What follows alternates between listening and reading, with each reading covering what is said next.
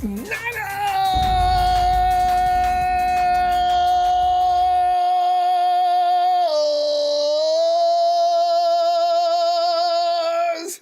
I got to tell you right now, it is going to be tough to follow yesterday. I mean, to bring the energy as hard as they did yesterday. My God, that might have been one of the best drafts. Are we ever going to have a draft like that again in the next 10 years? That was awesome. From beginning to end, it was intense. It went by so quick. I think we were sitting there for like 3 hours. Man. But fam, you and I both know the 49ers do their best work. Day one, granted, this year was special, but the 49ers do their best work from this point on to the end of the draft. This is where they build a team. This is where the brilliance comes out. This is where the 49ers stand above everybody else. And this year, it could be even better than ever, because if they did what they did in the first round, I mean, and did you see the press conferences yesterday? Everything you wanted to know about Shanahan and Lynch and were afraid to ask, they answered. I was pumped. I said, wow. See, these guys, they are brilliant. Shanahan explained everything they were doing from beginning to end. They had their guy picked out a couple of weeks ago. Remember, they kept saying, 49ers, as of this hour, we're talking 2 days ago, have still not made a decision yet. There are reports that people are following Kyle Shanahan around, trying to change his mind as he is all in with Mac Jones, and everybody else would like to persuade him in another direction. You lying SOBs! None of this crap ever happened. And Shanahan confirmed it. I'm not going to say that about Jimmy G, because that makes people mad, but I was laughing about that. G, of course, G was part of the master plan, too. You bring this guy in, G's there, you sort of like build him, and as Kyle said, and when as they both said, and we should have got hit. And when they're ready to go, and when he's ready to go, he takes over. Just like that. Hey, Getty, you clown. Getty's been working me on this. Alex actually, Twitter's fun right now for me. You know it is, don't you? The big joke of the day is Aaron Rodgers is still running around saying, look, you guys have pissed me off for the last time. I'm telling you right now. You know what the Green Bay Packers are thinking probably? Aaron, listen. Last year we went 13-3 by the things we did to improve this team. Aaron, you're the quarterback here. Let us handle everything beyond that. You just worry about getting the ball to receivers and winning games. We'll provide you with what you need. If you continue this, Aaron, the reason why we thought we saw this coming, Jordan Love. If they say that, that'd be hilarious, wouldn't it? If you don't want to play this year, we're not trading you, Aaron. No, that would satisfy you too much. We'll let you sit, and we'll just go with Jordan Love. And Aaron, you're not getting any younger. So for every year you sit out, it ain't doing you any good either. And pretty soon, some guy runs the tape. Know your role and shut your mouth.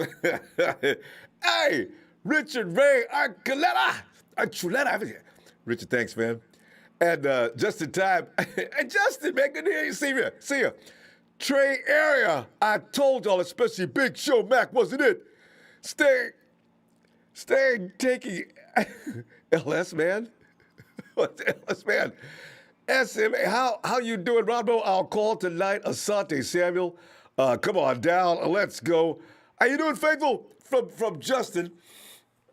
Oh man, fam. Before we get started, I'm looking at this. Richard Sherman hasn't ruled out 49ers. Fam, you know what's good about this? See, Sherman I'm Richard Sherman. I can go anywhere I want to go get paid. Hey, Sherman. How come you ain't went anywhere you wanted to and got paid yet? Sherman should come on back to San Francisco. Sherman, this is the year. As long as you don't get a calf strain. You know what I'm saying? This is going to be interesting, fam. If Sherman comes back, I will be delighted. I got to admit it. I mean, Sherman's gotten slow and everything, but still. And 49ers, look at, we waived Obi. Melifano. Hey, let me get my ears on. Big Bad Brad, out with the old, in with the gold. Thanks, Brad, for that contribution. Let me, Tony, get in here, Tony. All right. Tony, and this is like today's going to be a hard act to follow from yesterday, man. I said I get Tony in here, and because yesterday your plan it intrigued me so much. I was thinking, oh, this is an emergency situation. Get cornerbacks, get cornerbacks, get Yep. because we got nothing in the room for next year, right? And then hmm you came up with the idea because wide receivers is the next wish list, top of my wish list as well. So I says, but which the most plentiful picks in this draft probably are not wide receivers. And you pointed that out. Get your wide receiver, get the cornerback in the next round, or trade back up hmm or something like that, right? Tony, I like that. Tony, how you doing today, by the way? I'm getting all pumped I'm up before doing the well, draft even man. starts. I just woke up like an hour ago. I've been sleeping all day, which is not like me. So I'm just trying to get back into it right now. This is great for you to wake up, though. Hope you had your orange juice, though. Hey, let me see. Justin Times, I just want a good corner, man. Asante. Hey, Asante's kind of small, Tony. How do you like him? Yeah, I mean, for me, I'm not really a big fan of just going off of height. We saw that with Jason Verrett last year. He's Good 5'10", point. and he still played well. For me, my top corner on the board right now is Tyson Campbell by far, and nobody's even close. So if he gets within like 38, 39, I might think about trading up because to me, he's a top 25 pick, and he'll be available then. Now, do I think it lasts till 40? I don't think so. But if he does, I think we have to move up for him. I had him in my mock. I looked down the list, especially I knew all the guys that went yesterday. I knew they'd be leaving. I knew they'd be leaving the first round. I knew we weren't Yep. good. I was hoping we could trade back up into the first round, but we didn't do that this year. And yeah, Tyson's got to be the guy. Speed, skills. He's got a few things he needs to work on, but every cornerback in the NFL that comes into the NFL usually ends up having some things he needs to work on. First round Exactly. cornerbacks is almost a bad omen because they always seem to come in and fail. You hmm look down through the years, some of the best cornerbacks, other than New Orleans Saints, picking up what was his name? Uh, Lattimore. Lattimore, Yeah, yeah. is he the only guy that came in and just really did a good job in his first year? Marcus Peters too. He was Ah, the defensive yeah, rookie of the yeah, year as well. true. So I mean, yeah, for me, Tyson Campbell, what makes him so good, he has size and speed, and on top of that, he's sticky. I mean, on Yeah. film, they ask him to do things sometimes that maybe you wouldn't ask a corner to do, like giving him no help over top, where you're facing some really good receivers, but at the same time, he handled his own most of the time. He has the Mm, elite tools and traits to me to be a lockdown corner in the league, which is why I have him graded so highly. I know some people don't, but I think for me personally, if he's there at 40 again, we have to move up for him because he's that good mm. of a player. And it's a Oh. need too. If Jason Verrett goes down, we're going to be starting Dante Johnson. Like, I don't, it's not really something that we should be looking forward to given his track record. So for me personally, I said that we need to get at least three DBs in the draft, whether that's three corners, two corners, and a safety, because all we have next year under contract are Jimmy Ward and Emmanuel Mosley. And even Mm. then, they only have a year left after that. So Ah, we really need to address it tonight. got to plan for the future. I would say we got to be cornerback heavy for this. Let me say hello to Big Ben. He says, we just did that. Uh, yeah, we just did that too. Is that the same on Asante Samuel as a stud? I guess he's still selling us Asante Samuel. Justin, you know, if we get Asante Samuel, it's just like Tony just said. We're not worried about size anymore. When we watch what Jason Verrett did last year to D Hop, it's time to stop with that prejudice. Size I is not agree. everything in this matter. Like I agree, Tony. If Jason Verrett can stop D Hop, he could stop anybody. He did struggle a little bit with DK, and of course, Tony. The weird thing was, who came in and slowed DK down? He's gone over to the dark side. We still need one of those kind of guys. It's Akello. not skills that stops DK, it's size. I agree. And that's why, for me, JC Horn, if we could have gotten him in the first round, traded back up, that was a big guy Oh, for me that I really like. But there's still some big corners that we can take here if that's really what you're worried about. Benjamin St. Just, for me, out of Minnesota, I don't know where he's going to go. He could be a late third. He could go as late as the fifth round. I really don't know what his value is right now. We'll see how teams look at him, but he's 6'3". He has ooh. 4.4 speed, very raw, but he's proven that he's great in zone. So I don't know how D'Amico's going to take it this year, because I know last year Saleh really took the training wheels off the corners and left them in man a lot more when Sherman was out. So maybe he's looking for that kind of fit this year. But if he's looking for great zone corners, I think St. Just will be a great project to look forward to. A better version of Akello coming out, in my opinion. And he's huge. He's 6'3", 220 almost. So I love it. That's good weight too. Oh man, because a lot of these guys come out and they're college thin. They're gonna get beat up in the NFL for at least a year until they get that grown man strength. Tony, that wide receiver I didn't know anything about. Big kid, runs a 4.2 something. What's that guy's name? We had him up yesterday. Oh, The guys to me that run 4.2, I think, would be Jalen Darden and Marquez Stevenson off the top of my head. I don't know if those are the names. this kid's got length. He's got Anthony. Anthony Schwartz. Yeah. Yeah, that's him. From Auburn. Yeah, Tony, your assessment on Anthony Schwartz, because I got excited when I didn't know who he was until somebody brought him up yesterday. And I looked up his profile. Jesus Christ, how is he? Yeah. Still... So the kid, he was a track runner in high school, and I'm pretty sure he set a record too for the 100-meter. It was really, really good stuff. My issue with him, his play speed doesn't really match up with his 4.2 speed. I'm not saying he can't have it, but he doesn't really utilize his speed. His route running is not good from what I've seen. I'm not saying he can't improve. When we did the mock draft a couple months ago, I almost put him in there instead of Tamarion Terry in my mock draft. But to me, it's too much of a throw up for me. Schwartz is super fast. He's 6'1", but I don't know if he can develop into the good route runner that you have to be with that speed. And the benefit of having great speed, you don't have to be the best route runner, because your speed is already going to have defenses pushing back a little bit more, which is why you see guys like DK Metcalf running a lot of curls and comeback routes, because they'll push you down the field and then come back to the football. It doesn't have to be super clean, but as long as you get there, you can make it. So yeah, for me, he can translate. I don't see enough though to warrant taking him on day 2. To me, he's more of a day 3 pick, kind of a flyer. You take him if you think you can develop him. But looking at our track record with receivers, I don't really know if we can develop receivers like that. I really don't. Yeah, especially, well, we got some coaches in camp that he'd be a 2-year project, Tony, from the way it sounds, At least. from what you're saying now. In the meantime, he can just run go routes. I don't know what kind of hands he's got. He has spotty hands, yeah. Yeah, he's gonna scare the bejesus out of a defense unless he's out there dropping balls and they start having disrespect for him. But this is that's 4.2, 6'1". I understand he's a little frail, as track runners are going to tend to be. Even if you add 10 pounds to him, he drops down to 4.3. That's fine. But yeah, if we have an extra roster spot, which is funny, we really don't.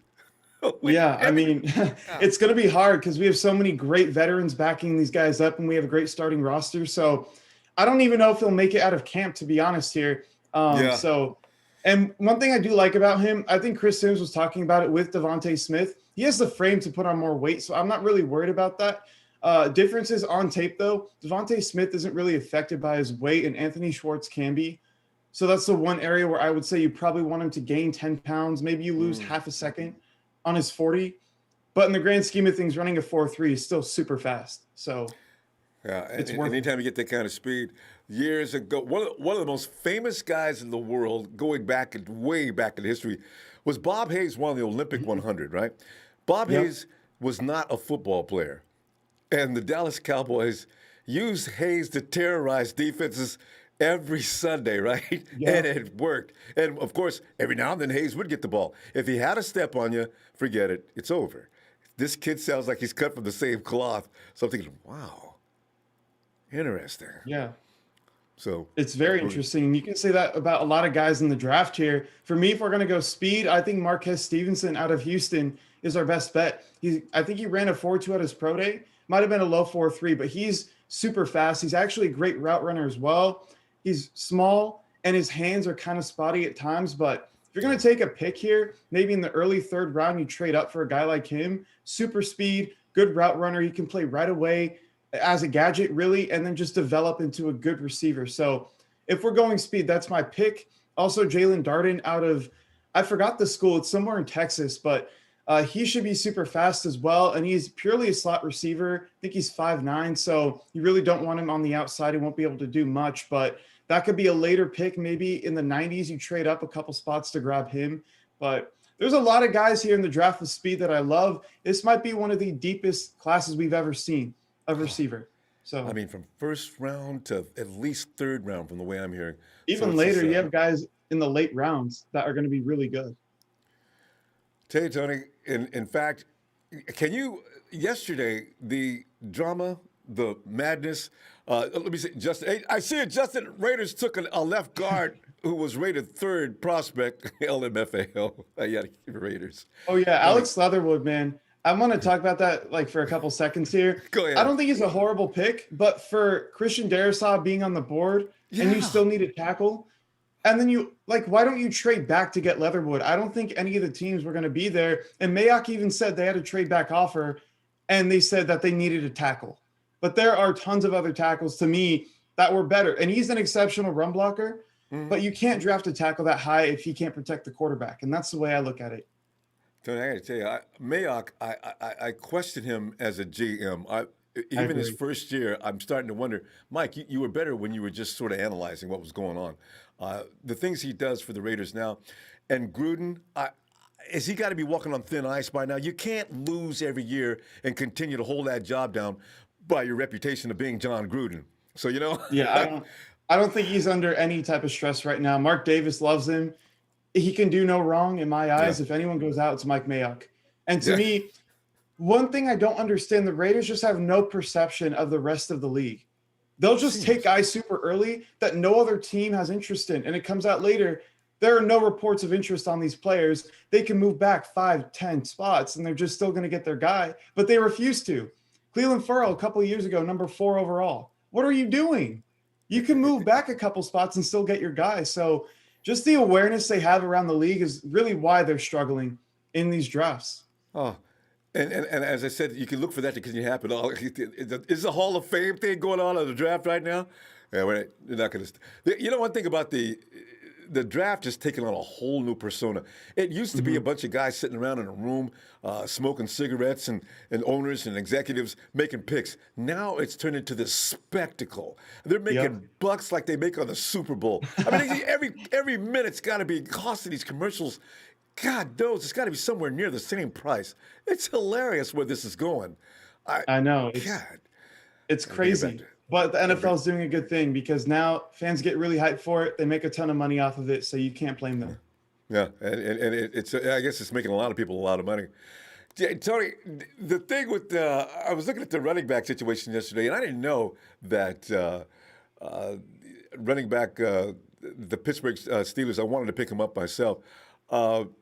You know, he's really a humanitarian as well. When you look at Najee's whole life, Tony, I like guys with really sad stories and the fairy tale ending of making it in the NFL. Najee went back and held a party at the foster home that he was brought. I didn't know he was a foster child. Yeah, it's crazy. And I went to De La Salle High School, so we played Antioch a couple times, and every time we played them, we blow them out. But he was always just doing his thing. He was rushing for over 100 yards every time we played. There were always a few highlight plays. He's a very talented player, and I'm a big fan of Najee Harris.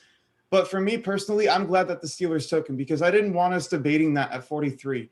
To me, to run the outside zone scheme, you need to have requisite speed, and he just doesn't have it. It's below average speed. He checks all the other boxes, but you need speed in this offense. So I love Najee Harris as a person. I think he's a great fit elsewhere. But for our scheme, I just don't see it. But I'm always going to be rooting for the guy. And my dad's a Steelers fan too, so he's pretty hyped about it, getting a local kid. So, since Najee was in your conference, he's probably thinking, I knew that kid was going to be. Hey, you know what's so funny about Najee, though? Jeff Wilson Jr., and I don't think Wilson Jr. gets enough credit. He's a UDFA, okay. But Wilson Jr., I think somebody made a mistake. When he goes north-south, he is brutal. He can run the stretch and adequately.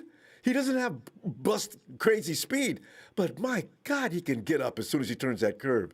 I love Yeah. watching him looking like some kind of a freight train running down the track when he does get around that curve.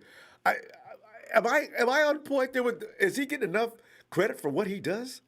Yeah, I don't think he is. And for me, what makes Jeff Wilson so special is his size is not huge. Like he's only 5'10", but he runs like he's Derrick Henry sometimes. He just plays big. He plays bigger than Najee Harris, which is saying a lot too. Oh, whoa. Yeah, I'm looking forward. It's the other side of the grass is greener situation with, I think, a lot of us. We're looking at Najee Harris, Etienne. A lot of people wanted him.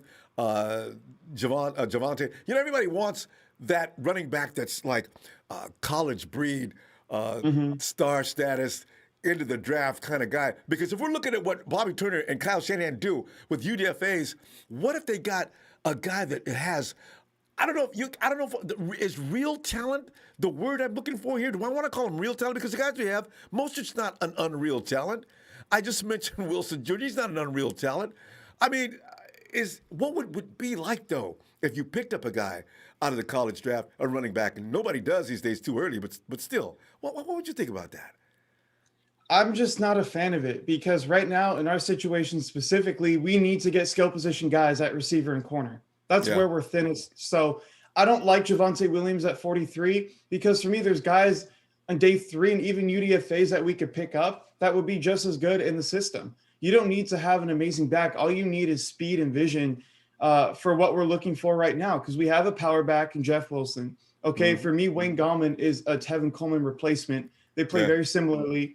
And then Raheem Mostert, he's our speed guy. But when he's down, we don't have the speed element. Makes it a lot easier for them to crowd the box and not be scared of Mostert taking it 70 yards to the house. So I think I'm looking at the draft right now, by the way. There's 3 minutes left on the clock for the Jags. Right. But Javion Hawkins out of Louisville is a perfect combination of speed, receiving, and vision. And he's a guy that we can get easily on day 3. He might even be UDFA. So, I'm not a big fan of any of the backs at the top here because they don't have the super speed that you need to be, what we need right now in the offense. And it's a change of pace back. It's not, Michael Carter, Javonte Williams, where they can do everything exceptionally well. You don't need that. And it's a waste of a pick when there's guys like Aaron Robinson, Tyson Campbell on the board at 43.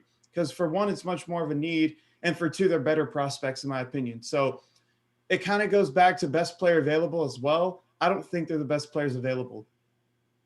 There you go, because running backs, they carry no integrity in the NFL anymore. The ones at the top, the ones at the top of the food chain as far as college goes. But you've got a handful of guys. A lot of teams don't even utilize the running back all that much. I mean, you look at last year, I was watching Ben Roethlisberger. The last couple of games or so, he had Connor, I think, was already gone or went down. The other running back was crushed. Running backs get killed every year anyway. But Roethlisberger's throwing on every down. And I kept wondering why. I didn't know Connor was out. I didn't know they were just without a running back. I said, Jesus Christ, that does cripple a team when that does happen, though. Yeah, it does. And that it honestly crippled us for a little while, too, last season when we didn't have our top backs, which is why you need to have depth. And you need to have a guy on the practice squad that you can trust to bring up when you need to. And for us, we need to have 4 backs because we run the ball so much. So, again, you make a great point. We also need to address the O-line in this draft too, which I expect them to do. Yeah. We could honestly do that at 43. So we'll see what happens, but there's a few guys I have in mind. Tell you. And Tony, I've got a delay. So I'm gonna be behind you on the pick. So don't, when the 49ers pick comes in, don't tell me what's gonna happen. Okay. Like, all right, I'll wait for you. I love that shock when I see. Yesterday, I didn't know because I kept telling people, "Hey, Ronbo, you made a good choice." I said, I did not know Trey Lance is really going to be the pick. I just know I liked him upon watching him, what little I did watch of him, and Mac Jones, as you know, was embarrassed yesterday, as was Justin Fields. I thought Fields was going to go I thought the 49ers were going to pick Fields. I was shocked to some degree. I thought Zach Wilson would not go at number 2. I thought they just were kidding me. Why don't you want to get Justin Fields? They stuck with what they said. Everything went almost according to script. except for the 49ers, is when the draft really became entertaining. Oh, the pick is in. All right, Tony, you've already got it. Let me hear this and see what happens here with the Jags. All right. This draft is so much fun every year. Do you want me to wait for you? Do you just want me to say it? Yeah, hold on a second, because you already know. I'm listening to it read right now. Oh, God, Tony, Jesus Christ. Oh, God. They took our guy. You know what? That's a blessing in disguise, though, because now I don't think there's any guys that we should trade up for at corner in this draft, which means we can potentially move back 5, 6, 7 spots here and get extra ammunition to move back into the either early second or late second round or early third round. So that's what I did in my mock draft that I made. I had us moving back, taking De'Ami Brown at 48, and then moving back in with some picks and then a third next year to 54 to get Aaron Robinson from UCF. And he's a guy I'm very, very high on. He can play in the slot. He can play outside. He does everything. He can be an elite corner, and he gives us versatility if one of our guys goes down. So that's a corner that I'm really high on. I would be happy if they took him at 43 as well. But in an ideal world, you trade back and then you move back up into the second so you can get 2 impact players, one at receiver, one at corner. And the 49ers do that so well when they've got a bunch of picks in any round beyond 1 and 2. Actually, you know, I still got to – you guys pick up – he's the first guy off the board, Tony. The first guy. Well, I'm sitting here hoping we get to 43. If he drops to 39, you go ahead, you run the risk, you try to trade up and get him before it's too late, and he goes and God, Jacksonville. That's Trent. Look at there's Balky now. He's walking around the room. He would never do anything that brilliant for us, but he makes the pick for Tyson Campbell right from the start. Yeah, that's a great pick, and you pair him with C.J. Henderson. Now you have a really, really young and talented group of corners. So I'm a fan of the pick. The ETN pick kind of – I don't understand it at all last night at 25 because they said on Twitter I was reading something. Urban Meyer said that they look at Carlos Hyde and James Robinson as a 1-2 punch and then ETN on third downs. But if you're taking it back at 25, it needs to be a 3-down back, which ETN can do. So it makes me think, are they going to cut Carlos Hyde? Are they not going to play James Robinson, who had an argument for Rookie of the Year last year? So it just made no sense to me. I felt like they could have gone elsewhere, but they wanted to pair Trevor Lawrence with one of his guys. So, right. I mean, I was getting ready to say, yep, that was it right there. From the roster standpoint, it made 0 sense. So, yeah. And if hopefully they weren't that silly though. Hey, let's get Etienne back with his old quarterback. But I could almost tell you I would bet money on Hyde going to his. How many teams has he been with since he left us? If Carlos goes to another team, it's got to be 6, 7 teams. At least he went to the Browns, then the Jaguars, then the Texans, then the Chiefs, then the Seahawks. Now he's back with the Jaguars because he has an old head coach from college, Urban Meyer, and then Trent Baalke drafted him. So that was a priority guy for them because they both had history with him. So that's why he went there. But, 6 teams in 3 years, 4 years? Maybe Carlos – it's ridiculous, isn't it? Maybe Carlos doesn't get kicked off. Yeah, I think he has a really good chance to stay here. It really depends on how well ETN plays in camps or in training camp, because if he plays well, maybe they don't need a Carlos Hyde, or maybe they just keep him as, rotational back, 3-4 carries a game, and that's all you get from him. But he's not the player he was 7 years ago when we drafted him. I would be shocked if he gets playing time more than ETN. Yeah, because you got to figure, you hit upon the key thing. Running backs, after 7 years, unless you're Frank Gore, you're starting to feel it. And he's been injured. And Carlos has been injured how many times in the last few seasons? He was injured last year with gets injured every year. And it's so funny, Tony, because the Seahawks go through running backs even way more than we do. They go through to 4 and 5 backs a year. Chris Carson still worries me to death. But the rest of those guys, man, hey, Daniel Serrano, Ray, I still have that Hyde jersey from 49 Oh, my Lord. Yeah. I have it right now. I'm really looking to move on from it. Carlos Hyde used to be my favorite player, and now I really don't like him after the things he said about the organization. So yeah, I could care less about Carlos Hyde now. But that jersey, when I came on and gave him that 4-year mega contract, Yeah. that might be the worst red and gold GM job I ever did. And I mean that. You know, it's so funny. I do remember that. Tony, you know, it's funny because you got a lot of pushback on that too. Yeah, I But did. a lot of people They were did. right. Really appreciate. I always worried about Carlos, his inability to find the hole. You'd see you would see things form. The camera has an advantage over Carlos. But the thing is, you see those gaps that he could have took, and there's Carlos finding the biggest pile of humanity he could find to jump on top of. I said, Carlos, I just want to know, what was the plan? Did you think you could go through all those guys? Or I don't understand. Are you gonna fall down on top and maybe get a yard? It was just strange to me how he wouldn't pivot left, no jump cut or nothing, just run into these guys. So yeah. Anyway, hey, the Jets. Let me hear this. Here we go. Oh wow. Elijah Moore. Are you kidding me? Tony, that's another guy I wanted. Yeah, I'm not as high on Elijah Moore as most people. Like, I'd be cool with him at 43, but Terrace Marshall's still on the board. De'Ami Brown, he's still on the board. Yeah, I like him. Those are the two receivers. After that, there's a big drop-off in talent, which is why I say we have to get one now. I'm not really sure what Kyle Shanahan is looking for. Does he want another weapon that can play the X, the Z, the F? Does he want a slot receiver purely like Elijah Moore? I don't know what he wants. If he wants a pure slot receiver, then we wait maybe for an Amari Rogers from Clemson, a Jalen Darden, who I'm really high on. But I think this is a great pick by Robert Saleh. Get some more weapons for Zach Wilson and just keep building your offense. I think this is purely, in my opinion, a Mike LaFleur pick. Yeah. I think it is. He loves guys who can just run after the catch and run routes smoothly. So, yeah, they still need to get their guy a tackle, though. I think they picked next at 45 or 47, one of those two. So we'll see what they do. But Elijah Moore, that is a good pick. I'm just not as high as him as other people because I see him as a pure slot guy. And if you're going to take a guy this early, I think you should have – oh, my God, I can't talk. He should have versatility to play anywhere, like a Brandon Ayuk or a Deebo Samuel. They can play outside, inside. So true, because we still haven't found – and Jalen Hurd, who knows what's going to happen to him. But yeah, I think he's done. Yeah, you can't – that's – wow. That's what? 2 ACLs and then a back issue.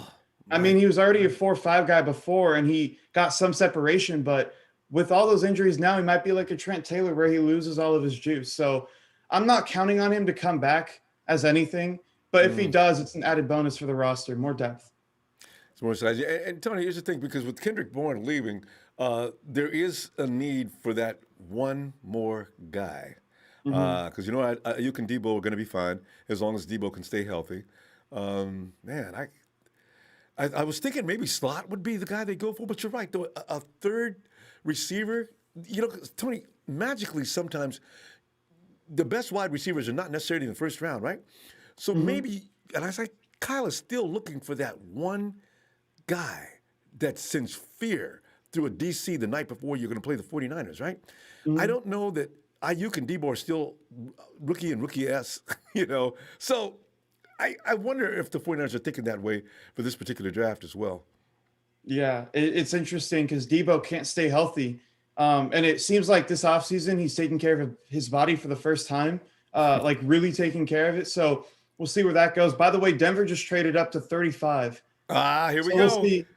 We'll see what they do here. But like I was saying, who's your third receiver? Like we have River Craycraft maybe. I mean, there's a few guys that we have on the roster that you could look at. Mohamed Sanu, I don't really trust him as a starter. I think he's more of a veteran to help move along the younger guys here. So agreed. I think you have to go receiver because that way if Debo gets hurt, you still have two guys that you can use and utilize that you love. And that's why De'Ami Brown for me is the pick. He's my draft crush for sure. So that's why I say receiver because even though you're talented there, if you get one injury, you're kind of thin. And we saw that against Green Bay last year. So that's really my thought process behind it. And I think that a lot of fans would agree with it as well.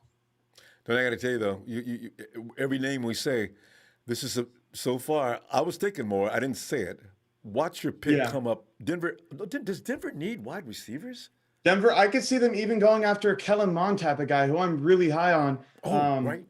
I don't quarterback. know what the deal is with Aaron Rodgers. If there's one team that's going to move after him, it's definitely going to be the Broncos. But hey, Kellen Mond is a steal for me at the top of the second round. So if you want a guy that can compete with Teddy and Drew Lock, that's the guy. Another guy that comes immediately to mind is you probably want to go after a tackle. Maybe it's Tevin Jenkins, because even though they're good on the offensive line, they can definitely improve. So Tevin Jenkins, I look at Samuel Cosmi, Walker Little. These are all guys to me that can come in immediately, play on the left or the right, and have really a big impact for them. So it looks like the deal here, the Broncos move up 5 spots with the Falcons, and they're going to get a 6th-round pick and give up a 4th. So that seems like a Not a decent bad. value. Yeah, Yeah. it didn't hurt the Broncos any. The Broncos. I still thought, and I don't know what kind of connection is going on between Denver and San Francisco anymore, because the Elway Lynch connection. We haven't really done a lot with them since that transpired, and the connection Yeah. is so steep. When you look at the fact that Lynch and Elway go back, Adam Peters. Oh, the Bear. I'm going to hear this. This is going to be Tony. I hope it's not your guy, because this is getting rough on us. Everything we say. Yeah, we'll see here. I wouldn't be surprised if it's offensive line, if they even take another DB. A linebacker's also big need, so Jeremiah Owusu-Koramoah could be here. So let's see what they do. I'm surprised he fell out of the first round, too. I thought the Raiders were the perfect landing spot for him. But we'll see what they do here. He's calling it. Oh, okay. I'll wait for you to see it. They got running back. Hey, Tony just said things about Javonte and how he's unnecessary for the 49ers. Okay, this is good. Yeah, I think this is a good pick for them. I'm not the biggest fan, again, of taking a running back this early, especially a guy who, to me, he doesn't have the complete breakaway speed that you want, especially for our scheme. But hey, Phillip Lindsay's always getting injured. Melvin Gordon, he's good, but he's not great. So get another back in the backfield that adds a receiving element to help your quarterback. And Ronbo, they're scary. They're really, really scary right now. You look at what they've done. You have Noah Fant as your tight end. Now you have a 3-headed backfield that can really do work, right? KJ Hamler, I'm still super high on, but you add him with Jerry Jeudy and Cortland Sutton. I mean, it's a quarterback's dream, and their offensive line is also in a good spot as well.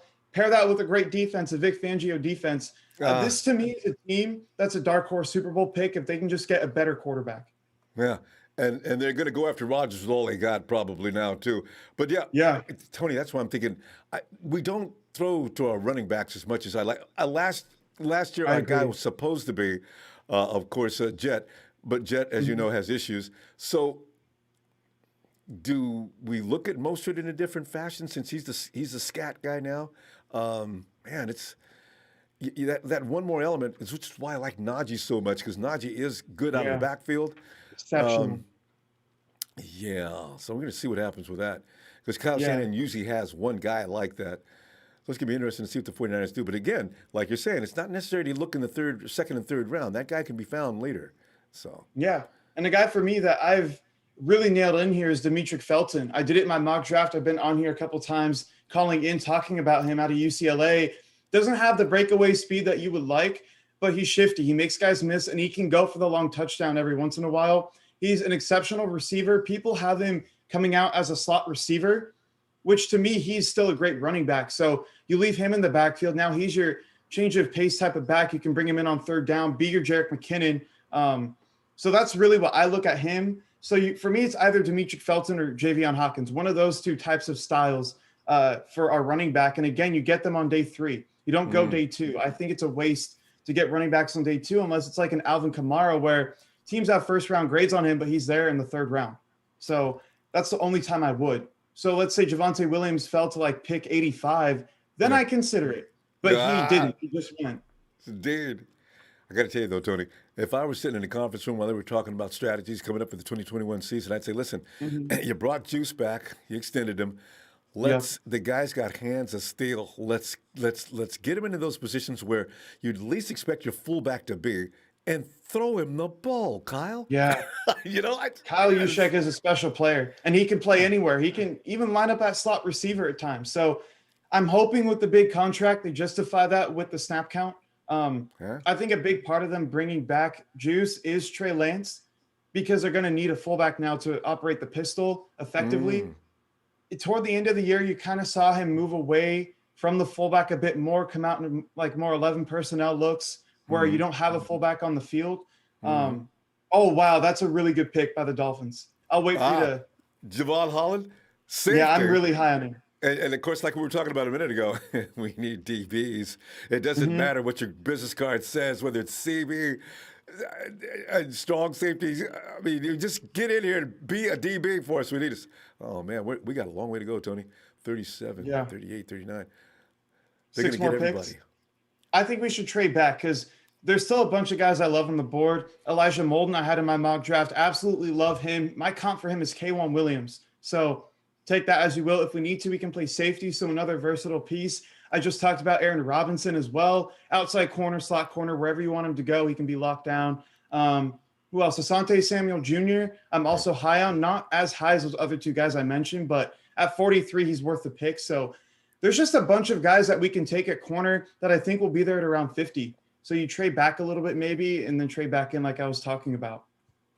I saw one mock draft. As much as we know the cornerbacks are really DBs, period, I saw one mock draft that has us picking up a DE. Now, I don't know. Are you satisfied with what we have coming off the edge other than Nick Bosa? I wouldn't say I'm completely satisfied. It really depends on D Ford and if he comes back. But we don't need a DN, right? Because we have Samson Ebukam off the edge. We have Ronald Blair. We re-signed him, I'm pretty sure, as a rotational guy. So I think we have enough guys there that can create production. But we don't have corners to back up, our starters like we do on the D line. So it would have to be like a first round, high second round graded guy at the end of the third, top of the fourth, where you just say, we have to take him. He's by far the best player available. That's the only scenario where I see it happening, but we have enough right now. I don't think we need to really address the D line in this draft. We can go after one of the pass rushers that might come off the board after June 1st when all the cuts start coming along in the league. I forgot about that. To save cap. And a lot of people can't afford to keep everybody. I forgot about that. Because the fact of the matter is, you if you're not going to get a pass rusher in the first round, I'm convinced now that you just don't bother with it at that point. I agree. Draft, to get back into the first round or something. But it seems the best pass rushers are going early. When you look at what the WFT did, every last one of those monsters, and they've got one of the model defensive rush lines. I guess you got to go that route now. Yeah, I mean, first round teams are getting better at scouting these edge rushers, and it really comes down to athleticism and their ability to consistently beat good players. And you see that a lot of these top guys are Division I football players playing against good tackles, and they go early. Chase Young last year, Brian Burns the year before, Nick Bosa.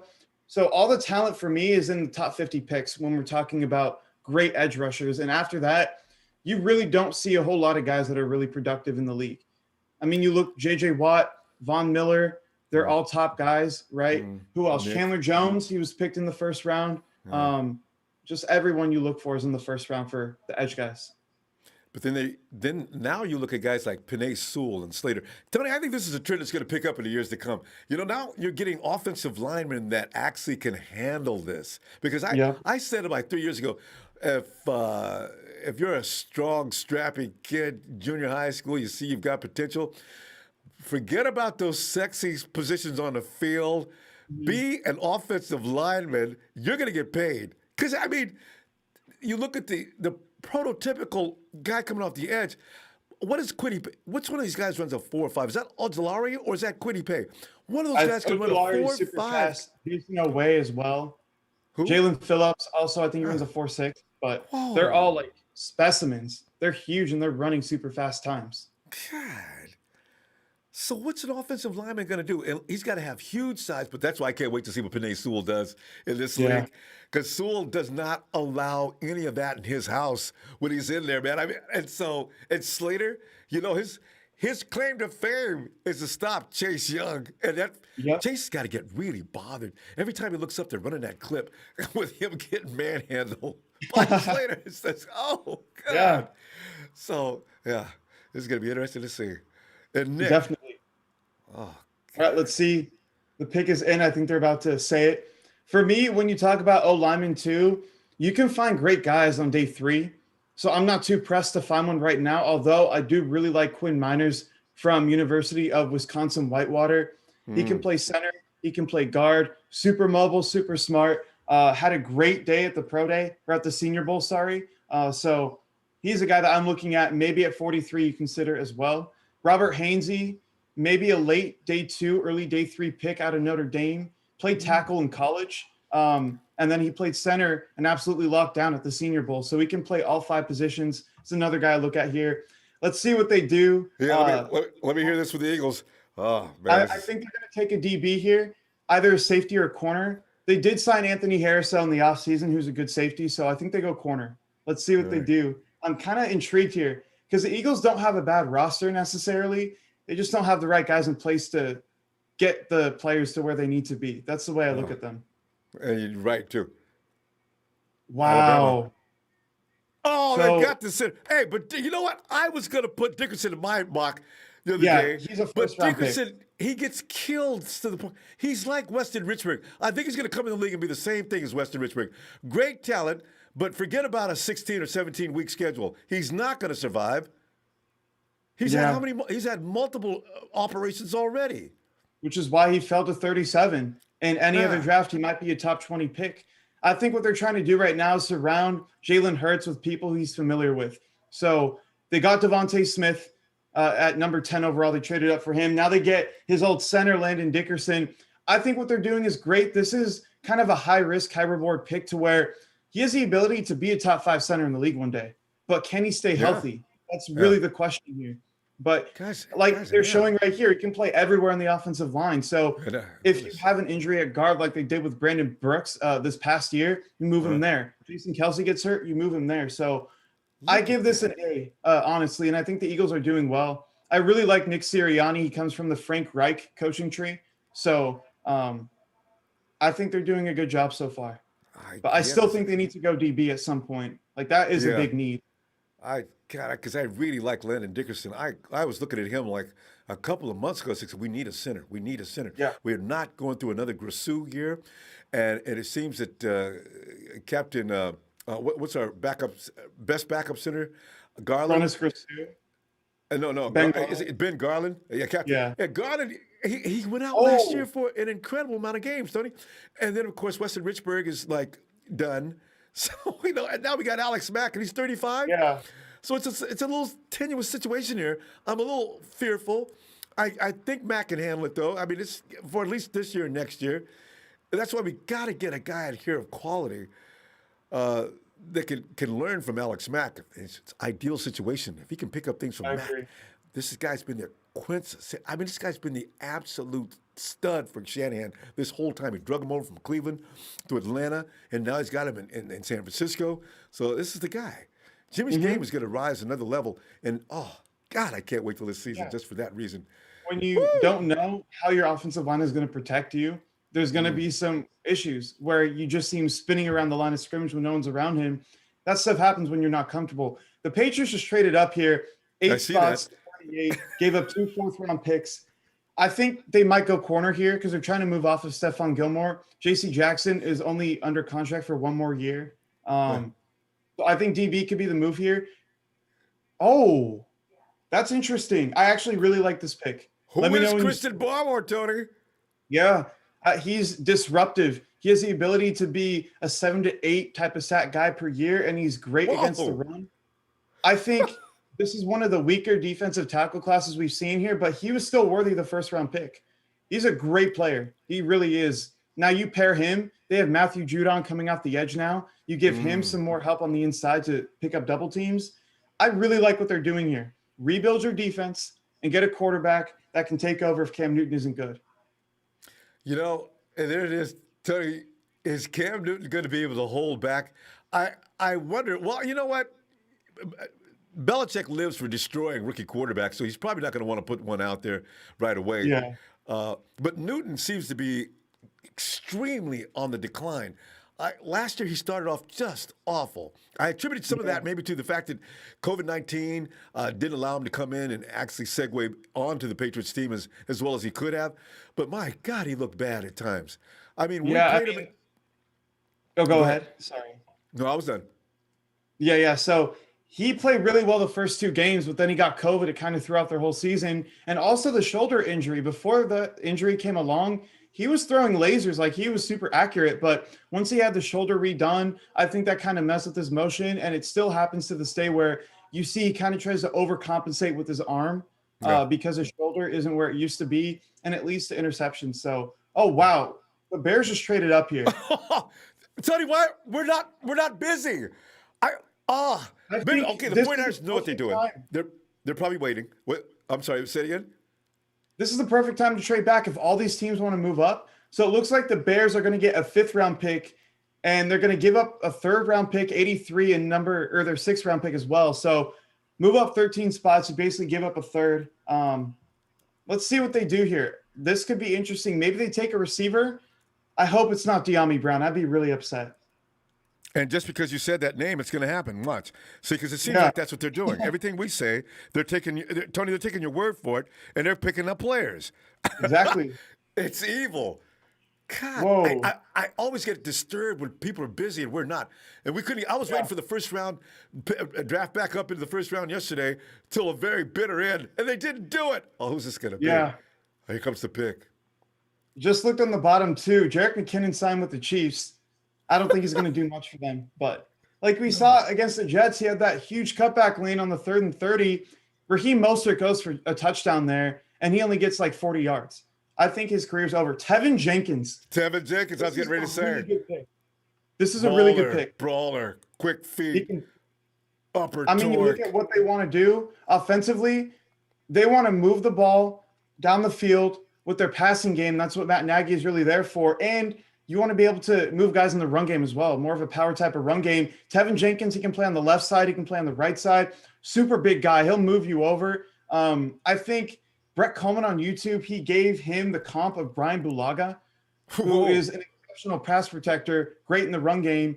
And he plays on the right side. Look at him right there. Some of these highlights, he's just moving guys in the run game and in the pass game. I really like this pick. For me, he was a top 25 type talent. Tony, how much help do you think Lynch and Shanahan are thinking as far as the offensive line? Is there a lot that they want to add to this offensive line? Last year, you still have McKivitz.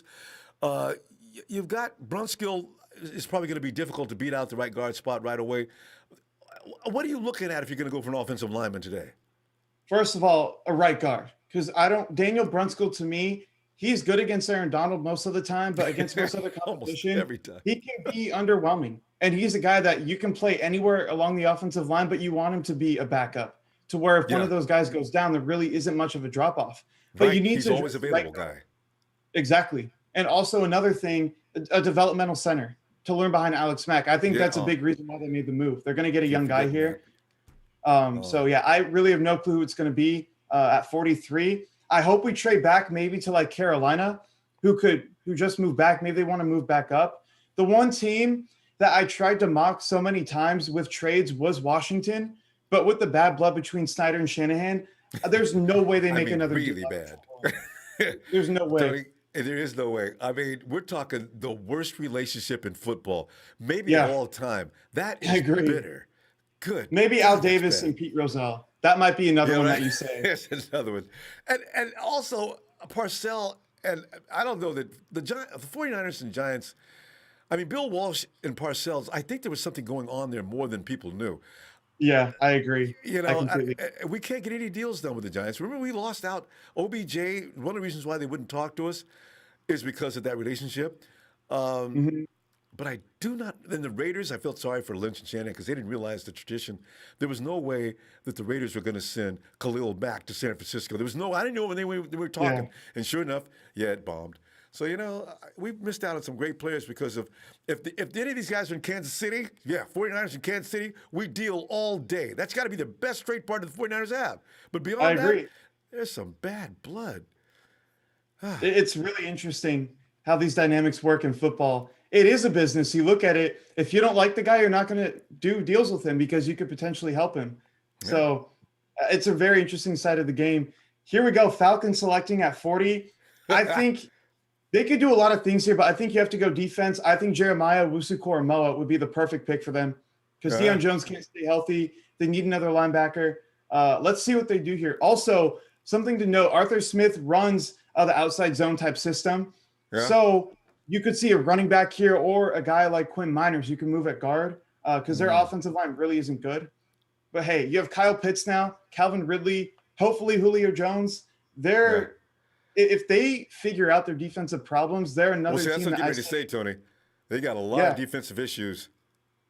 And it's injuries mostly, too. Richie Grant, UCF. They got a DB. Hey, Tony, what's up with Richie Grant? Yeah, I'm probably like wondering why they didn't go after Jeremiah Owusu-Koramoah. I don't know why he's falling because to me he's a much better player than Richie Grant is.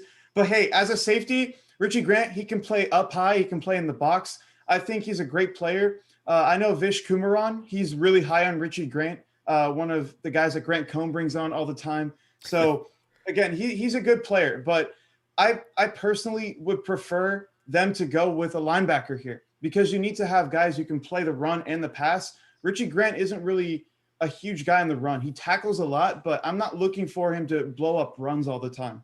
So, and that was their biggest issue last year. You can't stop the run, so teams pass all over you. But hey, once that run game gets going, now everything's open. Exactly. And same thing with the Packers as well, what we did to them a couple of years ago. Same exact deal. They have great players in the secondary. We set a new standard in that game. It's crazy, but it's great. You look at the league now, there's like 7 or 8 teams that run the Shanahan outside zone scheme. So that's really where the league is moving. And it's really interesting. But yeah, right there, Falcons, B pick because it's a good pick, but they could have definitely done better. Detroit here, I think they could take one of our guys. I think they could take a receiver.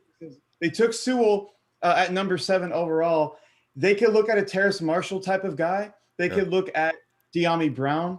Hopefully they look at a complete reach here and completely mess up the pick. I hope it's not one of those receivers, but they lost Kenny Golladay. They lost Marvin Jones. You probably have to address it right here. Miami just swapped up to 42. Activity. This is crazy. I did not expect there to be this much activity because from what I've heard from basically most of the big reporters, teams want to save their picks for next year because this is kind of a toss-up here. They say it's one of the weaker drafts we've had in a while. When it comes to a holistic view, the corners are amazing. The wide receivers are amazing. But after that, it's a little underwhelming. So teams wanted to save picks for next year. But so far, it looks like they don't care. Like they're just going up for the guys they want. And maybe the thing is, now that I think about it, the best players are going to go so early, you want to move up for them. And that's kind of why I had us moving back into the second round to get a second impact player. So, well, yeah, the dynamic here is very interesting. Teams are just moving up all over us. That's what, 7 trades already? 6 or 7? Since it got started. You got 3 fifth-round picks. You could actually get rid of one of those. No more than one of those. I'd say get rid of at least 2 of them. Yeah, and move up.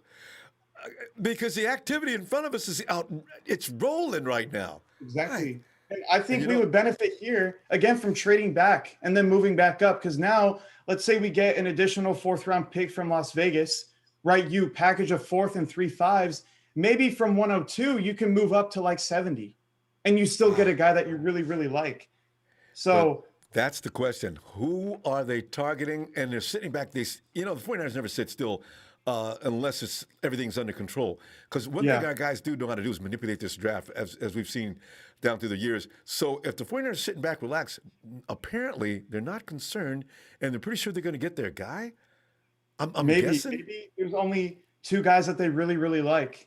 Like, I don't know what their thought process is. And the interesting thing here, too, we've heard leaks that they really want to build the offensive line. But there's real needs at receiver and corner, and a backup safety as well. So it makes you wonder, where are they going to go? I really have no clue here, and I'm excited to see. The draft is always better when you don't know who you're going to take. I know, right? Like for Jags fans, I would hate just like watching Trevor Lawrence and having anxiety to maybe he won't go to you number one and your team just messed up the pick. I don't like doing that stuff. I'd rather just watch it right there when it happens. So yeah, I like surprises. Yeah, and I got a feeling we're in for a big one today. I do think this is not going to be one of those picks by the 49ers is going to underwhelm us today. I think the excitement continues with the 49ers all the way to the fifth round, if they still have any fifth round picks. Because yesterday, as I said, I thought maybe it might be Trey Lance just because I enjoyed Trey Lance, but I didn't know that much about him. Nobody does. He's only played one season, right? Yeah. But he's got all these raw materials. I figure Shanahan's got best of both worlds. This guy's got good pocket presence to a degree. He's got this arm from unbelievable howitzer that can throw a ball, makes it look like a pea going down the field and hits the target. Yeah. Provided he's got the wide receivers. And also, he's got that athleticism that if he can't run the RPO, and he can get out of the pocket and really run the rollouts and the play action, he can really add dimension to it. So I figured, well, maybe this is the guy. I don't know. I still worry, is it going to be Mac Jones? Because I don't know that Jones is exactly what is going to be. The stadium is going to get really weird. I was worried about the PR situation in San Francisco more than anything else. Tony, the pick's in. Here comes Goodell. All right, let's see here. I think they're going to go receiver here, and they don't. They go defensive tackle here. Levi Onwuzurike, DT. He is good. He's a very good player. Some guys had him higher than Christian Barmore, which does say a lot about him. But you look at what they're doing here. I think this makes sense from a lot of areas. Dan Campbell wants to win the games in the trenches, and that's what he's doing right now. He's building the team along the offensive line and the defensive line, worrying about everything else after. And also, I think this tells you that they're really high on Jared Goff, that they don't really care about getting him more weapons. Because I think one of the high executives there, he's basically the main reason that the Rams went after Jared Goff in the draft. So I think this also speaks to him. But I think they're making good moves here. Build in the trenches, get tone setters on the defense, get tough guys who kind of embody the city of Detroit. So, yeah, for me, Football this is like a B-plus pick. Football 101. Build those trenches. You're going to win the game there. Too. So, yeah, that's a good pick. Las Vegas here. Oh, wow. Did they just move up with Miami? Straight up. Oh, wait, we moved back with Las Vegas. Let's go. That's the thing I mocked. Ronbo, I'm 2 for 2 so far in my draft. I had us taking Trey Lance at 3 and moving back with Las Vegas. Maybe I know something everybody doesn't. I might just be a genius. I really don't know, Ronbo. You take full credit for it, Tony, because I'm telling you right now, I was wondering what the 49ers are being so quiet about. Apparently, maybe Tyson Campbell was the guy, Tony. Maybe they did say, you know what, let's get out of here. Let's get some more picks. And I think, maybe he went. And now you look at Terrace Marshall, he's still on the board. I really don't know how that guy's still on the board. He's incredible. And De'Ami Brown, too. I don't know how he's still here. So you look at the teams here. Las Vegas, maybe they take a receiver. Dallas, they're not taking one. Jacksonville, maybe. Cincinnati, they just took Jamar Chase, right? The Chargers, they might take one. So that's like 2 or 3 teams possibly that aren't really teams that might take one. So you move back, you get one of those guys still and pick up an extra pick. I like this pick a lot. So I'm going to give the Liam Eichenberg? Oh, Notre Dame. Oh, God, yes. I love Notre Dame products, especially on the offensive line. Oh, the defensive tackle. All 5 of their offensive linemen will get drafted this year.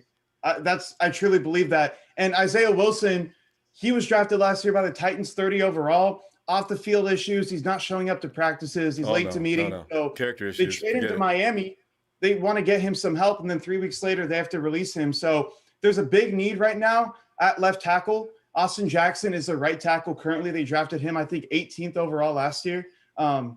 So you get a left tackle now in Liam Eichenberg, who, to me, he does everything. He's a great guy in the run game. He's consistent in the pass game. And although there's a lot of room to improve, and just from a pure, specimen standpoint, he's not on the level of Penei Sewell. But this is a guy who's going to be a good left tackle in the league. I think this is a great move. Protect your quarterback, and then get Jalen Waddle to open up everything down the field. So I'm a big fan of this pick here. They've got that. They're connecting the dots. Yeah, that's a good move, isn't it? It's a great move. And there's other guys here that maybe you want to take, but Tevin Jenkins went off the board already. So I'd say after that, it's really just a crapshoot for whatever tackle you want to take. Walker Little, he's better than Eichenberg, but the injury concerns are a big deal. You also have a guy like Samuel Cosme out of Texas who, I don't know, I like him, but his ability to consistently win is still up in the air for me. So you take any one of these three guys here, and it's a good move. And you're protecting Tua. You're going all in on Tua, which I was never a fan of just giving up on him in the first place. No. Well, he did seem to panic last year in that playoff situation. Yeah, they missed the playoffs because of it. Yeah. But well, like I say, rookies, they have to go through a few things and learn. I agree. He'll probably be a lot better this year, but I mean, that was asking a lot of him last year. And Tony, plus, we moved back though. Who are we moving back for? I think it's a receiver. Even a corner. Aaron Robinson to me screams D'Amico Ryans, Robert Saleh, because he's super versatile. He's physical. He's a great tackler, and he can keep up with anyone in man and zone. So I think that's who they might be looking for. Again, De'Ami Brown. I'm hoping Kyle Shanahan likes him. I really do.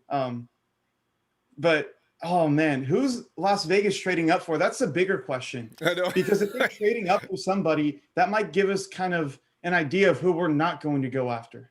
Exactly, because Mayock is weird. I've always had a lot of respect for him, but I'm wondering, what are you doing? Like that year that they picked that guy from Clemson to play the edge, I said, what? Mike, that's not even the best. Why would you do that? Well, we thought he had the maturity and he can lead our team. He's a college player. He just graduated. How's he going to lead the team? So, it's crazy because after that, you saw Brian Burns, Josh Allen, Montez Sweat all go off the board, and you're sitting at 4. And I'm going to make this clear. Furl is a good player, but he's not number 4 overall pick type player. That's what I mean. I mean, I wouldn't. He's not bad. I'm not saying he's all bad player, but they were better. And he's not a great edge rusher either. That's my issue with it. When you take guys that early at the defensive line position, D tackle or D end, you need to be able to rush the passer. That's what you pay for. It's a premium position in the league. So when you're paying for a guy who's only good, rushing the passer, and he's good in the run game, that doesn't make any sense to me. And that's why I think 100 times out of 100, I give them an F for that pick. Tony, that's why Azeez Ojulari, I'm going to put him. I'm going to put that out there right now. Is he going to be the pick? I'm really high on him. I think possibly even for the Raiders, they might go here. Okay, so I was a little bit off. I have them giving them just a 4th round pick for the Raiders to move up, but they actually give a 7th as well in the situation, which it makes sense. But now we're going to have more ammunition to move up. And you heard John Lynch say that there's about 160 draftable players here. So I would expect them to move up a lot. But they're trading back now to get a higher pick to use to move up later on. So could be. I like what they're Sounds doing good. Here. Yeah, but the Raiders also, I think, like I said, whoever they go here is who we're probably not going to go for. I think it might be an edge rusher because you look at the team too. Dallas, they need an edge rusher. Jacksonville, they could use another one. Cincinnati, they definitely need one, right? The Chargers, they could use another guy to replace Melvin Ingram. I think the pick here is going to be Ojulari. Maybe they're moving up for Jeremiah Owusu-Koramoah, though. Big need at linebacker. Because they have Yannick Ngakoue already. You can kind of push that back for later on. Let's see who they take. Oh, man. I have a big friend who's a Raiders fan here, so I'm interested to see what they do. Trevon Moehrig. I'm going to go into him a little bit. I don't think he has the elite range to be a great free safety. I don't think he's physical enough at all to be a great box safety. I think he's a smart player. Yeah. But right here, I definitely prefer a guy like Andre Sisco, who has big injury concerns, but he's a much better player at safety. Jamar Johnson I have higher as well. Trevon Moehrig is one of those media guys that goes along and they're always mocking him in the top 25, but teams aren't as high on him. But hey, the Raiders have safety needs here as well. So I'm not mad at this. I think Trevon Moehrig is like a B- pick for me, just because I think there's better guys on the board, but you attack a position of need and he's a good football player. So Gus Bradley too, he's a great defensive coordinator. Maybe he likes something that I'm not seeing with Moehrig. And again, a lot of these picks I'll probably be wrong on and a lot I'll be right on, but I think Gus Bradley has a big plan here and he's a great defensive coordinator. We've seen what he's done with Derwin James wouldn't be surprised if he makes this guy an all-pro as well. Mm. And by the way, you mentioned Derwin James. They just picked up his fifth-year option, which Yeah, is interesting because Derwin hasn't played. People complain about Jimmy's participation. Derwin James has played how many seasons? like a season One? and a half. And it's really sad too, because for me, he's the best safety in football when he's He healthy. is. He's an Oh elite, my God, he's range. good. He's amazing in the box, but he can't stay healthy. And you saw Gus Bradley in 2018. They ran the defense around him. He was like the main piece in that defense, which makes me think they might see that in Terrell Morrig too here. But I mean, Derwin James, man, it's so sad. It's one of those guys, maybe like a Tony Vaselli with the Jaguars back in the day, where when he plays, he's the best at his position, and you can't argue that, but he just can't stay healthy. And it's really sad to see. Oh, it is. But Derwin James is just that's a generational talent. I mean, Yeah. when we played him that game and he was all over us. I mean, they put him all over the field. He was coming off the edge. He was sitting back in the box. I said, Jesus Christ, we can't escape Derwin James. I said, It's crazy. man. Oh, God, here he comes. Is this Mr. Drew Cowboys Pearson? himself. Yeah, it's Pearson. I love what I wish he'd come out and take shots at Philadelphia like he did last. That was pretty funny last. Yeah, that was awesome. I'm a big Drew Pearson fan too. I like He's his great. yeah, he's a character too, and he was a great receiver for the Cowboys for so many years. So yeah, and he just got elected this year into the Pro Football Hall of Fame. I thought he was in here a few years ago. Congrats to him, man. I really like Drew Pearson. After what him and David Akers did to each other, Philly to Dallas and Dallas to Philly, those two guys, in my opinion, have some of the most memorable draft moments. Oh, But God, Cowboys yes. here, they're going to go corner. There's no doubt in my mind. You pick up Micah Parsons, who's a great pick in my opinion, but now you have a real need across from Trevon Diggs. I could see them going with a guy like, I think it's Ifeatu Melifonwu. Is that how you say his first name? Yeah, Physical. I don't even try to do the first name. Melifonwu, it took me like 6 months to even actually say that. So I know what you're talking about. Oh, by the way, we waived his brother today, Obi. I know. Interesting. So, Really but is. yeah, So I guess we're not going for him or his brother. Yeah. Let's see. I think he could be the pick here. Don't be surprised if Aaron Robinson goes off the board as well. Dan Quinn, they're probably going to look for his own corner, I would think. So we'll see who that is.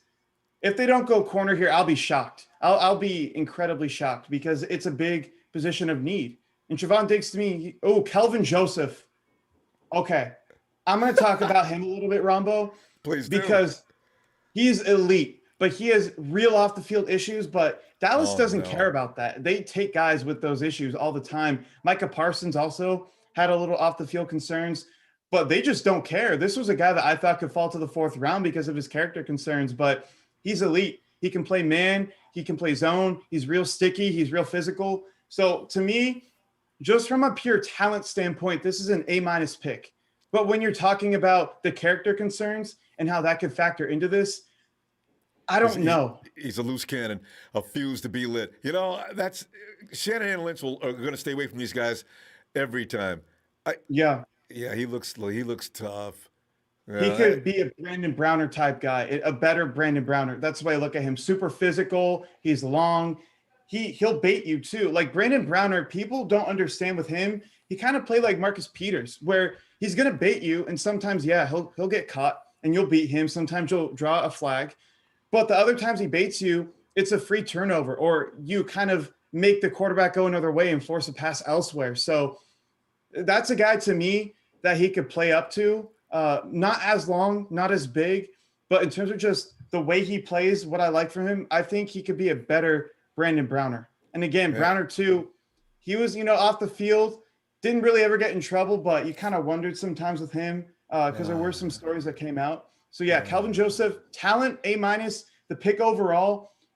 I just don't know what's going to happen. Maybe they know more than we do, and he cleared up his issues, but No, I don't know what Jerry Jones tells these guys. Does he offer them incentives if they can stay out of trouble or what? But it is amazing. Jags are back on the clock again. Can you believe this? What are they doing? Yeah, Jaguars. They have 4 picks in the top 50 here. Walker Little, right. Stanford, great pick here. Really high on Walker Little. I know Chris Sims too. Stanford material. Super high. Stanford, here's my deal with Stanford. I think they produced good offensive linemen. Drew Dahlman this year might even go Dave 3 today, which I'd be surprised if he does, but he could. He's a great center. But David Shaw, man, they just run the ball. They don't have any good passing concepts. They don't recruit wide receivers, and it puts a lot of pressure on the offensive tackles to grow up early. So, from just a playing standpoint, Stanford is not a good team, but they develop offensive linemen really well. So, for me, Walker Little, I think he was one of the top tackles out of high school as well. So, just being able, if he can stay out of the injuries and he can stay healthy, he could be the best tackle in this draft. And I really mean that. He has all the tools. He's long. He moves well. He has good feet. He has a great frame. So good pick here. And I like what they're doing too. Protect your quarterback. Get him a weapon in ETN. And then Tyson Campbell too. Get a lockdown corner who I thought would be gone by 33. But yeah, Jacksonville so far give them a B+ in their draft. It's really good. Tony, I got to tell you, you mentioned Dahlman from Stanford. For tradition, for just the sake of his father, should we pick up Dahlman in the 3rd round if he's still there? 3rd round, I'd say no. I had him between the 5th and 6th rounds. I think the 5th round would be great to get him if we land there. But I also, if we get to the 5th round, if a guy like Tyree Gillespie out of Missouri, he's a safety. To me, he's an elite box safety with the range to play free safety when he needs to. If he's there, we have to take him. He's a guy to me who is a 2nd round talent, but teams and the media really aren't high on him. But otherwise, aside from that, I think Dahlman at 155 maybe would be an excellent pickup. But to me, just doesn't have the raw ability, just the Penei Sewell type athleticism to be a top 64, top 75 pick. Let me acknowledge Eric Salazar. Alex Salazar, I see you, fam. Thank you very much for the contribution. Niners! Oh, God. Go ahead, Tony. Oh, I have a lot of Twitter people DMing me right now, blowing up my phone. So I'll check that after. But yeah, this is crazy so far. We've seen so many trades. Also, if there were guys that went off the board that we weren't interested in at all, don't be surprised if we move back again, maybe with Carolina or Indianapolis, who Indianapolis never trades up, but it's a possibility, right? So don't be surprised if we move back from 48 again, get more picks, and then move back up into the 2nd round. But I really like what they did there, moving back 5 spots, picking up a 4th. Just another great way to manipulate the draft and do what you want to do. So I think people give John Lynch a lot of crap. They've been doing it for 3 years, Tony. I keep wondering, guys, you can't really stick consistently to hating John Lynch. He has moments, but come on, he has great moments too. So how are you going to tell me you're going to favor one or the other? Can't you just give him a little credit for doing a good job as a GM? It does. We're winning games. He's built a great roster, and you like to see them focus away from the injury type players, but we still have a top 5 roster in football pretty easily. And you also look at the draft things that didn't work out. Dante Pettis, that was a pure Kyle Shanahan pick. That was not John Lynch. Joe Williams moving up for him, right? Kyle. CJ Beathard, those were all Kyle Shanahan picks. So it's also Shanahan. So yeah, Tony, that's scary really though. When you mention it that way. Yeah. Wait, what do we got here? Bengals, I would expect them to go offensive tackle here. Maybe Samuel Cosmi goes off the board right here. Jackson Carman from Clemson. I really like this pick. Yeah, you're right. You got it. Tony, didn't you just say Jackson Carman? No, I said Samuel Cosmi. Oh, Jackson Cosmi. I got Carman, the right. Yeah. I really didn't know about this guy until about a week ago when Chris Sims started talking about him. He was saying there's a lot of things where, like right there, for example, they're saying if there's like a stunt and the D tackle attacks the left tackle and the defensive end attacks the left guard, follow your man no matter what. Design. That doesn't make sense in the NFL. So he said there's a lot of plays where you can't have him in a position where you think he's going to make a play when it's an impossible task. But yeah, I'm high on this guy. Maybe goes a little bit earlier than I expected, but he's still a good tackle. I'm not quite sure what they're going to try and do here because remember, Zach Taylor, he's a McVay disciple. They're going to run the outside zone, and he's a mobile type guy too. So you might even think about moving him into right guard maybe. I think would be a good spot for him as well. But yeah, I think this is a good pick as well. You have to protect your quarterback. Tony, and the thing is, you look at Joe Burrow. I felt so about Burrow was the guy came into the league with a bad team, like you do when you're picked at the top of the draft. And there were times when he looked brilliant out there, but he was laying in the dirt most of the time. So I said, why is this? I guess the bottom line on any bad team is the fact is they don't have an offensive line. Remember when we sucked? How bad our offensive line was back in 2015, 14? Horrible. Oh, we Josh had a Garnett, another brilliant pick by God. Trent Baalke. Yeah. So But that's what it all predicates on. How good of an offensive line can you build? And again, it's the trenches. Defensive line. If you're not going to stop anybody, you're not going to win any games. Shootouts yeah, don't work. So man. in the case of Robert Saleh, he didn't need a pass rush, and that's the one exception in the last 20 years where you have a bottom 10 pass rush, but you're still top 5 defensively. But yeah, you look at Andrew Luck, came into the league. He was doing crazy things that you don't expect from a guy his size, just in the run game, making amazing throws as well, but they couldn't protect him. They had Anthony Costanzo and nobody else, and that ruined his career. So I hope the Bengals are wise and they protect Joe Burrow. They drafted Jonah Williams last year. They get Jackson Carman this year. I mean, both of those guys can play guard or tackle on the left and right, so they really have versatility. You got to have it. Yeah, very versatile. But yeah, I think that was a no-brainer pick right there. I still would like them to take Sewell at 5, just because, again, guys like him don't come around often with his athleticism and how big he is for how fast he moves. It's special. But Jamar Chase, too, I understand it because him and Joe Burrow had a really special connection. Probably one of the best connections we've seen of all time in college football. So, whoa, that's saying something, Tony. I know. It really is. So, yeah, that's the way I look at it. So it's a great pick. The Chargers here, they got Slater at 13, A-plus pick. At 47 here, they lose Casey Hayward, right? They let him walk. Chris Harris is getting really old.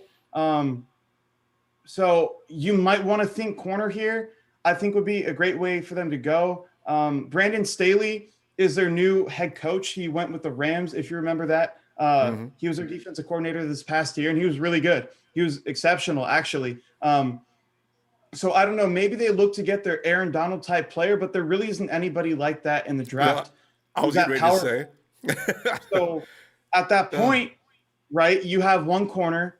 You lost Desmond King last year. You traded him your slot corner. So maybe you go corner here. Melifonwu, Asante Samuel Jr. are guys that could go here. Paulson Adebo, too. Nobody's talking about him out of Stanford. He's a guy for me. He could go right now. He could go, in the 4th round because he opted out last year. It depends on what you like for his play style for me, because he's just super powerful in the run game, great tackler. He hits people, throws his whole body at you. I like that kind of guy. That kind of guy's going to get hurt, but in the meantime, I'm going to get some great football. Yeah, exactly. And I think it's a guy that we should target, quite frankly, because the way we run our defense, you need the guys out on the edge to be able to tackle well. And if they can't, this is one thing I loved about Sherman. Yeah, Sherman, he's a great tackler. And, the last 5 games of the year, he wasn't. He chose not. Well, he was playing like he was preparing for the future. Tony, I want to get back to one more thing you just mentioned earlier. Yeah. Last year our secondary did such a good job that it made our defense, as you said, vaulted us right back in the top 5. If that secondary can freeze the quarterback, coverage was excellent to the point that gave our defensive line a little more time. Chargers are in, Tony. We'll see what they do here. Yeah, that's why I think we have to go corner. Either take it here at 48 or trade back up into the 2nd round. There's a lot of guys I still love here. Corner's a lot deeper. It goes into the 3rd round. So we could wait. And De'Ami Brown and Terrace Marshall are still here. So, again, don't be surprised if we move back. And Asante Samuel Jr., I had a real feeling that they were going to take him. And I'm high on him. But I'm not as high as other guys, maybe like an Aaron Robinson, who I absolutely love. But Tony, this dude Asante's out of here. Asante's going to Chargerville. And I don't even know if he was a real option for us anyways. I don't know if his play style is what we wanted, because he's not the best tackler from what I've seen. Again, I don't know if D'Amico really cares about length. I don't know if our DB coach really cares about length, but if they do, he's a bit small. I would hope they don't, because we have Jason Brett. And he just proved to you 5'9.5", 5'10", you can lock down anybody if you have the right exactly. Skills. But we ball hawking. We never really dominate any part of that stat. And even in 2019, we did well, but we don't pick the ball off often. Yeah, it's the type of players we have, and it's the fact that we don't really have elite corners. Jason Verrett, when healthy, he is, and he'll lock somebody down. But on the other side, whoever's playing out there, they'll find a way to get Emmanuel Mosley out of position. They'll find a way to abuse whoever the second corner is. And on top of that, when your safeties aren't healthy either, like Jaquaski Tart missing basically the whole year, Jimmy Ward missing time, it puts a lot of pressure on the corners because you don't have guys you can trust over top. So to me, you have to go corner here. Oh, wow. So we're not going to trade out. There's only 40 seconds left. All right, Tony. Here we go. My God. Oh, my God. De'Ami Brown. That way I'm 3 for 3 on my draft moves, but I'll understand a corner too. And Tony, they're thinking the same thing here. They're listing all the corners that are gone. Everybody's anticipation of the 49ers getting a corner. Yeah, I didn't realize there were 8 corners that went off the board in the draft too. Yesterday they cleaned up yesterday, Tony. Yeah, it was crazy. And there were a lot of guys like Eric Stokes who people didn't expect to go in the first round, but in a lot of other drafts, he probably would be a first round pick. So, but yeah, here I'm going to throw out a few names from all positions. Receiver, De'Ami Brown or Terrace Marshall, easily. Corners, I would say, I'd probably say Robinson is high on their board. That's probably the best corner available now. And then also Elijah Molden, a nickelback, a safety type player who has versatility that way. K'Wan Williams is my comp for him. And then at center, you look at a guy like Quinn Miners who can play center and guard, who's super talented and mobile. So those are probably the 4 guys that I have here in terms of who they go, or 5 guys actually. So we'll see who they pick. But I'm interested to see who it is. I have no clue who it's going to be, Ronbo. Hey, Lynch is talking to him right now on the phone. You see that? Big grin on his face. Really this has got to be a good pick, Tony. Oh. Kyle's smiling, which makes me think it's a receiver. I think it's a receiver. If Kyle's smiling like that, they're pumped up right now. Oh, God. Okay. Oh God. Get him out there. Brown. Do you know the things we can do with De'Ami Brown in this offense with Trey Lance? He's a vertical threat. He can push the ball down the field. He's super slippery. Yes. He has great speed, breakaway speed. He cuts on a dime like no other. I hope Kyle Shanahan is in his own head right now and saying, I want another receiver. I want another toy to play with. Because Kyle, but Tony, you scared me earlier. You just mentioned something that's absolutely fact. Can be recorded all the way back to 2017. You got to be careful who Kyle picks up in the draft. Give Kyle players, take like a restaurant. You take his order and you go fill it and you give it to him, but don't let him make that final choice because Kyle tends to make boo-boos. But when he gets you out there, he'll make you a star. He was excited about Ayuk last year, and I think that went a little bit through Kyle. Oh, God. Yeah. Peter, Roger, get to the box, please. Here he comes, Tony.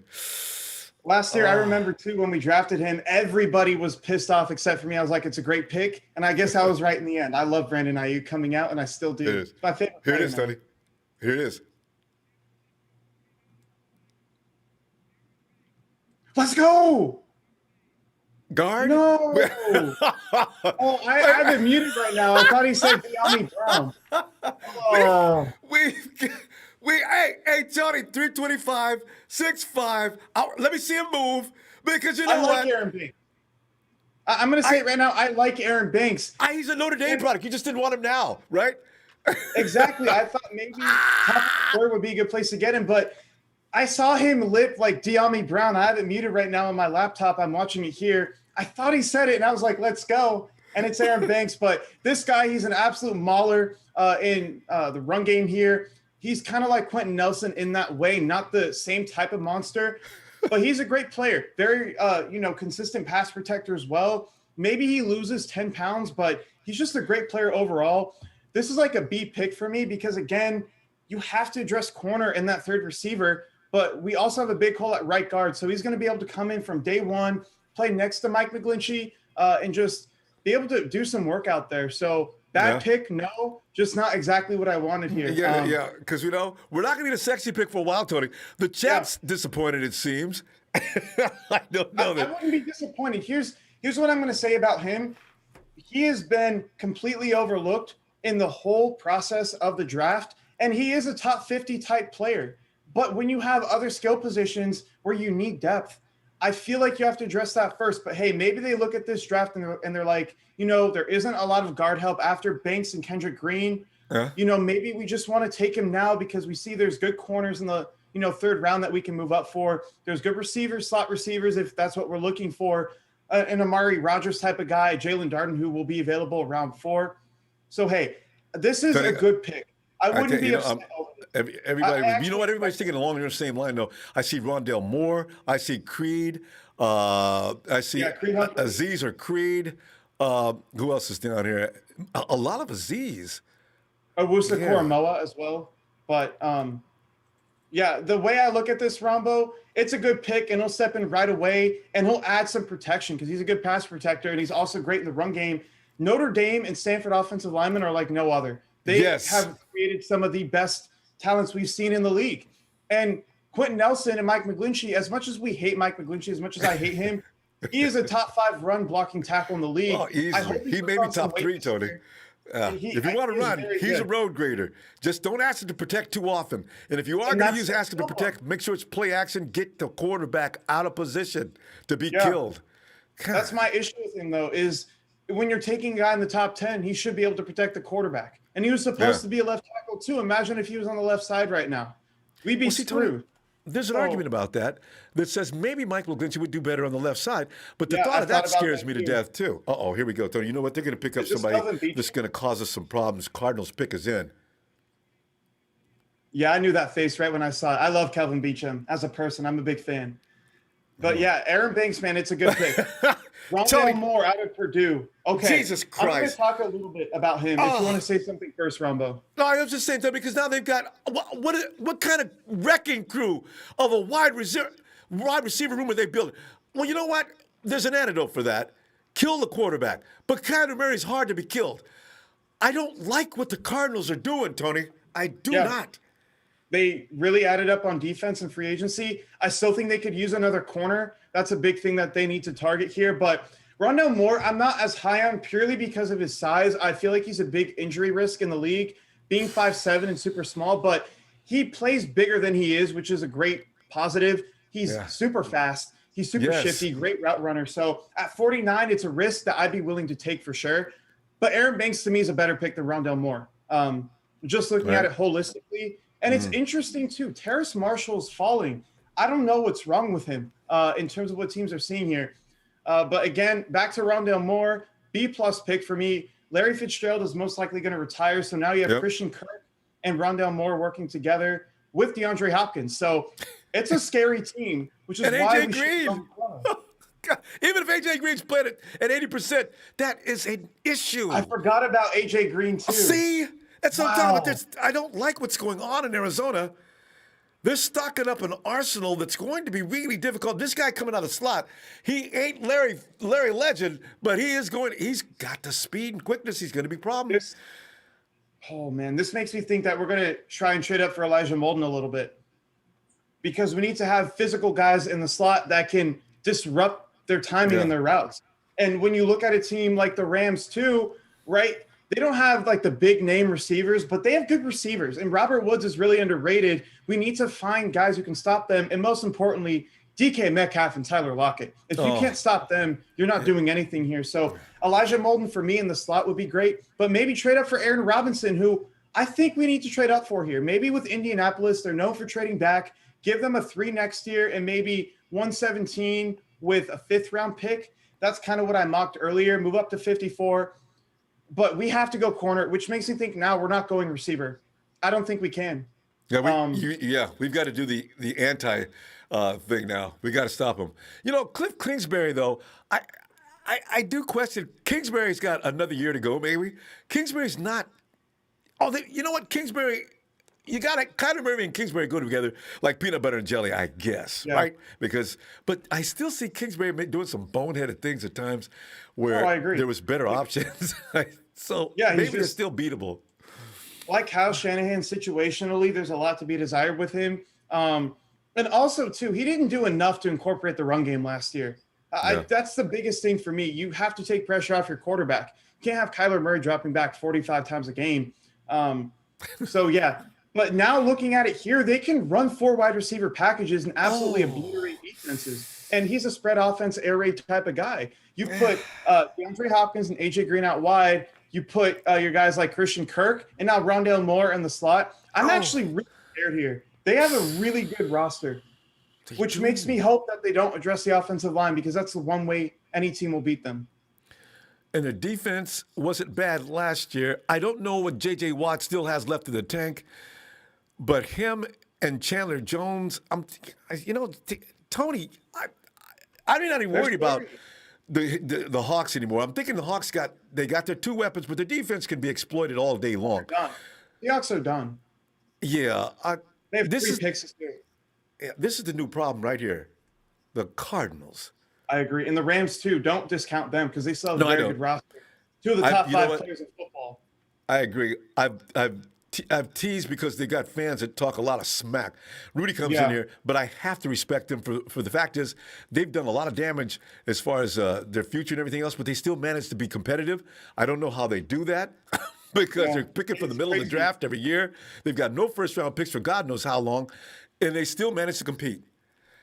But the thing is, they get proven players. And when they trade for guys, usually a lot of the times you're like, maybe he won't fit in their system. Maybe he just won't play as well for them and they're wasting picks. They nailed every single trade they've made. know. Jalen Ramsey, Marcus Peters, Yeah. right?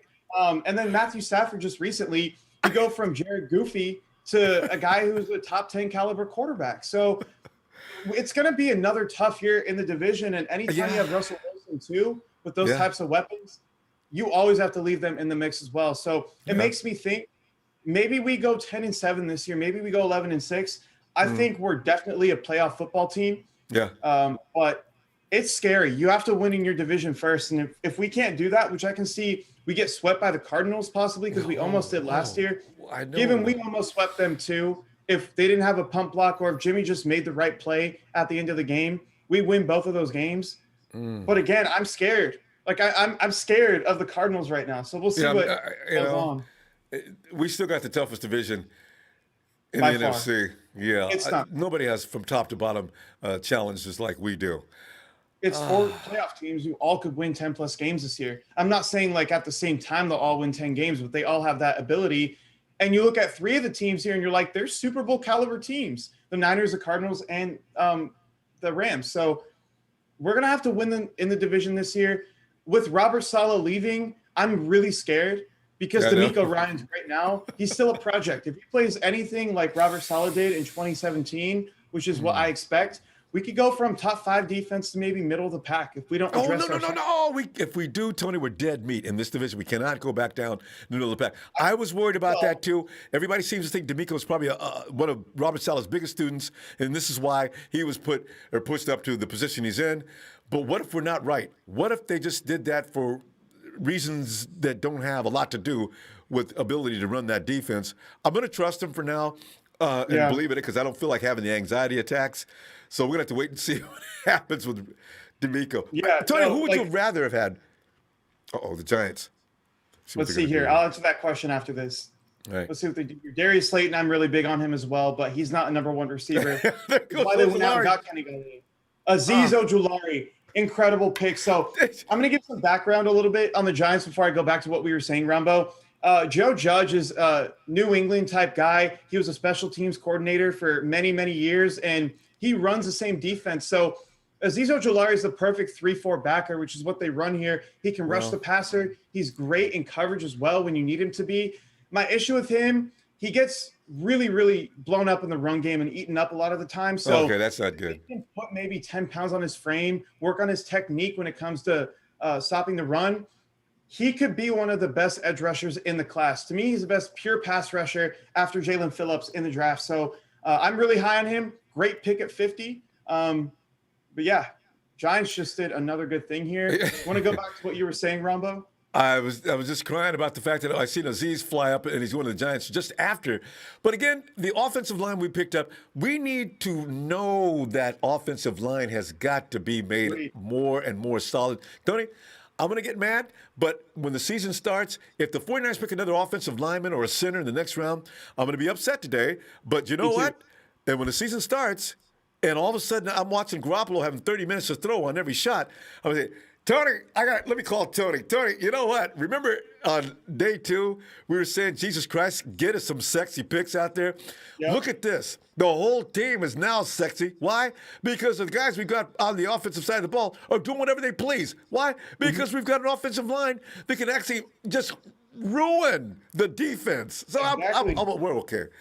Now, I'm also excited this year, too, because Chris Forster is our new O-line coach, and I really think he can do some great things with Mike McGlinchey. So now you have 5 capable starters on the O-line. Trent Williams, the best left tackle in football. Laken Tomlinson is a great guard. In the run game, he's good in pass protection. Not great, but he's good.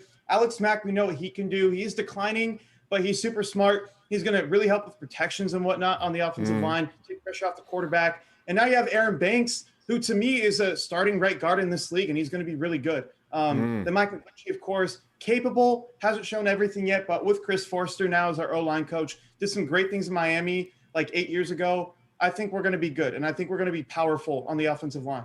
One thing we've been missing, too, is a pulling guard. Tony, you just lost. Samuel Cosby just left us, Tony.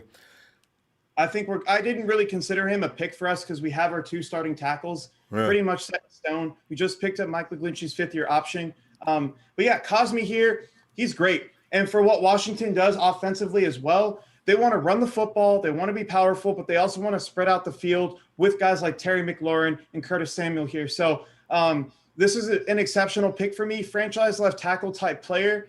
And just how deep this tackle draft was, that's why he's going so late. But in other drafts, maybe like 2 years ago where Garrett Bowles was the first guy off the board at 20, he might have been the first tackle taken. So yeah, I'm a big Samuel Cosme fan here. I think it's an A pick for them. And I think Morgan Moses, too, on the right side, he's in decline. So if you need to move Cosme over to the right side, really can't go wrong. But they haven't addressed Trent Williams since they left here. And we have a trade. Yeah, I see with that. Browns here moving up 7 spots. They're going to swap a 3rd-round pick for a 4th-round pick. 7 spots. Somebody is seriously in their radar. Remember, this is a Joe Woods defense, our old secondary coach who was exceptional. I would think here that they go defense again, but maybe they go offensive line, right? I would not be surprised here they try and help Baker Mayfield out a little bit more, get him another left tackle.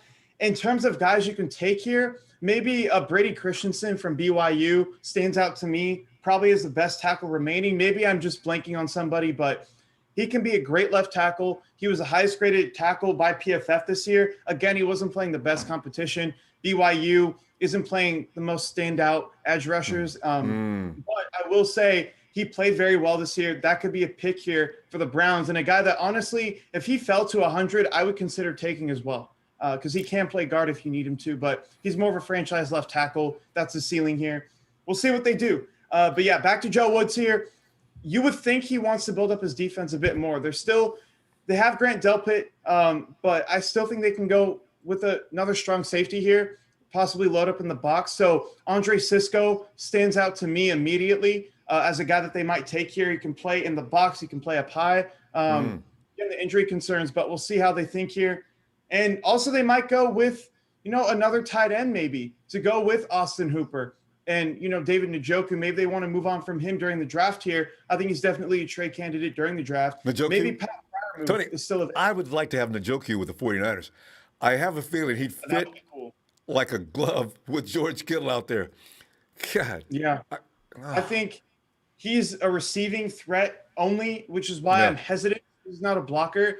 And with Jordan Reed last year, he was a great player, but I feel like he was a failed experiment. Maybe that was just because we didn't have the quarterback or offensive line to go with it. But True. I felt like the ball was better in the hands of other receivers, the way I looked at it, and other running backs. But, hey, if we can get David Njoku, I'm not complaining. That's a very, very good player. Tony, and also I just realized we've got a surplus of guards now. Kristen McKivitz is on the right side. Does Banks drop him down easily? Okay, Laken Tomlinson never goes down. I hope that continues. The left side, those are tough guys. Trent Williams got hurt last year. It didn't matter. An ankle or something. He kept going. Laken Tomlinson never gets hurt. So I guess we just got a right side of the line problem. And that's the big thing here. And I wouldn't say we have a surplus of guards. We have a surplus of average or worse guards. That's the way I look at it. I don't like Colton McDivitt, and he's still a project. Keep in mind that's how they drafted him. He was a He's tackle. so big. God, he's huge. He's huge, but he gets beat. And we saw that last year against the Cowboys. He got really, really exposed. And then you also look at Tom Compton. He's not going to make the roster, especially with Aaron Banks here. Which I don't more understand. of a camp guy. And then Daniel Brunskill, he can play right guard, but I'd rather have him as a backup, jack of all trades type of guy who can move in anywhere. So Aaron Banks to me is a great pick the more I think about it. Still think it's a B pick because there were some elite corners and receivers available. But hey, maybe they look at this. Guard gets really thin after Aaron Banks and Kendrick Green. So maybe you say we can address those skill positions later on, maybe trade back up like I'm proposing. So yeah, we'll see here what we do in the rest of the draft. I'm very excited though, because now we have a guy who can hold his own on the right side. And we have, confidence in our offensive line for the first time in a while. That's really how I feel right. It's looking a little bit better if we could just get Mike McGlinchey to stop with those 2 or 3 farts he has a game. Browns. I think what he needs to do, work with Chris Forster, who's a great O-line coach. Go back to Joe Staley too, because when he was in the building, you saw improvement the whole year during that Super Bowl season. He was getting better in his second year. He regressed a lot last year, though, which makes me wonder, maybe he just didn't have Joe Staley around, who to me was a great coach in himself. So I just think put on some more weight. He got thrown around like a rag doll last year. Tony, see, this is why. And he says, and Mike McGlinchey, you see him when he's on the podium during press conferences, he gets real indignant. He's heard about people complaining about his weight. I know. And the first thing he does is offer up. Listen, it's not about my weight either. It's just, Mike, you know what? You've heard it, right? What is with the vegetarian? Nobody's a vegetarian as a football player. Hey, how about this linebacker, Tony? Wow. This was a guy, to me, best linebacker in the class. For me personally, when you consider on and off the field, I think to me he would have been a better pick than Parsons at 12. I understand why Parsons went at 12. He can do everything. And from what I'm hearing, the Cowboys want him as a pass rusher as well. So he's just more versatile in that way in terms of in the box. But Jeremiah Owusu-Koramoah is a converted safety, a lot like a Fred Warner type of guy. And to me, he has the potential to be a top 10 linebacker year one. That's how special he is. Now, I don't know why he fell so far, but just his body of work, what he did in college, he played some of the best teams. He played Clemson very, very well. He's just an incredible player. I think this was a great move here, A-plus pick by far. The Raiders passed up on him twice. One linebacker here is I'm not surprised. The Raiders are I'm weird. not either. Mike Mayock always has like the opposite board. He'll take some, guys in the 5th round who maybe you thought would go in the 3rd round, but then he'll take 3rd round guys in the 1st round. So it's just really, really weird, but great pick here. If he was available at like 64, 65, I would think about just ignoring corner and moving up for him. That's how special of a player he is. And I like Azeez Al-Shaair, but this guy's special. And you can play him as almost like a nickel guy as well, because he can play everybody like a slot, right? Just like Fred Warner can. And that gives you more versatility when you can play guys in the run game super well, because you have 3 linebackers, but you can also play 3 receivers well in the pass game because of how good he is that way. So when you look at everything like that, would have been a great pick for us. But hey, I love this guy. He is awesome. I know I really went on about him, but just one of my. You could be very well right. And Tony, I'm just starting to think, we've been crying about the offensive line all season long. So maybe the 49ers are saying we're going to hush that up right now. We're not getting any exciting picks today. Well, maybe round 3. We might. No, we might. Yeah. I still think it's going to be a work. Oh, go ahead.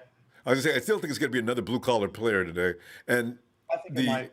Exciting pick is going to start in day 3. And it's going to be somebody nobody knows about, because I still can't get over the Dre Greenlaw pick. I can't get over the George Kittle pick. The 5th round is like magic for us. Yeah, I knew nothing about Fred Warner. I was pissed off when they made the pick. But looking back, I mean, there were a lot of things that went over teams' heads when you were evaluating him. And for our scheme where it's mostly pass coverage and filling gaps in the run game, he fit that perfectly. And he's super rangy and twitchy too like that. So looking back, that's kind of how I evaluate linebackers now, at least for us. But yeah, they just find some gems, guys that you don't know anything about. I knew about George Kittle. I love that pick. So Did you? Looking back, that was great. I, Did you hear you know, recently too? Seattle had a trade to move up to 147 they to were take trying to him. get him. Yeah. Imagine him in a Seahawks uniform. I No, don't know if he'd be please. quite the Oh, player he is God. now, but he'd still be great He would easily. be. You're right because Seattle runs a different system. So Yeah. maybe George is like that guy that gives us fits that's on the team now. And by the way, he's not supposed to be a starter. Somebody else went down. But who is that guy that kept giving us a hard time in 2019? Gave everybody a hard time, actually. He was a third string tight end, but he Bill Disley. starred. I No, think he's the you're guy talking who about- should have been starting. What's the guy that played after him? Are you talking about our team or a different team? No, the Hawks. Yeah, I think it was Will Disley. No, Disley got injured. Oh wait, and- Jacob Hollister too. Hollister, yes. I Yeah. said, Jesus, who is this guy? Oh, here we go. The Titans selection. I think they have to go corner here. They already took Caleb Farley, but they need another guy. They take a They got a tackle. tackle. I'm not mad at this. And this was a guy I was forgetting about when I was talking about tackles after Cosme and between him and Christensen. But Dylan Radunes, I felt like could have been a top 50 pick. He goes 53 overall. Again, he played with Trey Lance here, but you watch film of him. Sometimes I couldn't take my eyes off of him. Just how good he is. Look at him here in some of these plays here. He's pushing the guy to the outside. He's staying around him the whole time. Great feet. He can get out to the edge to really get guys. He rarely gets set up inside too, which I really love. Just super powerful. I love this pick here. I expect him to probably play left tackle here. They have a need at right tackle still after Isaiah Wilson was a bust, and then they lost Conklin last year. But he can play on both sides. I project him as a left tackle, though. This is a good pick, a pick for the Titans here. Again, I'm giving a lot of really high grades here, but there's just a lot of guys that are first-round talents, top 50 type guys who are going a lot later than I expected. So that's really the way I look at this here. But great pick Tony, here. they're saying the first 100 guys are all going to probably have impact in the NFL. So, we're only halfway through that count. So, yeah, you're probably right on target. So these are guys that look good. And I like the way that guy looked. Radunes, the way the quarterback just sort of orchestrated everything he was doing, watching his movement. If he provides this, he provides this lane, a shift. That's when the team is in sync. That's when people keep talking about get this guy, get rid of this guy. So listen, this team needs to build continuity. As soon as they get together and in sync, they're going to be unstoppable. 49ers have been together now for 3 years. This team is ready to rock. This year's going to be incredible. I just know it. I completely agree here. Now, the pick at 54 here for the Colts, I think could be Brady Christensen. Maybe you reach a little bit high than I expected, but they need a left tackle. Anthony Costanzo retired, as we know, so that's probably the pick here.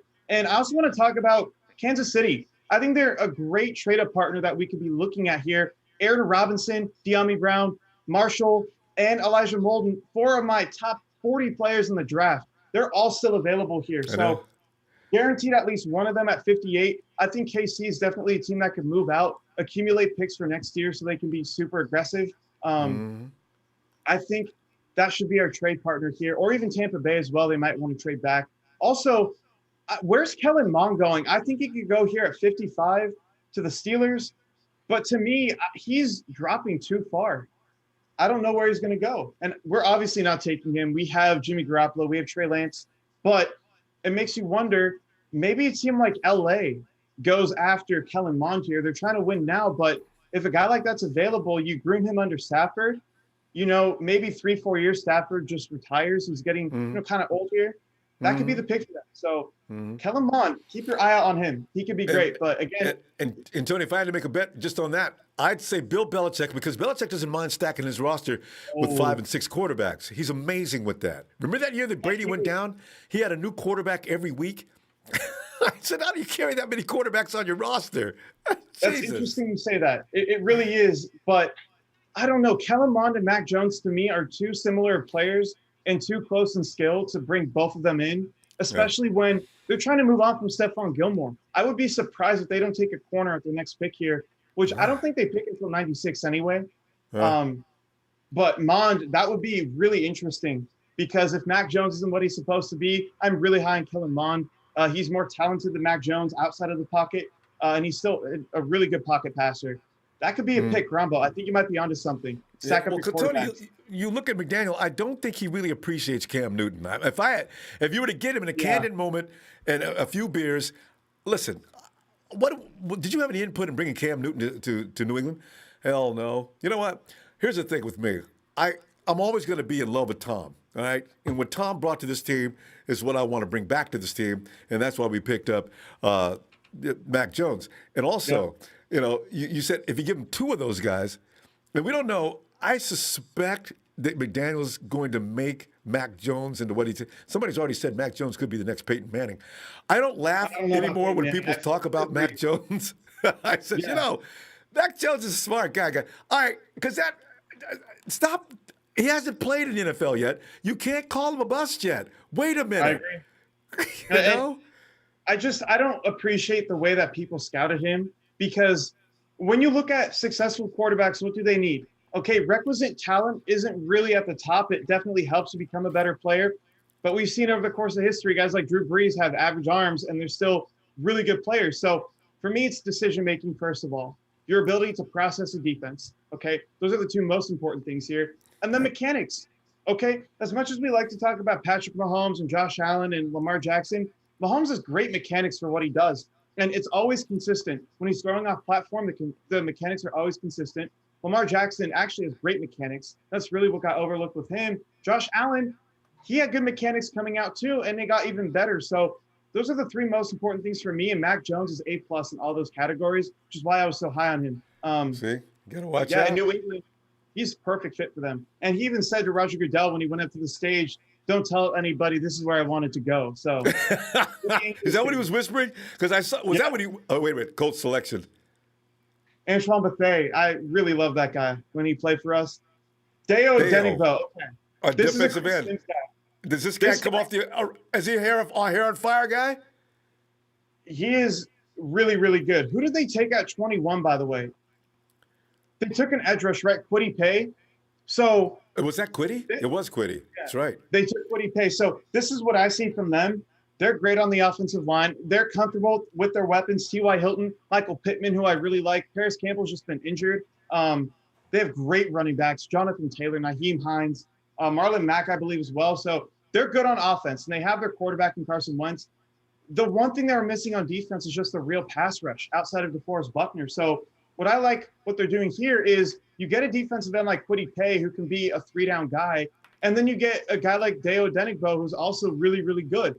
And the only reason why I know about him is Chris Sims, but the more I've watched him, to me, he's rose from like a 4th-round pick to an early 3rd-round pick. He's very explosive. He's super long. I just love what he brings to the table. And the way he fits in with them, I'd expect him to be a rotational pass rusher early in his career. But he could honestly end up opposite Kwity Paye and still be really good that way. So that's an A pick for me, probably A-, just because I feel like there's a few other guys I could have used here, but still, I'm a big fan of that pick. And I know I'm talking a lot here, but I like to be thorough. I'm gonna, I'm loving it, Tony. What I'm really thinking is, I wonder what DeForest Buckner's thinking. Because they're going to be playing Quiddy. All these guys going to be playing next to Buckner. Well, one's going to play on the other side, but still, this is defense wins championship, Tony. It's like I said last year when they ran. They ran Mahomes off the field. If he had his chance, he would have outgunned Tom Brady all day long. He didn't get a chance to fire. They took his gun away from him. I said, oh, my God, I didn't expect this. So, you still got to kill a team with defense. Exactly. And DeForest Buckner is the 2nd best defensive tackle in football for my money. And he's the reason why they were so good last year. So now you surround him with better pieces. It's scary. The Colts are a Super Bowl team. Top 3 roster in football, quite easily for me. Here we go. Would you rank them that high? Yeah, I'd say top 3. I'd put the Chiefs up there. I'd put the Colts up there. Then after that, there's like 3 or 4 teams that I'd say could be number 3. But they have a great roster. I'd expect Kellen Mond here for the Steelers at 55. They take Pat Freiermuth. This is a great pick. After they lost Heath Miller, I feel like they really missed a guy who could really block and be a great receiver that way. So I think this is a great pick here, probably a B+, because I felt like they should have addressed their offensive line. It's atrocious. And maybe they think we can help our run game a bit more, getting a better blocking tight end. because we all know Vance McDonald, he's not the best, right? Who's the other guy they had there? I forgot the second guy they have there, but this is definitely a position of need, but I probably would have opted to go tackle here or guard because they're really missing out, and they lost Alejandro Villanueva as well. Oh, yeah. That hurt him bad. So great pick here. Probably goes later than most people expected. I'm going to give it a B- because it is a great player, but if you want to run the ball, it starts with the offensive line, not with your tight end. And we do see, though, with George Kittle, that having him on the field really, really helps. But I will say, when he's not on the field, everybody knows it, Tony. Oh, my God. He wasn't on the field last year, and we struggled mightily. Him and Juszczyk are super important parts of the run game, and when they're out, we struggle. So from that perspective, yes, you could argue this is a great way to improve the run game, but you need to go offensive line, right? We don't run the ball, even with George Kittle, if we don't have Laken Tomlinson, if we don't have Mike McGlinchey, if we don't have Trent Williams, we don't have a Joe Staley when we went on our Super Bowl run. So you need to build that first. I'd expect them to go heavy here, an offensive line in the late rounds of the draft. If they don't, I'd be shocked. And another storyline, Kellen Mond, where is he going to go? I am shocked here that he's still available. He's still available. There's a lot of. How about is there a guy Kyle? Is his name first? Is Trask first name? Is it Kyle Trask? Yeah, Kyle Trask. Yeah. Yeah, there's another guy people thought that the 49ers might consider before we traded up, and I went and watched them. I didn't see a lot of quarterbacks that really excited me until I looked at Trey Lance, and of course you look at Justin Fields. All the Golden Boys, they all look good, but I was looking beyond that, and I saw Trask. And why do people like him? Kellen Mond, I thought was good. Trask was throwing at one of maybe the generational tight ends. When you're throwing at Pitts, how are you going to look bad? Yeah, and he didn't have Kadarius Toney for a lot of this year too. Trevon Grimes is good. People say he had no weapons. He actually had a lot. Offensive line was horrible, though. I will say that. Really bad offensive line. But for me, the difference between him and Kellen Mond is just automatic. He has great mechanics. He's a bit stiff and he holds his elbow out a bit too much, but those are Jimbo Fisher things that can be addressed. We saw the same thing with Jameis when he came out. So it's very fixable in that aspect, but otherwise mechanics are awesome. Great decision maker, really good decision maker. And he has a talent too. He has a great arm. He can make off-platform throws. So that's why for me, Kellen Mond was a first-round talent for me. But with Kyle Trask, he does a lot of good things well. He steps up in the pocket. He slides like a Mac Jones, not to a Mac Jones degree, but he's one of the best quarterbacks in doing that in the entire draft. Great decision maker. My thing with him, he throws a lot of just floaters, and he has below average arm strength. And when you're in the league, Nick Mullins is a perfect example. You can be a great processor. You can know where to go with the football, but if you can't trust your arm and you can't make the throws, you're going to get picked off because it's going to float, and you're going to make poor decisions because you don't trust your arm to take what's open. So that's why for me, I had him in my mock draft with you in Red and Gold GM as a third-round pick, like late third. I think it was 102nd overall, because that's kind of where I ranked him. But if he's there, I feel like he's a great backup in the league to go with Jimmy Garoppolo, who can step in when Jimmy gets hurt and be a guy like that who can really give you security. But I just think Kellen Mond is in a whole different tier. I think the way I look at it, the first tier is Zach Wilson, Trevor Lawrence. After that, Trey Lance, Mac Jones, Justin Fields, and Kellen Mond. I put them all in that second tier. And then third tier, you get into your Davis Mills, your Kyle Trask, your Peyton Ramseys, your Jamie Newman. So, but yeah, between tiers 2 and 3, there's a huge drop-off. Between the first two tiers, I don't think there really is. But there is, a differential. Oh, my God. I can't talk again. My throat's getting kind of dry. So, Tony, like my tongue just... I just want to ask you a question, too, while you're on a roll. Here's an interesting observation in the chat. RX weighs Rex Life. Banks we could have got in the third or fourth round. Do you think he would have lasted that long? No, not even close. He would have been gone by now. Teams, here's my thing. I was kind of like this too when I was first getting into the draft scene, really starting to look at players. I would always look at Daniel Jeremiah. I would always look at Mel Kiper, Mike Mayock. I'd be looking at them and saying, okay, they think he's going to go here, so this is where he's going to go.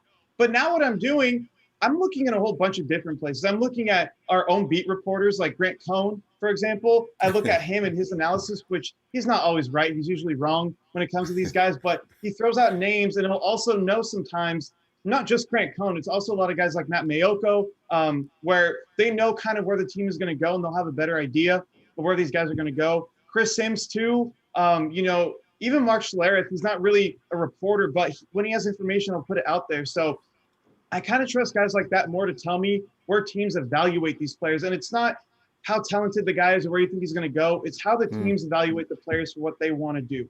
And that's where the guys are going to go.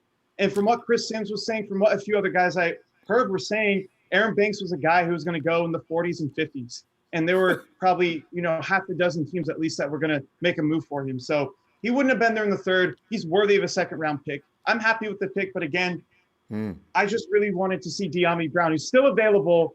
God forbid. God, I know Kansas he is. City gets their hands on him. Oh, God, look what the Hawks did. Tony, they picked up the kid that I wanted to pick up in my draft. I don't want them with more speed.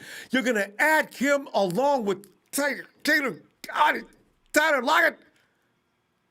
This is a good pick here. Again, there's other guys who I prefer here a lot, including guys like Jalen Darden and Amari Rogers, who I like over Eskridge. But hey, this dude adds an element to their team that they could really use. Now you don't have to throw Lockett down the field all the time. You don't have to throw Metcalf down the field all the time. Well, you got to play him honest. More stress on the defense. Exactly. You move us back. And with a team like us too, it could really benefit them because they want to run the football. And if they're moving back our safeties, it makes it easier to do that. Tony, we're sitting here watching. Teams are, Tony, they're building the team with the 49ers in mind. You can feel it. I completely agree. And they only have 3 picks in the draft too. So they really want to get guys to be able to help them win the division. I think this fills a need for them too. Tyler Lockett, he's fast. I wouldn't consider him like a pure speed guy who's going to open up the defense over top. Metcalf, but he's always open. I prefer Metcalf, Ronbo, honestly, running comebacks, curls, in routes, stuff like that, where he can box guys out and force you to play him that way. And that sets up his, post routes and go routes over top. But now with Dwayne Eskridge, you can focus Lockett more intermediate. You can focus Metcalf more intermediate. And that way it's going to be harder for defenses to game plan. So, Tony, yeah. The thing is, why are the Hawks, who've got a defense that can be exploited? Last year, they did come on toward the second half of the season. Yeah. Why do I go for a wide receiver? What is the plan here? What are the Hawks up to? Russell Wilson. I think it's him completely. I think he let them know, look, I don't want to be here right now. I made that clear. So if you're going to keep me here, you better help me out. You better help me out on offense, not just blame everything on me, not give me a bad offensive line, not give me, just stuff I can't work with. So you can't no offensive line help, but they gave him a wide receiver, Tony. Okay, maybe next round or something. But here's the thing. That's exactly right. And that's what Aaron Rodgers is complaining about. I needed weaponry, and you go and get Jordan Love. This is going to become a trend around the NFL. I think Love was the right pick. But this year, you had so many top receivers available at 29. I like Eric Stokes a lot. Don't get me wrong. I'm higher on him than most people. But you got to get a receiver, right? You have Devontae Adams. It doesn't get easier for a second receiver. So the fact that you're not getting that and helping Aaron Rodgers out, it's one player, right? And you can get an elite talent here at 29, which you don't see in most drafts. It just doesn't make sense to me. But with the Seahawks, they did a little bit to address their O-line this offseason. Trading for Gabe Jackson was a big deal for them. I think here what they're doing, they're going to take a receiver here, round out all the weapons that Russell Wilson needs, then potentially go defense or offensive line later on in the draft. But yeah, there's still plenty of time. Fix the defense in this draft. They only have 3 picks. You can fix your offense though in all those forms for the most part. 3 picks.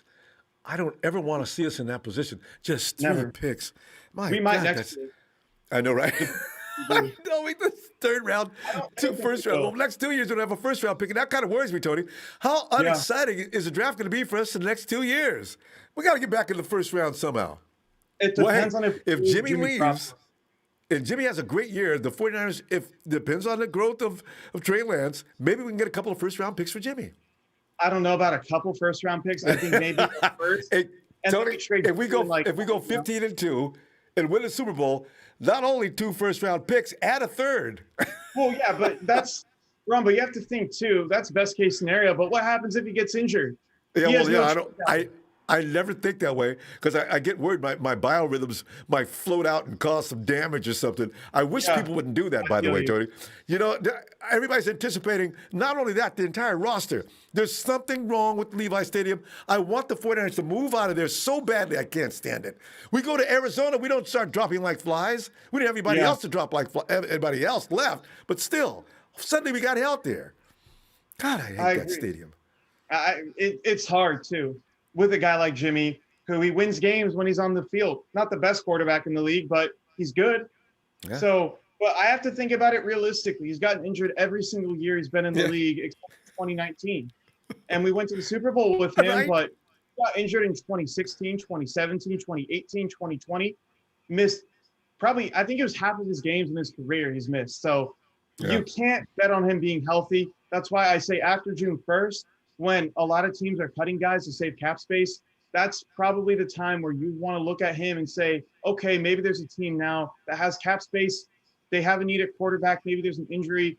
That's probably where you look for. But Oh, God. in a realistic world, I think Jimmy Garoppolo should stay this year and maybe move him at the trade deadline, depending on how Trey Lance is coming along. And But that's what's going to hinge on. But I still want Jimmy 15-2, win the Super Bowl. That's the best case scenario. 14-3, still win the Super Bowl. I don't care. Yeah. Just hey, Tony, the Rams are in. Quinn Miners is a pick I have going right here, 57. They need What's the offensive name? line help, and he's perfect for their run scheme, the outside zone run scheme. Tutu Tutu Atwell. Wow. Okay, so before I go into him, I'm going to talk about, like, why is De'Ami Brown falling? Why is Terrace Marshall falling? Character issues? I don't understand. Like, I really don't understand. I think De'Ami Brown is getting the DK Metcalf syndrome right now. I really do, because they have the same wide receivers coach. I think the same offensive coordinator too, where they're running a lot of curls, comebacks, slant routes, and they don't have an expanded route tree, but you can piece enough together by watching the way they run when the ball is in their hands that they can run all those routes. So I don't know, maybe he's getting the Metcalf syndrome, who fell to 64 a couple of years ago. Don't be surprised if Kyle trades up for a guy. Another guy, Aaron Robinson at corner, I'm really surprised he's still here. But now Tutu Atwell, pure speed. And he, to me, is just that player where look he's at him super go. small. He can make you miss. And like Shaquem Grant, he's almost like a smaller running back at receiver, except his weight. He's too small. It's like 145, I think. He needs to put on some weight. But in terms of what he can bring to their offense, you look at what they have here: Cooper Kupp, Robert Woods. Yeah, I'm looking at Woods and Atwell. That's a lot of speed, Tony.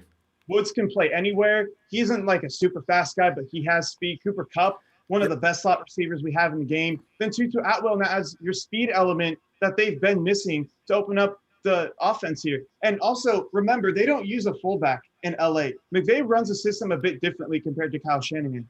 So they're usually in 3 receiver packages. So instead of using your fullback to create run opportunities, use Tutu Atwell. Get him in motion. Get him down the field. So this is a great pick, in my opinion. But again, and it's going to cause us trouble. Is that a picture of Roger Goodell on his wall? Yeah, it is. Aren't they renting out a house in like Malibu or something? Apparently. Yeah, dude, that's crazy. I'm a big McVay fan. I think he's a much better decision maker than Kyle Shanahan situationally. But I will say Shanahan has a step up in terms of scheming guys. So it's kind of give and take there. But yeah, that was a great pick. I give it probably a C+, B-, because there are concerns with, his weight. They needed offensive line help, first of all. And second of all, I just think there were better receivers available. I think De'Ami Brown could have stretched the field the same way that Tutu Atwell does, but he's a good route runner, great speed, can't be mad at the pick, and I'm kind of scared of him if he stays healthy. The 49ers, I'd love it if they just trade back up in the 3rd round. Yeah. The 2nd round. Tony, you know what? Maybe the 3rd round they're going to get this wide receiver we're talking about, because the West just added all kind of wide receivers. Rams, the Hawks, the Cardinals. They've all added speed. I've been wanting a speedster for how? Oh my God! Don't let us leave this draft this year without a speed merchant. Luckily, there are guys on day 3 who fit that mold. But looking at everyone that's going, everyone in our division took a receiver, right? Tutu Atwell to the Rams, Dwayne Eskridge to the Seahawks, and Rondale Moore to the Cardinals. Yeah. I would think you have to go corner next. as much as I love Well, De'Ami yeah, Brown, you're right. That makes you sense. have to draft to what your division is doing, because that's your best chance to make it into the playoffs and ultimately get to the Super Bowl. So, man, I hope we trade maybe into the second round here, get an Aaron Robinson type player, Paulson Adebo even. I love, and then hopefully maybe we can trade up early into the third round too, and use a ton of draft capital that way. Maybe give up a third next year to move up. But with De'Ami Brown still here and Aaron Robinson, I You want that to gotta happen. have him, right? Come Yeah. on, Kyle, get us a deep threat. All right, let's see here. Kansas City, I think De'Ami Brown could go here. They're in real need of another receiver outside of Tyreek Hill. They've really been struggling like that. I think De'Ami It's a Brown good would be a great fit. linebacker. Nick Bolton. Okay, this makes sense though, because if you're looking at areas of the defense that they're not particularly strong in, they have a good defensive line, right? They have good safeties. They have young, talented corners. What's his name? L'Jarius Sneed, I think, is really good. They could have used a second corner, but here linebackers by far the biggest position of need. Nick Bolton is a guy who's fast. He can play everywhere on the field. I'm not as high on him just because from a pure athleticism standpoint, he isn't going to be elite. He's probably going to be more average in that sense. But Nick Bolton from Missouri, he's a very sound player. He can play the pass very well. He's great against the run. So this fits what they need here in terms of their needs. So I can't be mad at this. Another B pick for me. I really don't know what they're up to. Maybe at 63 they take a receiver, but I really don't know. Maybe they felt like the Saints were still in need of a linebacker. Maybe they could have taken him. The Packers as well need a linebacker. So maybe they just felt we take him here. The next teams are less likely to take a receiver. But hey, we'll see. Yeah, because like you're saying, the 49ers never seem to be impressed with what anybody else is doing, you know? But if you could be on target here, Tony, with the 49ers, says, okay, they picked out another wide out. Let's go ahead and let's get a secondary guy. And we need secondary guys anyway. Tony, Yeah, exactly. if we had to make a bet right now between another offensive lineman and a secondary player, I got a feeling it's going to be a secondary player. We're going to get a wide receiver, but like you're saying, the profile we're looking at, or I am, is speed to put in the outfield. You can get these guys in around 4 or 5 probably. Speed guys, the pure speed guys, yes. Yeah. For De'Ami Brown, he's the only speed guy available to me that's going to be an elite receiver. Sorry if I cut you off. I couldn't tell. You're kind of lagging a little bit. I'm listening. Okay, yeah. So De'Ami Brown is the last elite receiver with that great speed.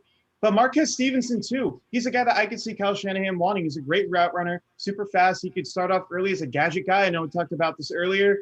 And then transition into a great receiver 2 or 3 for us. So, yeah, when you look at it from that perspective, maybe you do take a corner now because you have elite players available like Aaron Robinson, who I'm extremely high on. Elijah Molden, too, I expected would be gone by now just because of his versatility to be a K1 Williams type slot corner or play him at safety. So just to me, he can be a Tyrann Mathieu type player as well if teams utilize him more at safety. If they use him at slot corner, probably K1 Williams, but he's that good. Tony, hold that thought right there, Tony. I got to acknowledge Paul III.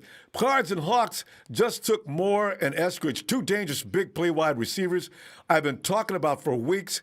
Corner just became our biggest need. Paul III, thanks for that contribution. There it is, Tony.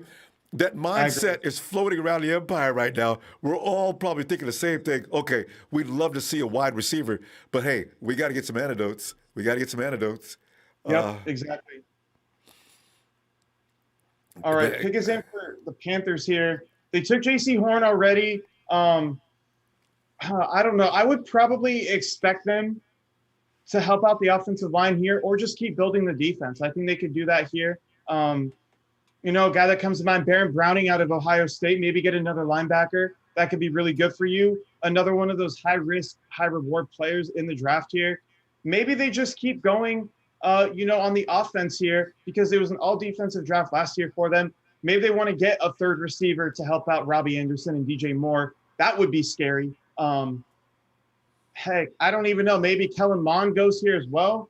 Get a reliable backup. Don't get rid of Kellen Mond. I don't think they can do that. I don't think they can because you just trade for Darnold. You have to inflate his confidence a little bit. Yeah, because I thought they were going to bring somebody in on Kellen. I mean, the Panthers were looking at who was available at number 8. Right? There was one of the premier picks as Yeah, far as Devontae quarterbacks. Smith was on the board still. But they went for J.C. Horn, who I absolutely love. I've been on here saying he's my top corner in the class. I Yeah. love his physicality. He has a dog in him, almost like a Jalen Ramsey type player. I don't think he's as good because he doesn't have the deep speed that Ramsey has, but in the right Ah. scheme, he's going to be a lockdown corner. So I love him. And he was a great guy to put up against DK Metcalf. But now looking at the way the division's going, maybe it's better we didn't take him because they're taking a lot of smaller receivers in the division right now. And you do have the Hopkins and the Metcalfs, but I feel confident that Jason Verrett can handle them. So I'd say get another slot corner. Get corner that can line up with any receiver. Aaron Robinson, I keep saying his name over and over, but he's just a guy for me who can cover anyone. He really can. Well, Tony, you'll love this. Lane Splinter, Saints likely going for Mond. Can you imagine? Does that make sense? Perfect sense, because I don't trust Jameis or Taysom Hill to be a quarterback like that.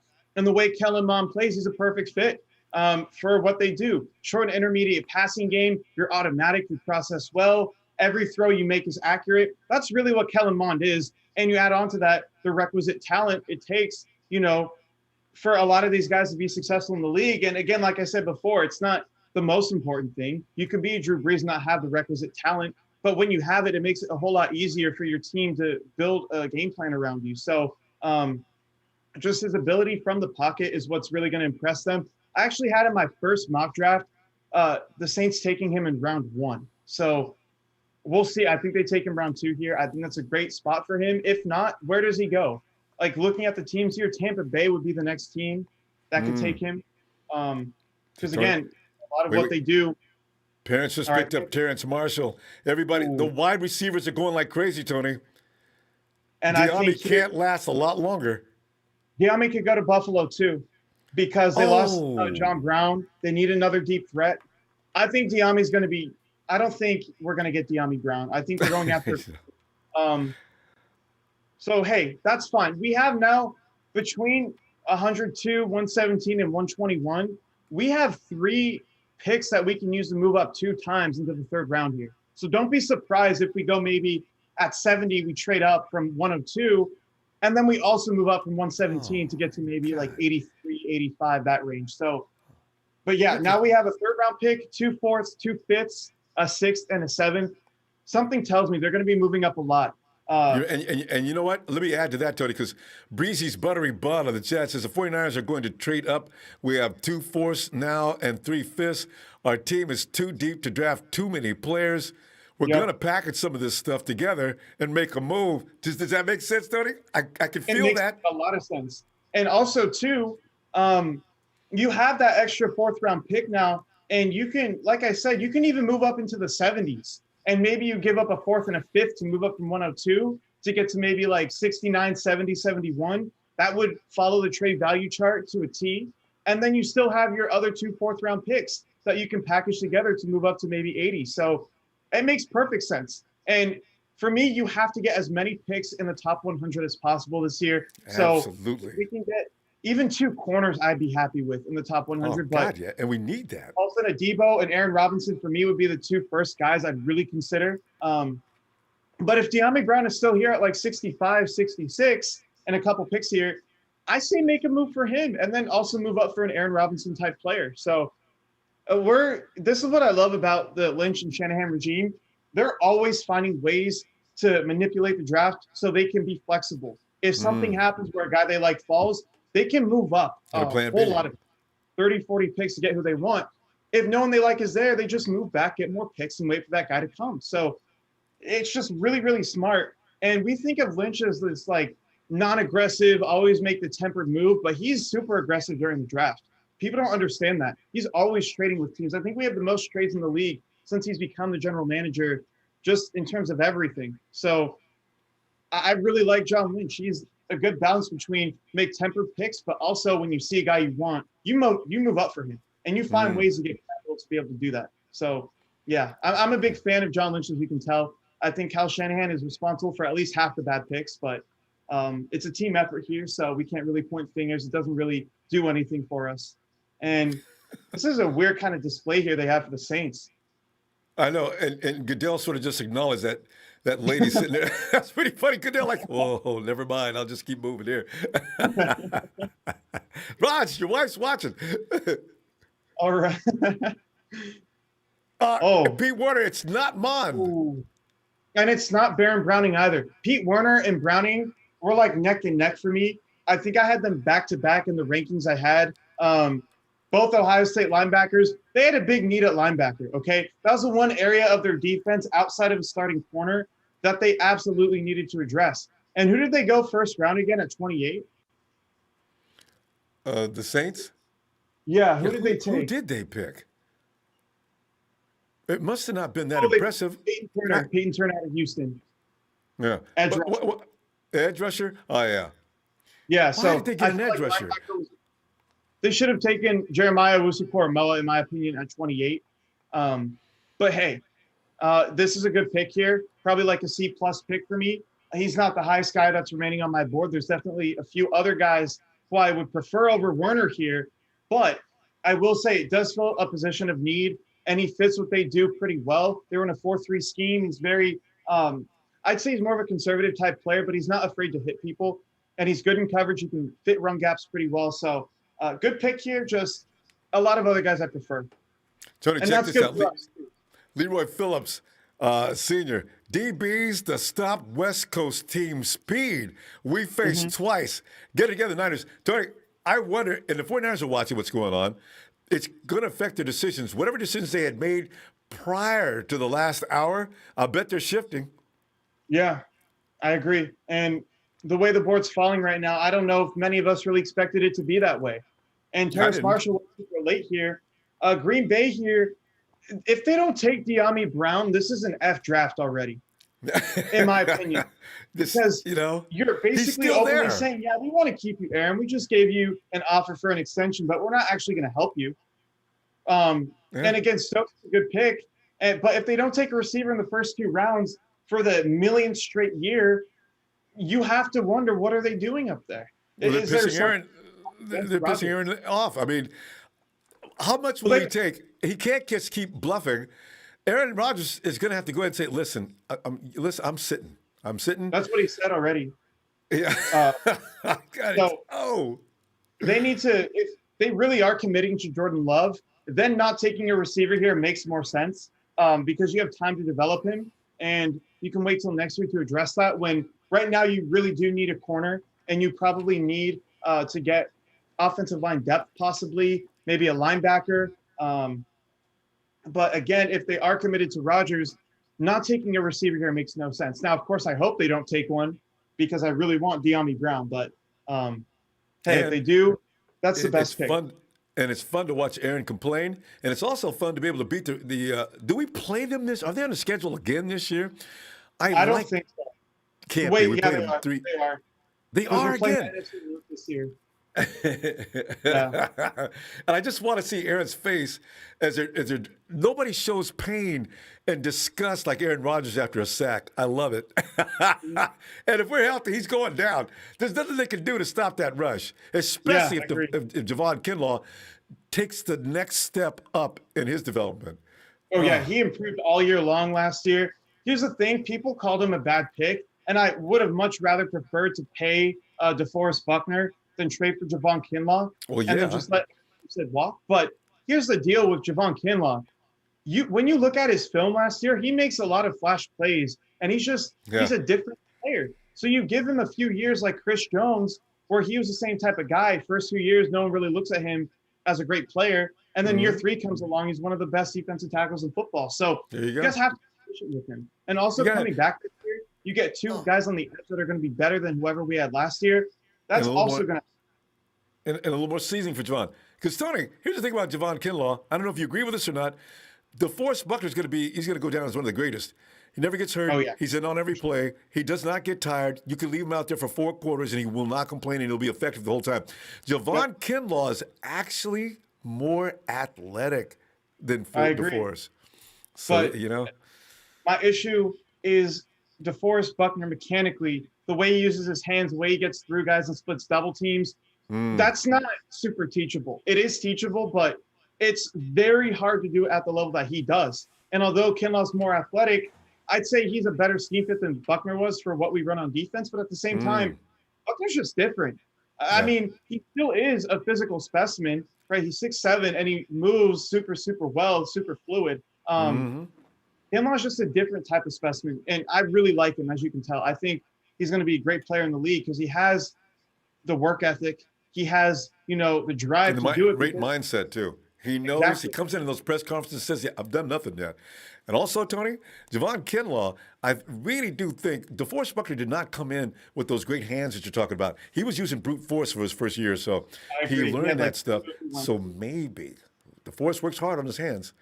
I mean, we have Chris Kosuric, the best D-line coach in football, in my opinion, for my money. So this is the best situation for him, and he's playing around a lot of other talented guys. Carlos Basham. Tell me about Carlos Basham. So he's good. He's not. I still prefer maybe a Rashad Weaver a little bit over him, but he's a good pick here. Maybe Ronnie Perkins as well, but I just like what he can do. He's probably best as a 3-4 defensive end. He can play on the edge as well, maybe as a 4-3 defensive end. Like they're showing here, he's super disruptive. He has good speed, super athletic. But again, he's just raw, and that's my issue with him. When he's playing some better talent, it could be an issue. But again, I think he's a great pick here. They take Rousseau and they take Basham, so it's clear, like the Colts, they want to make their defensive line really good because they have a great secondary and a great offense to go along with it. So, yeah, this is a great pick here. I love what the Colts and the Bills are doing with their defensive lines. Basham, again, super athletic, kind of like Gregory Rousseau, where they're guys that are going to be projects, and they're more of, you're hoping for the best with them and you hope you can develop them. If one of these guys hits, this is a successful draft.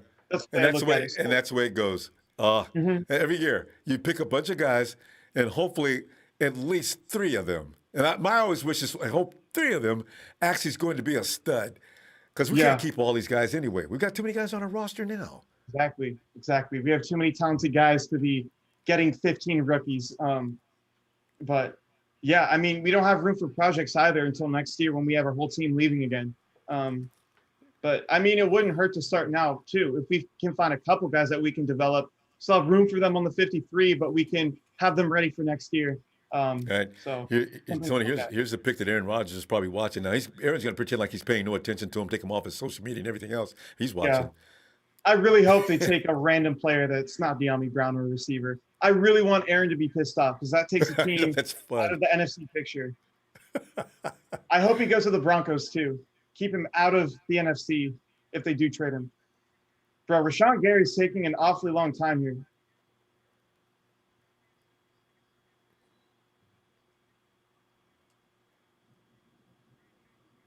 Okay, here we go. They went and got a center. Josh Myers. Rogers is pissed. Okay. I'm not Everybody's laughing. Wow. Here. So they lost Corey Linsley, who played like the best center in football last year. So the pick makes sense. Yeah. I have Creed Humphrey a bit higher than him and Quinn Miners a bit higher than him, but I still think he's worthy of going as late as he did here at 62.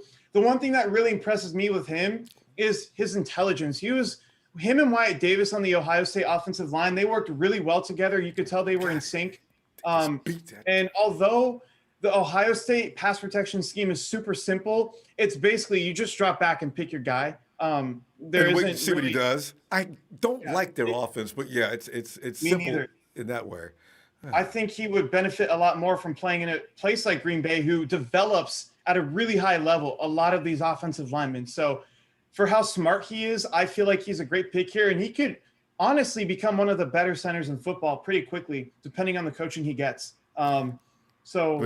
I tell you, Tony, hold on a second. Now, thanks, fam. It's a 4+ year listener here. I don't know how good this analysis, but I'm enjoying it. Tony, props to you, Tony. Hope we go back. Hope we go CB next. Verrett injury away. Yes, we've said that a few times. One Verrett injury away from a bad secondary. Niners all day. Now we're worried about that. Everybody's got in the back of their mind watching Dante Johnson trotting out on the field as one of our main guys is carried off on the wagon. what I say about don't talk that stuff in existence, darn, everybody's got that same concern. We got to get a Yeah. CB next. You have to get at least 2 in this draft. Now, I'm going to tell you what the pick is right now, Ronbo, because it really isn't significant. I just got an alert on my phone. The Chiefs are taking Creed Humphrey, a center here. So they have an elite offensive line. You get Orlando Brown to be your left tackle. Okay. You know, who do they get? They got Kyle Long as well. What's his name? Laurent Duvernay-Tardif, I think is his name. He's coming back. You get Creed Humphrey now to be your center. Yeah. And they're Joe Tooney as well. He can play anywhere along the offensive line. So this is an elite offensive line. Yeah, I would not be surprised if they are putting up 36, 37 points a game this year. They're not going to have Patrick Mahomes running away from the Tampa Bay Buccaneers like he was setting records for running backwards. It's hilarious. Yep. God, I knew they were going to get my center. I knew, God, Jesus. It's a great pick, too. And the even better thing about it is Dyami Brown is still available. These 2 picks here, the Packers, the Saints, the Bills, and the Chiefs here, like that range, I felt Dyami Brown was going to go in. But he's still here. So if somehow he falls to 70, you have to trade up for a guy like him. You don't find guys like him in the 3rd round. And even then, too, it looks like Aaron Robinson is falling a lot. Paulson Adebo's still available. Maybe you can wait till pick 85 and trade up to there to get a corner and still take Dyami Brown in the 70s. We have a lot of room to move up, too, with the picks we have. So I'm excited. Does it concern you, though, that Dyami's still dropping? What is it about him that nobody I mean, everybody's picking up receivers right and left. Do you rank Dyami above some of the receivers we've seen going off the board already? Everybody except for Waddle, Chase, and Devontae Smith. He's my 4th receiver in the class. Absolutely love Dyami Brown. And I'm going to tell you right now, I think it's a DK Metcalf syndrome because in college he ran the same route tree, curls, comeback, slant routes, and go routes. That's basically it. And I feel like what a lot of teams miss is even though you're not seeing him run the routes in the field with super crisp, cutting and whatnot for some of the harder routes like double moves, maybe a post route, in routes, out routes. Even though you don't see him running those routes a whole lot, you can piece it together by looking at the way he moves when he has the ball in his hands. And I've gone back to this a lot of times. This is why, for me, Brandon Ayuk was so high on my board, was he didn't have the most complicated route tree last year. But when you watched him move in space, he would just cut on a dime, right? And he would just make guys miss that way. And that showed me he can be an elite route runner. And he proved it this year. He had a really extensive route tree for a rookie. So that was impressive for me. So that's, I think, why Dyami Brown is falling is his route tree. And people take way too much stock in that. And what school? He's not from Ole Miss, is he? He's from North Carolina. Okay. Which their offense is loaded. Sam Howell's the quarterback, played really well this year. Javonte Williams and Michael Carter, who are 2 of my top 5 backs in the whole class. Then you have Daz Newsome, you have Dyami Brown. So it's a really loaded offense, and he was one of the centerpieces of it. So I'm a big Dyami Brown fan because of the way he moves in space. I know he can be an elite receiver that way, and he brings a vertical threat, and he's great after the catch as, a yak type of guy. To me, he's a no-brainer. So I hope the Buccaneers here don't take him. I don't think they will because, again, they just re-signed AB. They have Mike Evans, Chris Godwin, Scotty Miller, Tyler Johnson. All are great players. So I think Kellen Mond is going to go here at 64. He might be coming to play after Brady. Tony, are we going to get a cornerback in round 3, though? Who's that? Who's some of the guys you like now? They got to trade up and get 2 picks in the 3rd round. Oh, they're going to. I could see them trading up to 70, to be honest, for either a corner or if they love Dyami Brown, go after him. So the corner's available here. Aaron Robinson, for me, is the top corner available by far. He can play in the slot. He can play on the outside.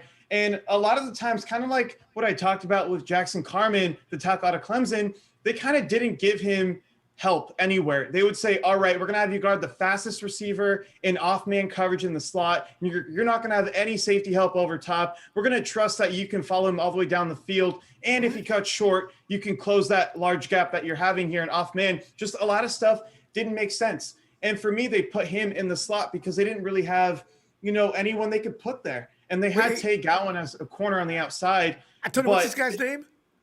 Aaron Robinson out of UCF. Jesus, that sounds, if I could put a guy, he sounds like a guy you can actually put on an island. No, you can. He's very, very good. And the reason why I don't think teams are high on him is he didn't get a whole lot of reps outside because he was in the slot the whole time. But the reps we do have of him on the outside, he plays really, really well. And he has all the traits that you need to be a top flight corner in the league. He has the deep speed that you need to be really good, which is one of the most important things, mind you. You need to have speed if you're going to be a great corner. Yeah. If you're playing anything other than drop zone, cover 3 type scheme, you need to have speed. He's also really sticky in coverage. When he loses in his routes, when he's playing guys, he'll make that distance really quickly. And that's something for me that's really impressive that not many guys in the draft do. You're right. So, yeah, he's just a weapon. You can play him anywhere. And he also gives you versatility because he's a really, really good tackler. And if he wants to hit you, he'll hit you. He's not like a Paulson Adebo, like a kamikaze missile. That's what Chris Sims said about Adebo. Those guys miss too often, though. I can't stand when they miss. When they make a connection, he rarely misses, though. Adebo rarely misses. But Robinson, he's not afraid to hit you. So I really appreciate that about him. Another guy that I know a lot of fans love because of the name, Melifonwu. He's a big corner, is good speed. He's dropping for a reason, though. For me, he's too raw, and he doesn't possess I guess, he doesn't close gaps well when he gets beat in coverage. And that's my biggest issue with him. I think instincts could be improved as well. I think he's going to be a bust depending on where he goes. Like, he needs to be in the perfect, ideal situation where he can learn behind a guy for a couple of years and then come onto the scene having a new understanding of the defense he's running. So I'll keep going after the Buccaneers pick right here. Who is that? I don't even know that guy. I was sitting there paying attention to him. He comes out like he's getting ready to sing a song. It's Machine Gun Kelly. Oh. I haven't seen him with that much hair. Yeah. This dude kills me. That's crazy. Him and Eminem have got this ongoing, raging battle. But actually, if not, so you know what? If not for Eminem, Machine Gun Kelly would not be who he is. Yeah, I agree. Where is he going? He's making the pick now. What was the point of bringing him out? Okay.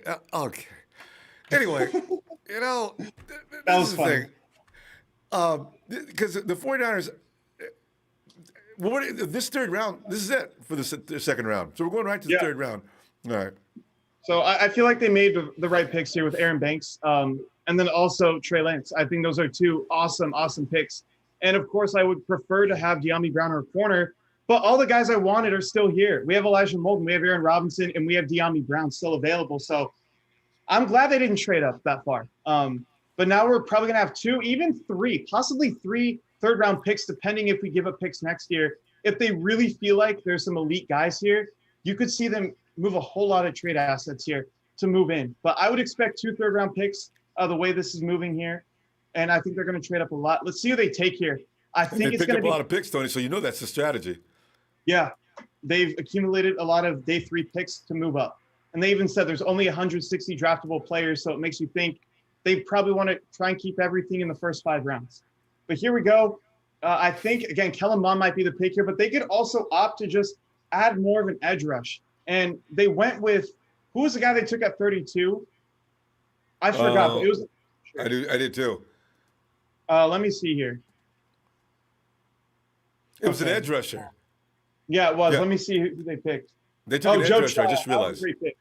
So that's a project player, and you have enough guys that can rush the passer now to where you can let Trent develop, and he could be a great player one day. So those are the types of picks I expect them to make. More guys that are going to be backups and for the future of the team after Tom Brady goes. So yeah, right off the top, Kellen Mond, also Rashad Weaver. They might want to. Tony, you were close. It's Trask instead of Mond, though. Wow. This is a good pick, though.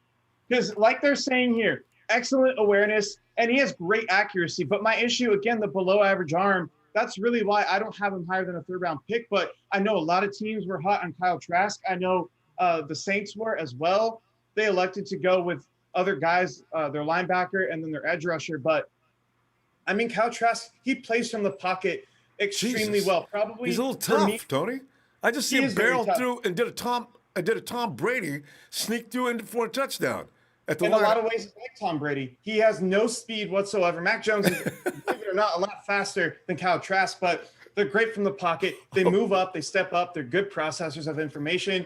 I guess really where it comes down for me, he's a great decision maker, but the way he throws the football, you'll see in some of these highlights, they kind of float a little bit. Like there isn't a whole lot of zip. Like you see right there, Yeah. there's touch, but in the NFL, that's getting picked off a few Yeah, of these. So that's hanging too long.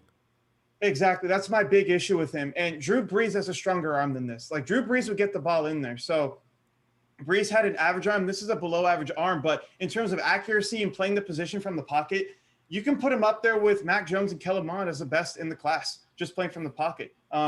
And for what they're going to do in Tampa Bay, he could be another Tom Brady type player. So you get him to learn under Brady. This could be one of the best picks of the draft, depending on how it goes. Again, I'm not high on him now, but I have enough awareness, unlike Mike Mayock, to understand that some of these guys can really develop to some great players. Yeah, And yeah, I love God. taking shots at Mike Mayock. Oh my God! I mean, you got to respect the guy for his time in the NFL and experiences, but Mike, he makes some really questionable decisions. He really does. He just, I don't know. Alex Leatherwood, I felt like could have been a late first round pick because he's one of the best run blockers in the class. But at 17, a team wanted to trade back to or trade up so you could trade back to 17, and you probably could have gotten him or Darisaw where you traded back. So it doesn't make sense to me, but it happens like that every year. Damon Arnett last year is a great example of it. So yeah, Jaguars here. We're officially into the third round, Ronbo. Finally. I'm excited. Andre Cisco. This is the best safety in the class. What? He has injury concerns. God. Yeah, he's incredible. I love this pick here. They're building their secondary with Tyson Campbell and Andre Cisco. And when you look at it holistically, he's the best receiver or best safety in the class by far for me, because he does everything. He's an elite box safety. He'll beat the brakes out of you. If you come over the middle, you're done for. He's super intelligent. He has elite range and speed for a safety. And he just has great size as well. So I'm not surprised. I'm just not surprised at all. You see him here and you're like, this is a great pick. Again, the issue though, can he stay healthy? Because he has a lot of issues, 2 years of injuries. Last time he played was 2018. That's a disease that plagues all your better players. Exactly. But hey, we got a field full of them, and I guess that's what it is. I mean, you look at K'Wan Williams. Fred's the only. Oh God, I shouldn't even say it. Fred's the only premier player that seems to avoid the IR. Yep, and it also really pays to have a guy like that when he's in most likely the most important position on your defense, the middle linebacker. God, yes, especially with his intelligence.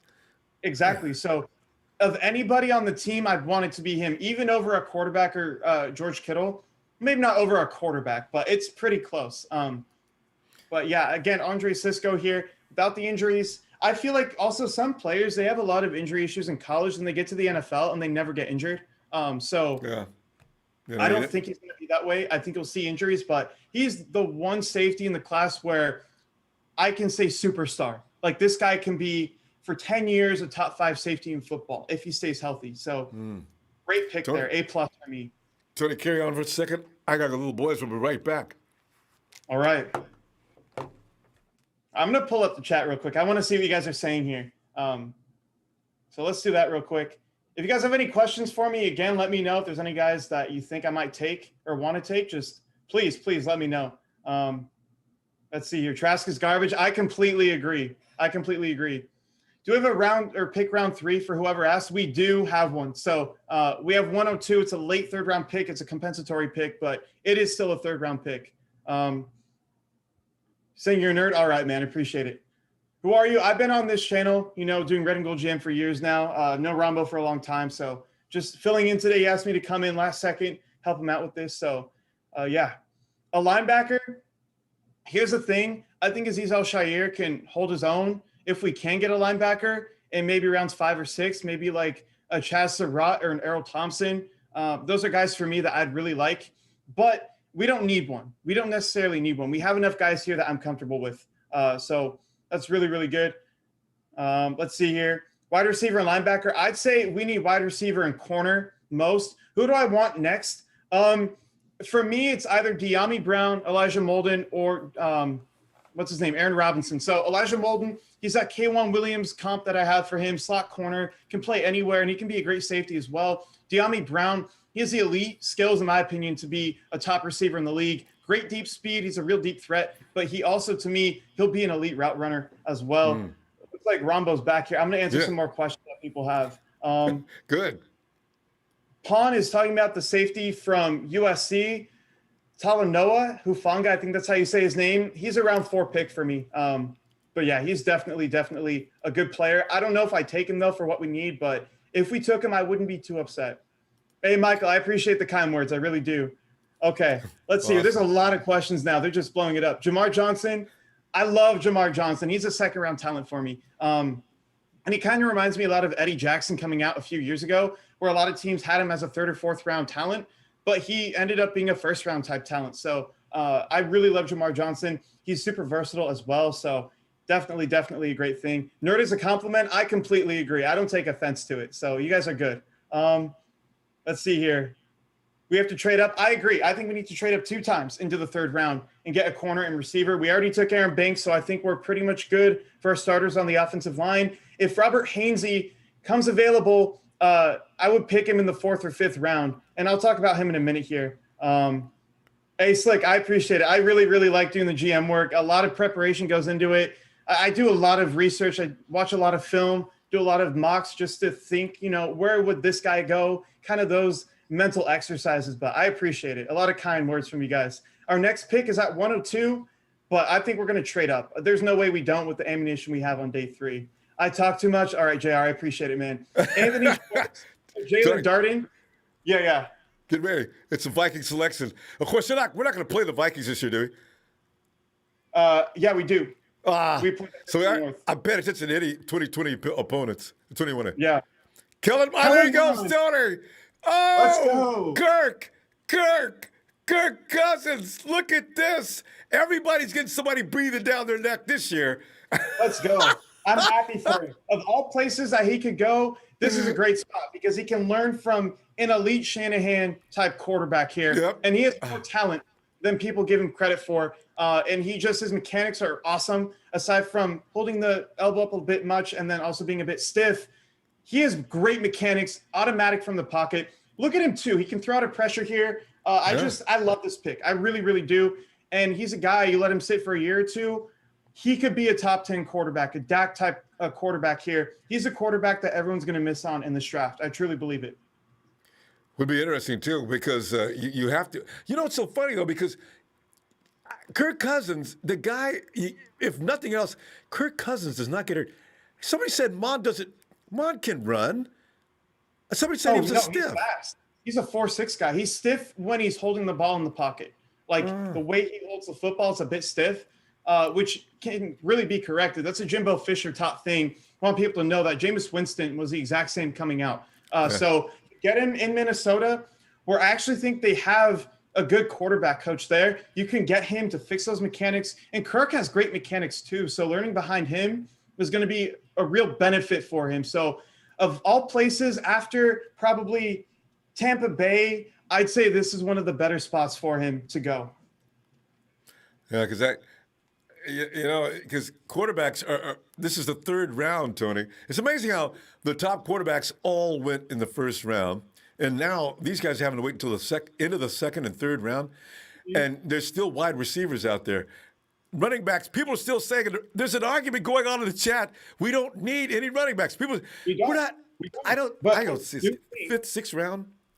We're not getting any running backs. 5, 6, 7. Demetric Felton, if he's there in round 5, I'm taking him. Javion Hawkins as well, who I like more as a runner than a receiver, but I like Demetric Felton more as a receiver from the backfield as a runner. So it's really pick your poison with those two. But those are 2 guys that I'd like in round 5, round 6 if they're available, because we are really injury prone. And those guys, the way they play, they're just super unique. And you can't find many guys like them in the league. So get them in the later rounds. Don't put too much capital into them. Like, it's a late round pick. Most of them fail anyway. But if you can hit gold on one of those running backs, it's really going to be great for you. And Chris Carson in our own division, 7th round pick. So you can really benefit from taking a running back late. But again, I don't think we necessarily need one. We just have injury concerns that make it to where you probably do want to take one. And then, Tony, if not, Go ahead. I want 3 to 4 UDFAs in camp learning the system because keep them on, keep their phone number, keep them on Yep. speed dial, get on their social media. If we need to contact them, we'll have 4 or 5 different ways because it could be overnight that they need to get in here. I don't care where they live. We'll fly them back in. You know the program. We got your I agree. contact here, and we're going to get ready for you to get in next week. Because, man, you're right. We go through those guys like a box of tissue. Hey, just Yeah. running backs don't survive 49ers offense. I don't understand why, but they're not going to last all year. I completely agree. And it happens every year. And Raheem Mostert, as much as we love him, he can't be a bell cow back. He needs to be getting 10 to 13, carries a game just for load management. He can't take it on. Anytime he has a premier back role, he gets injured. So I love him, but Broken arm, high ankle sprain. He that spent a lot Army of time out, too. Raiders, that was gruesome. Oh, man. I don't want to think about that anymore. That was scary. They kept showing it over and over. I know. It's like, have some awareness. ESPN, though, they're known to like to show dark sides of things. Like in the game, they'll always replay injuries a whole lot. Every year for the draft, they have the sob stories talking about deceased family members, like for every single pick. Like, if you're going to talk about a deceased family member, I wouldn't do it during the draft when you're talking about first picks. You know what I mean? Just, they don't have that type of awareness. Hey, Davis didn't you say something about Davis Mills? Tony, I was about they to just say picked something. up Davis. You know what? This guy may be the most underrated guy, but he's had several injuries. Didn't he have knees taken out or something? What's wrong with Davis Mills? I'm pretty sure it was a knee issue. And I was about to say, expect Davis Mills here with the Deshaun Watson situation. If he doesn't play this year and if the verdict goes against him, you only have Tyrod Taylor on your roster, and you can't have that. So Davis Mills, for me, he has issues. He's a horrible decision maker. He isn't great at processing stuff, but just from the raw ability to play, this is why he's a third-round pick, and he has a good arm. So for me, Kirk Cousins, I don't really like that comp a whole lot. I don't know who I really compare him to, but Kirk is a great processor. Decision-making obviously isn't great. So I guess that's probably why they're going with Kirk as their comp here, but I don't love the comp. I feel like Mac Jones to Kirk Cousins is a better comp.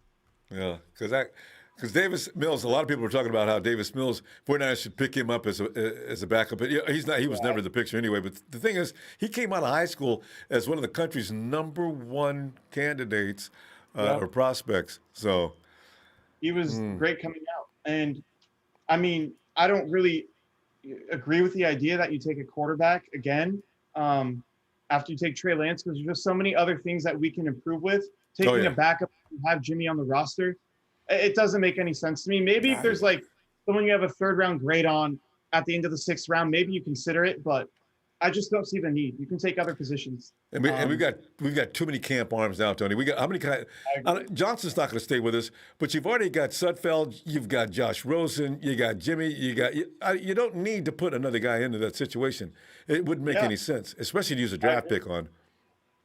I agree. And next year, too, Nick Mullins, he said goodbye to the Bay Area, but don't be surprised. Next year, once he's healthy again, if there's no real interest from other teams, you could expect him to maybe come out for a tryout again and try to come back to our team. I would not be shocked if that happened a year from now. But yeah, for now, I think it's great that we're building a whole new quarterback room. I like Josh Rosen as a third string, and I like Trey Lance. Obviously, he's going to be our future starting quarterback. So I'm excited about that. Here we go with the Falcons. They could Jalen Mayfield. Oh, this is Why a guy I like. Guard that says tackle. So his size, he doesn't have the best size. You see 6'5" here. People say he translates better as a guard. I like him at tackle as well. So he has a versatility to play guard and tackle for me. But I just prefer Brady Christensen here a little bit. For what they do, though, in Atlanta, Jalen Mayfield is a lot more mobile than Brady Christensen. So you want to take those guys because, again, Arthur Smith is another outside zone guy. He's a Matt LaFleur, Sean McVay disciple here. So taking an athletic guy who can play guard or tackle for you, I think it's a good pick here. Even though going to have a higher grade on Brady Christensen, this is a better scheme fit, so you can't be upset with it. And they also have need on the offensive line. And Tony, like you're saying, a lot of teams are adopting Kyle Shanahan's offense. You're going to have athletic offensive linemen can get out in space and create that road for the running backs. So this is going to be the new. Shanahan may have. Well, it's nothing new, but teams just didn't do it because they wanted to play smash mouth football. But this is going to be the new NFL. Yeah, and the way you look at the NFL now, teams are realizing, we get a rookie quarterback and we use that contract and we build around him. So what's the best scheme I can find to maximize what my quarterback can do? And for most players, it is the Shanahan outside zone scheme. And teams took a long time for them to catch on to it because you just assume you got your franchise quarterback, you just paid them like any other guy, and you were good. And you just find a good coach that can fit their needs and whatnot. But what they're looking at now is, okay, I can throw any quarterback in here. They're all going to become better in this type of scheme, and I can maximize their contract, their rookie contract. So that's why it's become so popular. And there's like 8 to 10 teams, I believe, that are running it now. So Shanahan really broke through with it. Isn't it amazing? Yeah, Guys, even but he's got to go into his pocket and innovate a few more changes. I don't want the league being able to keep up with everything we do. I agree. And that's why you saw a lot different looks last year too. I saw a lot more Wildcat from him, which I didn't agree with when he ran Wildcat. Okay, here, Joseph Osai out of Texas. Osai. I like him. I prefer Rashad Weaver a lot. But again, like they're saying here, he has a huge motor, and that's what I really value in edge rushers. Yes. Take Albert Hainsworth, who played interior for a long time, for example, but when he went to Washington, he had no motor. And you saw he was in space, Tony. What is that? What's that rag? That's not good. For me, being stiff can mean a whole lot of things. Like, to me, Nick Bosa is stiff at times, but I value having a high motor over being fluid, because fluid, it can help you get around the edge and move around guys in the run game. But if you're just moving around one way and then you're just not pursuing them a whole lot after that, what good is it if you miss, right? With a high motor type of guy, you can always count on them to try and make the play 100 times out of 100. And it's why, even though Nick Bosa is a little stiff, you see him making huge plays in the backfield. His motor never stops. So I really like this pick here. And again, they do need an edge rusher, because that's one of the main things they're missing on their defense. So I'm a fan of this. Oh, God. It's so funny, Tony, because when you look around our roster, we don't need to put a bunch of kids behind players that they're going to get cut anyway. Yeah. The only thing we really have a seriously real big need for is actually the secondary. And like you say, we need another receiver. Those are going to be the two positions they got to work on from here. They've addressed the offensive line. Maybe we still need a center. No, not maybe. We still need a young center with potential. Yeah. But, Tony, what are we going to find from this point on is what worries me. I think we'll be good. Robert Hainsey, like I talked about, if you can see him at like round 4, he played tackle in college, but at the Senior Bowl, he played center, and he was exceptional at center. So he can play all along there. Oh, Brady Christensen, here we go. At number 70, Panthers, they just traded up, and they gave up a 6th-round pick to move up to 70. I love this pick. Again, his agility, he's not the best guy in space. Like, he's not going to move super well out there, but he's a good left tackle. And he's one of the better pass protectors in the class. Now, run. As soon as you said that, it just lights me up. A better pass protector. If he can move, if he could get out and just road grade, you can't get both usually. There's only Trent Williams is about the only guy that does both exceptionally well. Yeah. Well, also, what's his name over in Green Bay? Oh yeah, David Bakhtiari as well. Even though I don't know, he's not like an elite run blocker, but he's a great run blocker, if that makes sense. But his real forte is great pass protection, probably the best in the league. So what was I talking about before the pick? I completely forgot.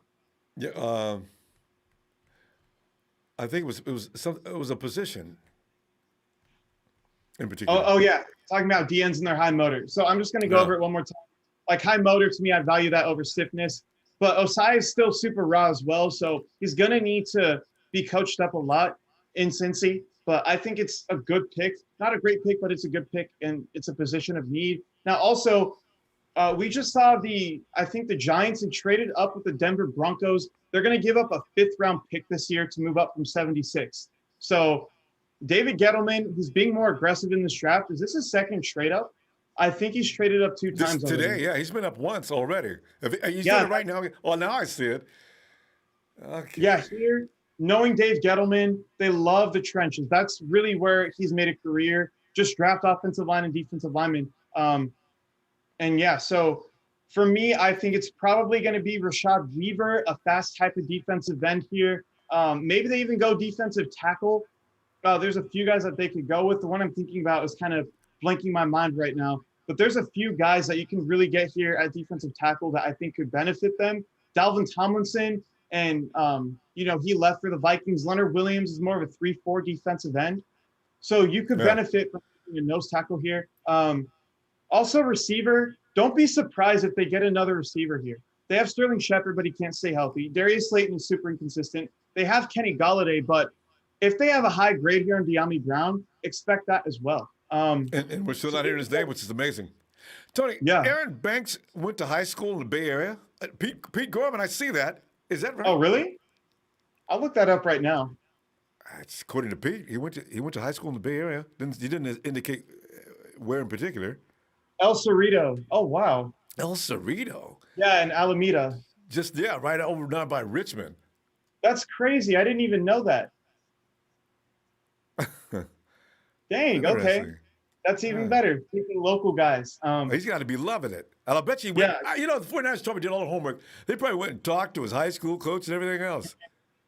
He's a high character guy from everything I've heard. And his ability to pass protect is really what I think drew them, because he's a mauler in the run game. He's a great run blocker, but you don't take a guy at 48 if you don't think he's a good pass protector as well. You don't take projects like that at 48 if you have a big need at right guard where he's probably going to start. So the more I think about the pick, I like it more. I did have a second round grade on him. I talked about Quinn Miners a lot because I did want to get that center squared away because he's just super talented. But Aaron Banks, I had a second round grade on him as well. Another thing too, talking about local guys, Najee Harris, he really wanted to come to the 49ers. I don't know what you thought. He did. He's got all kind of things set up in the Bay Area and everything else. Wearing the hat. He's from Antioch, so I feel for him. There he goes. Tony, look at this. Oh, Tony, Aaron you know Robinson. what? Don't mention your favorite guys anymore because somebody's gonna pick them off. It's cool. I mean, there's still guys I like that are available here. And again, Aaron Robinson, he's a perfect fit for what New England does because he's going to be moving everywhere. Or not New England, New Giants. York. But they run the New England type system. And they value the secondary. You look at who they pay. They pay James Bradbury big money, right? They paid Adoree Jackson big money. All the New England teams, they basically just pay their corners and they draft corners. So this is a great pick here. It falls in line with something I would expect from them. Aaron Robinson was kind of a dark horse pick for me here because I felt like they could have used someone on the interior more, given that they do have Bradbury and Jackson as it is. But great pick here. They'll probably play him in the slot early on. And, if something happens with injury, they can move him outside. But great pick here. A-plus pick. A++.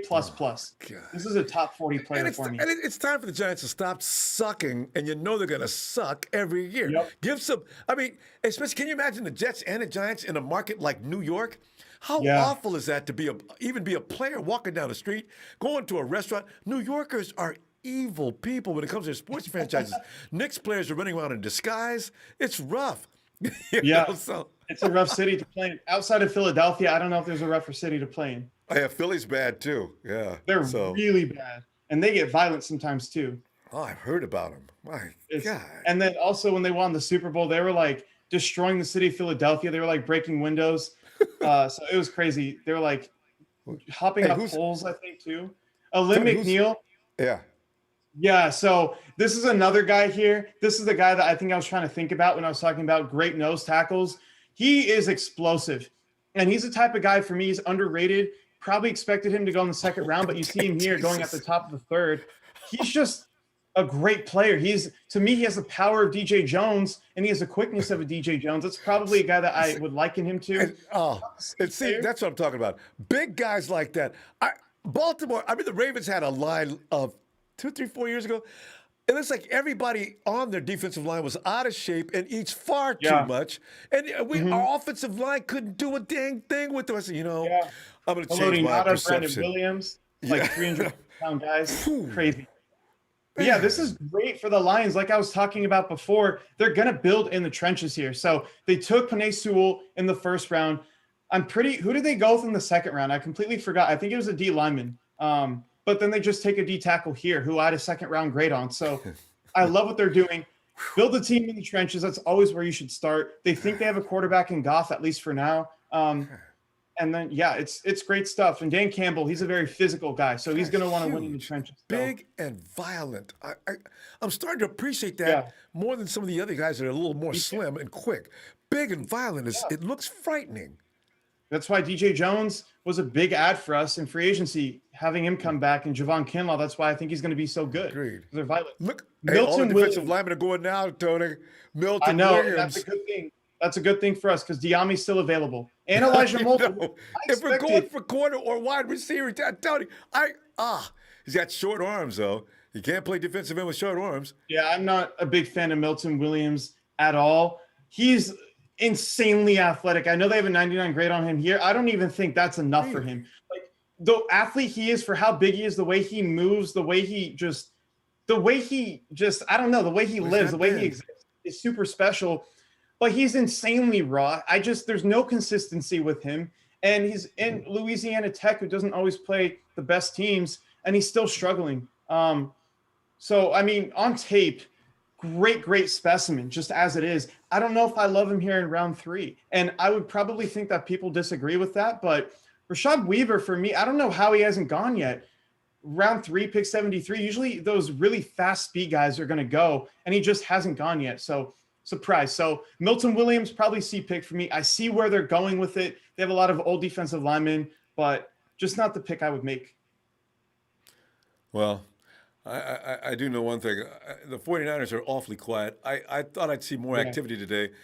Mm-hmm. But you know what? You can't get mad at that because the 49ers do their best work after this third round, second to third rounds. You know, we've had some really disappointing picks. Dante Pettis will leave a scar on every effort they've made in the early rounds for years. Well, yeah, but that was a no-brainer pick. Everybody knew he wasn't going to be anything. Kyle Shanahan was like, oh, he can return punts and kicks, and look at him. He's a good route runner. But when you're as soft as he is and you don't really vet him to see if he's a strong presence, you're screwed. Tony. All right, Benjamin St. Just. Okay. I'll talk about this one. I feel like this is a reach. I don't know if he was worth 74 overall just because of how raw he is. But from the pure ability that he has, 4.52 to me is underwhelming. I felt like he was a high 4.4, low 4.5 guy on film. And the 4.5 pro days usually run a bit fast, so a bit underwhelming. But I'm telling you right now, he is just 6'3". He has good deep speed. He can be a great zone corner, but he just gets confused sometimes. Technique just is not good.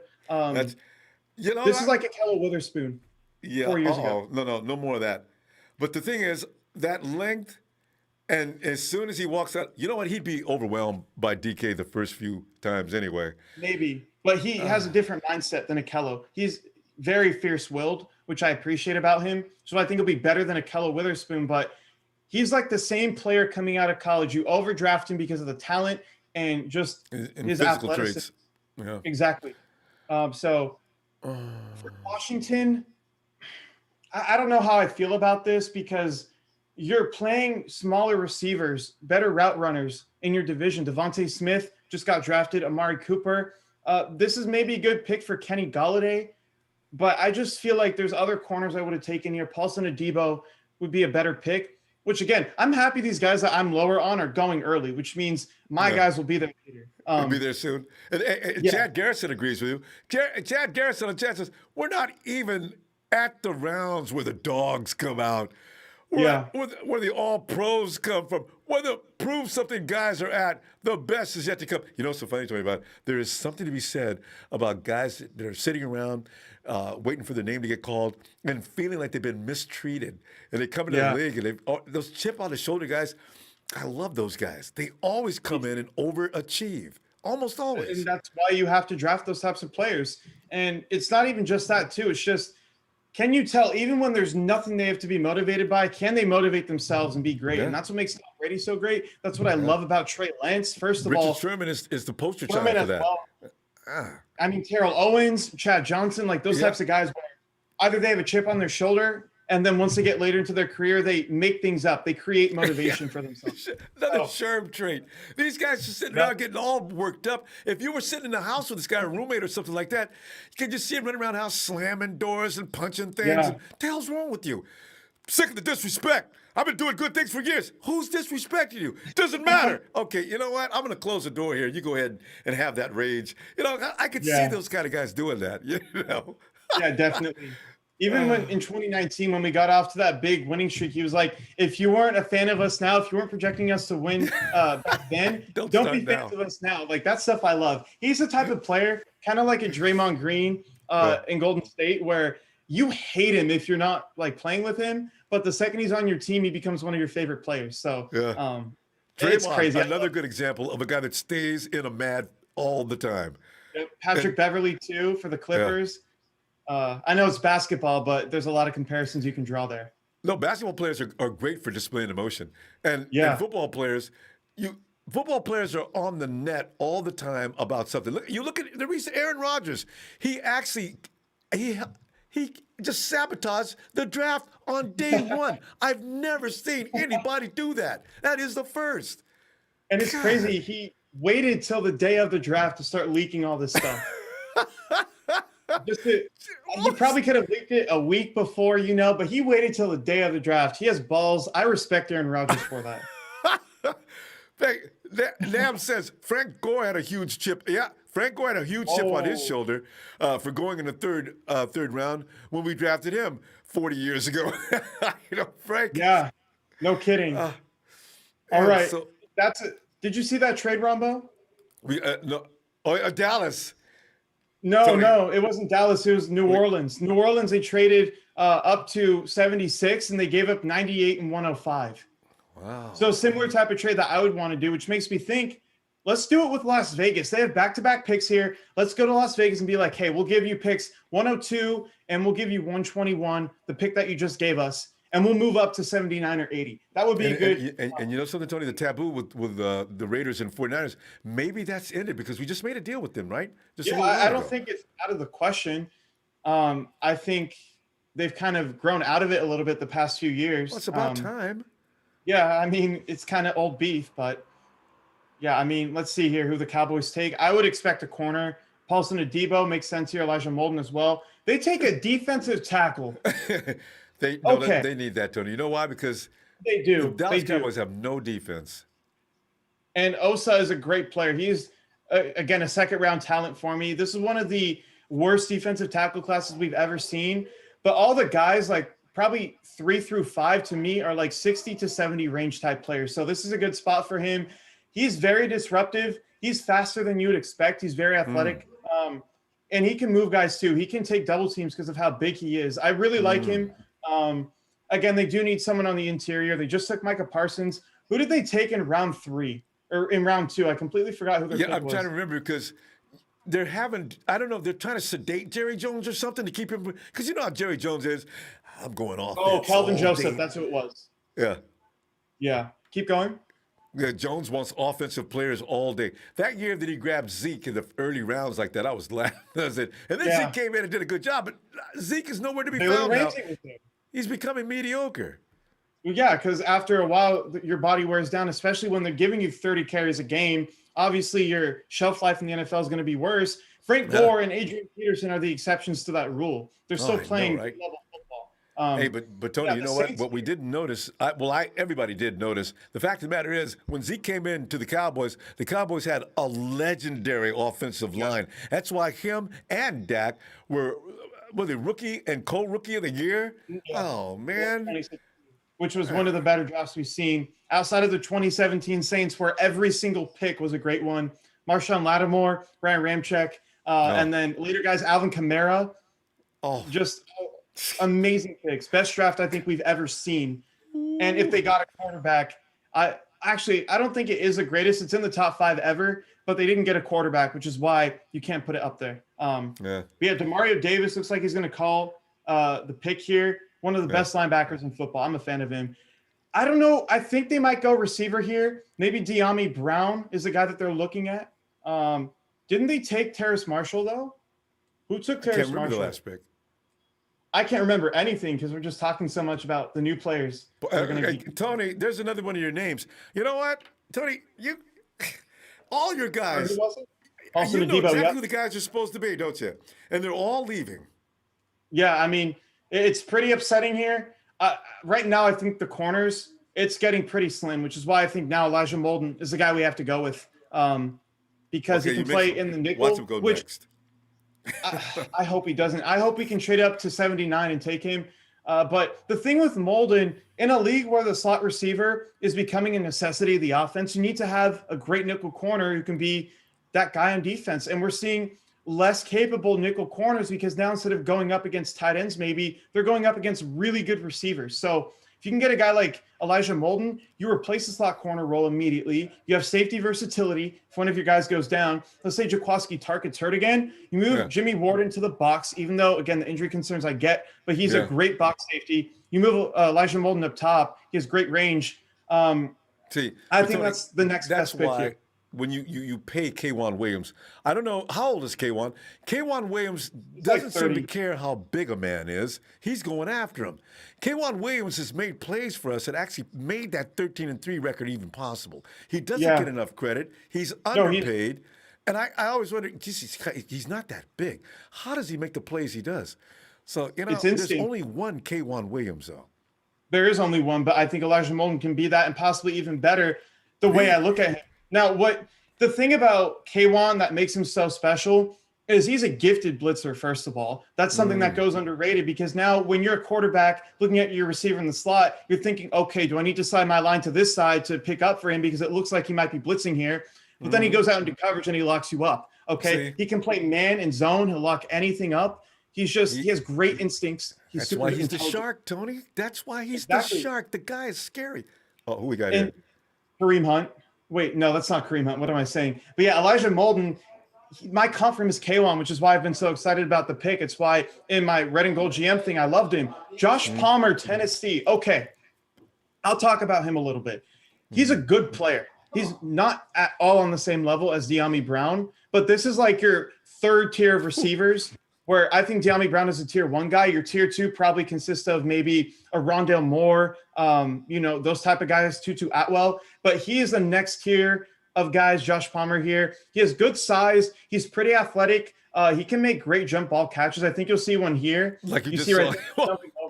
He's just great. He's a great red zone threat. Him and Trevon Grimes, for me, were just great slot guys that you can throw in there. But again, I just prefer De'Ami Brown. But for what they need a good slot receiver because they have Keenan Allen, who predominantly works on the outside. Mike Williams is coming back, another outside receiver. So you get a good physical guy in the slot to kind of beat up the Chiefs defense, which is, kind of soft in the secondary. Yes. I think it's a good pick for the division. I give that a B. But yeah, I hope we trade up to Las Vegas here, one of these two picks, and package. The thing is, could we stop being so quiet? We've got a lot of picks here now. We've accumulated since we've been here today. Let's move a little bit. I think they're waiting for the right pick. They don't want to give up too much because there's probably 3 or 4 guys they want to take here that they really like. So if you move up too much, you sacrifice too much capital. True. You're missing out on some of those players. True. So that's what I look at. Again, tempered trades. You're aggressive, but you're tempered as well. You're not throwing out the whole farm for one player. Absolutely. And Tony, I got a feeling the 49ers know exactly. They seem so calculated in what they do. They probably know where the player's going to be. They don't. Yeah. You don't see any hurry, no rush, no stress out there. The 49ers know when they pick, they're going to have their guy, or they have at least 2 solid choices. Amazing. Exactly.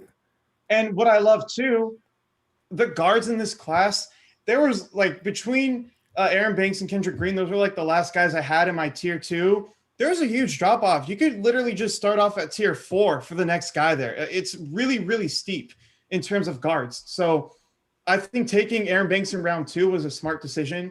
I gave it a B in the beginning. I think it's more like a B+ or an A- because it is a huge position of need. Let's see what they take here. The Vikings, who's this guy? Chaz Surratt. Chaz Surratt, North Carolina. I love this guy. And he is, for me, like they say, Florida quarterback. He understands defense QB really well. That's what makes him so special, is he has a different understanding of the game of football that most other guys don't have, which is part of why I love him. He has good speed. He's athletic. And if you need him to, he can rush the passer as well. Situationally, I think they're going to, oh no, this is just a run play, him filling up the hole, but he's a great tackler. Again, North Carolina, outside of Alabama, I think they might have the most talented group of players in this draft. And I really believe that. Tony, is he left-handed? Was that Chaz that just threw that pass earlier in this particular clip? I didn't see what you saw. But maybe it might have been. I think he is a lefty, but again, this is a great pick here. And for what the Vikings need, they run a 4-3 style defense. You already have Eric Hendricks in the middle. They've been kind of suffering at their weak side linebacker spot. And even on the strong side, too, there's a lot to be desired. So taking a linebacker here is a great pick.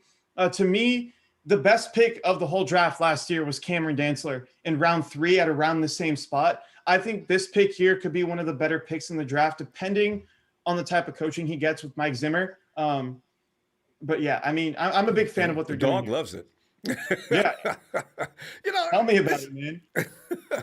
I mean, the Vikings right now, their draft is really good. You get Kellen Mond in the 3rd round, and you get Surratt in the 3rd round, and you get, who did they get? I think it was Darrisaw 23. Absolute steal at that spot. They're the ones they might have the best draft so far. I really think that. Oh, the Raiders got back-to-back picks. What are they up to?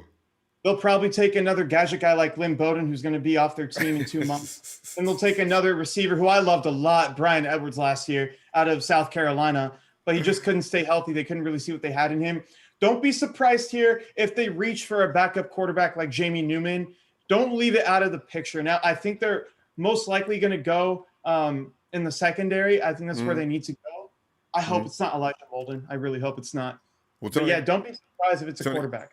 You know, you're giving praises to Banks, and rightfully so. Somebody said Banks could have got later, but Jordan Perrin, Jordan, what's up, fam? Thanks for the contribution. He says Banks only ever gave up 2 career sacks the entire time. And of course, it helps to have Robert Hainsey, Liam Eichenberg, Tommy Kramer on your offensive line. Like, it helps to have all those guys. But when you look at it holistically, the opportunities he did have and the competition he did play, he was a stud. And the pass protection thing is the biggest thing for me, because how many guards have we thrown in here that are great in the run game, right? They can move guys, they get out in space well. But when it comes to 5-man protection on 3rd down, you can't do it because they're going to get blown up the middle. And I think Aaron Banks, too, is an Aaron Donald type pick, because you need to have somebody who's going to be reliable there. He's a bigger body. He can handle power up the middle. So just looking at the way that is, it's an exceptional pick. I'm just really upset that we missed out on all the corners I wanted. We're basically down to Elijah Molden as a nickel guy. But I just want to celebrate this. I didn't know what to think about Banks, but now that we're talking about him, I'm excited about this pick. I don't want us to constantly have to cry about Mike Person. I will never forget for the rest of my life for what he did in the Super Bowl. And also, I won't get over Kyle not making him sit down. Kyle, he's become a turnstile. Here we are in the 4th quarter where we need him to step up. He's stepping out. He could have brought in Brunskill. Yeah. Why wouldn't Kyle do it? Because that stubbornness. I'm gonna stay with my starter. Your starters. Anyway, it's too late to get mad about that again. I don't know why I keep working myself up on that. But anyway, yeah, if Banks is coming in to plug up the right side, Tony, the day we plug up the right side and keep it consistently plugged up is a day we start to dominate and become that team that everybody does not want to see coming to town for the next week's game. Aaron Banks has the traits to be a Zach Martin 2.0, in my opinion. Like, he has that ability. But again, coming out, Zach Martin was a much more refined prospect, and he was a lot better for me in the pass and the run game. He was like next level elite. And the reason why I didn't go super high is because there was a run on quarterbacks early. But for me, Aaron Banks, he's getting a bit overlooked, and I'm not sure why. He was, in my opinion, another good pick.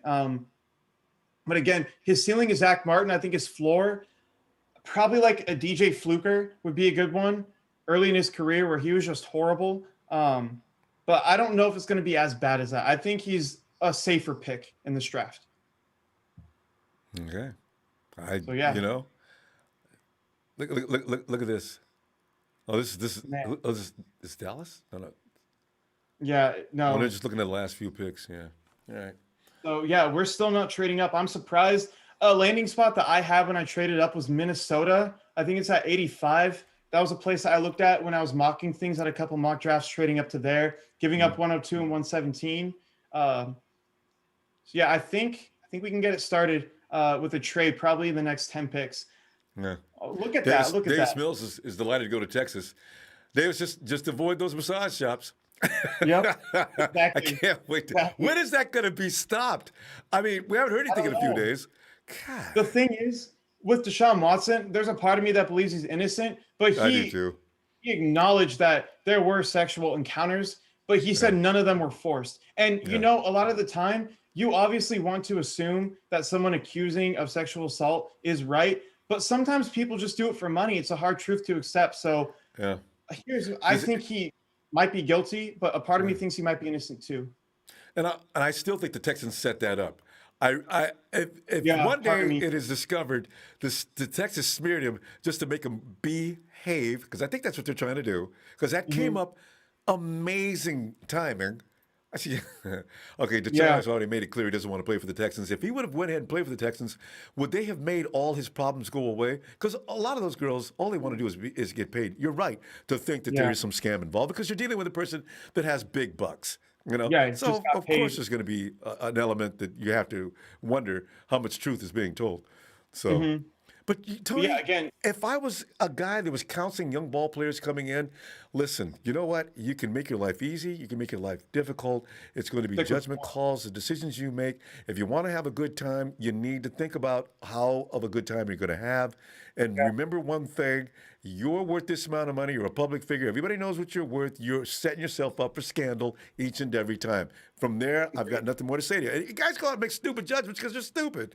So, And I mean, also too, 40 plus massage therapists at the bare minimum, because there's like 22 accusers, I think. And then he said there were 17 other guys that they brought in to say that he didn't do anything. So at the bare minimum, you have 40 in what, 4 years? Tony, That's- how many massages? I can't imagine. Why do I need that many massages? Even if I got one at a time, 40 massages? Like, Or I 40 understand different getting people? 1 or 2 a week.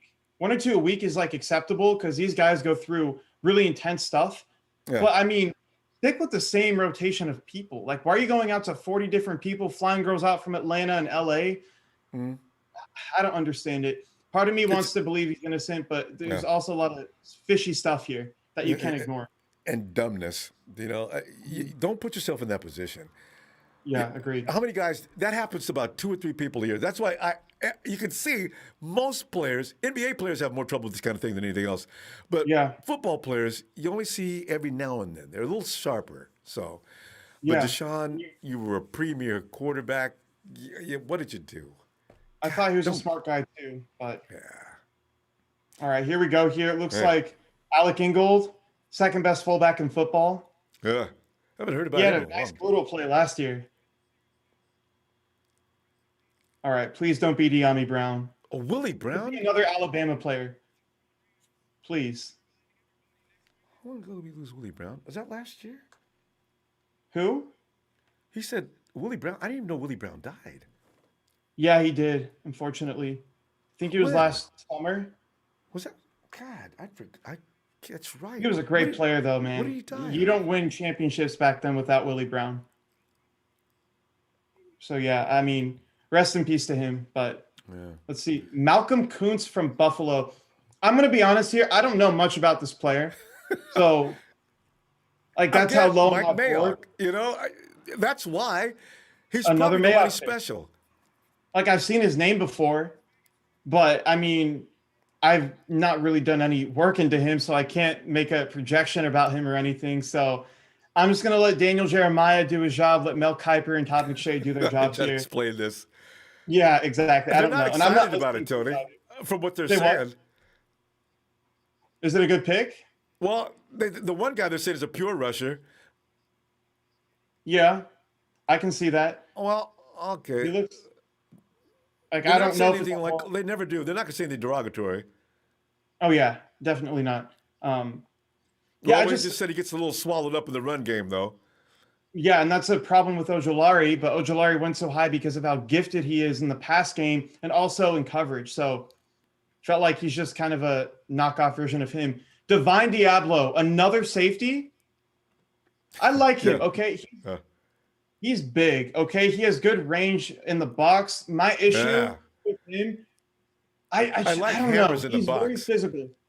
To me, he's like Jamal Adams in the sense that he can't cover in just pure man coverage very well. And he still has a lot to understand with zones. Like, he's not there yet, but he's super aggressive. Like Cam Chancellor in the way that he attacks people over the middle. and Yeah. just how big he is. Yeah. And he has range in the box too. So he could be one of those picks that we look at in a couple years and say, look at him, man. He looks super good. He could also be one of those picks where you say, all right, he was a project, didn't work out. We understand it. Yeah. He's now on his third team. You know, Yeah. this is why Koski is good, but he's not what I anticipated when he came out of the draft. I thought this was going to be a real weapon. Yeah. But he does a good job. And when he's out, it's noticeable. But I think He's a top he's still 15, playing top below 20. his potential. I completely agree. And I don't know if he's being utilized properly either. For me, he's a top 20 safety in football because when he does play, he's asked to do a lot of things. But I just don't know if you want to ask him to do that much. Even though he's capable, doesn't mean it's the best decision for your team to put him in those positions. But yeah, I mean, I like Tart, but it's time to move on. Injuries are too much of a concern. Yeah, We still haven't traded up at all. No, quiet in Santa Clara or at the wherever they're at. I mean, it's Really just weird. Another thing I want to touch on too with the Raiders, it's weird because they drafted Jonathan Abram at 27, I think, 2 years ago, 2019, and they just took safeties back to back. So it's obvious that they're not really sold on him. Maybe because he's been a liability in coverage since he's came in. Maybe they move him to linebacker and they move Divine Diablo back to strong safety where Abram was. I could see that happening. But it just shows you at least they're not afraid to admit what they're wrong. That's something that Kyle Shanahan has failed at time after. No, Kyle, he will never. You're right. Kyle will never admit any faults. He still defends that wildcat play against the Hawks. Actually, that was Mike McGlinchey failing, though. That's one of the reasons why that failed, also, though. Hunter Long. I like him. Like they're saying, he's a complete tight end. He's a great blocker, kind of like a Hunter Henry type of guy for me. I don't know if he'll be as good as Hunter Henry, but he brings the same element where he has a requisite skills to be a good pass catcher in the short game, possibly intermediate game. I don't know how much they'll use him there, but he's a great blocker. And when you have a guy like Tua Tagovailoa, you have Mike Gesicki there, so having someone who can be a second tight end would be good. Gesicki, yeah. Yeah, I really like coming out of Penn State. I saw that guy doing the things he does. He's got athleticism all over the place beyond a tight end. I said, oh, we'll never get Yeah, but that was the year he got drafted is when Kittle broke out. 2017, remember, Kittle had a bunch of drop issues and whatnot. And he wasn't what we expected. But 2018 came, Gesicki got drafted, and then Kittle had one of the greatest seasons ever. Yeah. I'm going to go turn on my light real quick, Ronbo, if you want to answer some questions. Go right in. Breezy Buttery Butt. Breezy got that name. My eyes always shoot to that name. Everyone keeps saying to trade up, but there are a lot of receivers left. Once we see either Melifanu or Diami go, we'll probably trade up for whatever wasn't taken. Tony, can you imagine? We sit here and we watch guys get taken off the table, and then we decide to move. Breezy, I think we should move before that, though. But they've got a plan. The 49ers did not come in without a strategy as far as this draft goes. So I guess we can just sit patiently. We're in striking range for Diami Brown now. We need to trade up. Yeah. Man, he has a point, though, because there is still a lot of good players, good depth that is available here. And I have no clue how Elijah Molden has not gone off the board. Like, I'm shocked. I thought for sure he'd be a mid-second round pick. Now we're in the middle of the third round. He hasn't gone. So, I mean, at this point, what we can do, here's what I'm proposing, okay? We trade it for Diami Brown at like 84, 85. Then you trade it for Molden somewhere around 90, 92, 93. And then after that, you wait. And then there's a corner I really like out of Florida, Marco Wilson. I think he could be a really, really good pick for us. I know there's a few guys in the media that really like him too. Again, he's not like an amazing corner, but I think he could be a great cornerback too in the league. And that's someone who I'd really consider maybe in 120, 130. Also, one of my other draft crushes, Cameron Bynum. I don't know if you've ever heard of him. He's from Cal. He locked down Brandon Ayuk last year. For me, it's like kind of the Cam Dantzler effect where there's some bad film and you kind of have to wonder, is he really going to be able to be consistent? But then you lock down a top receiver in the nation like Dantzler did last year with Chase.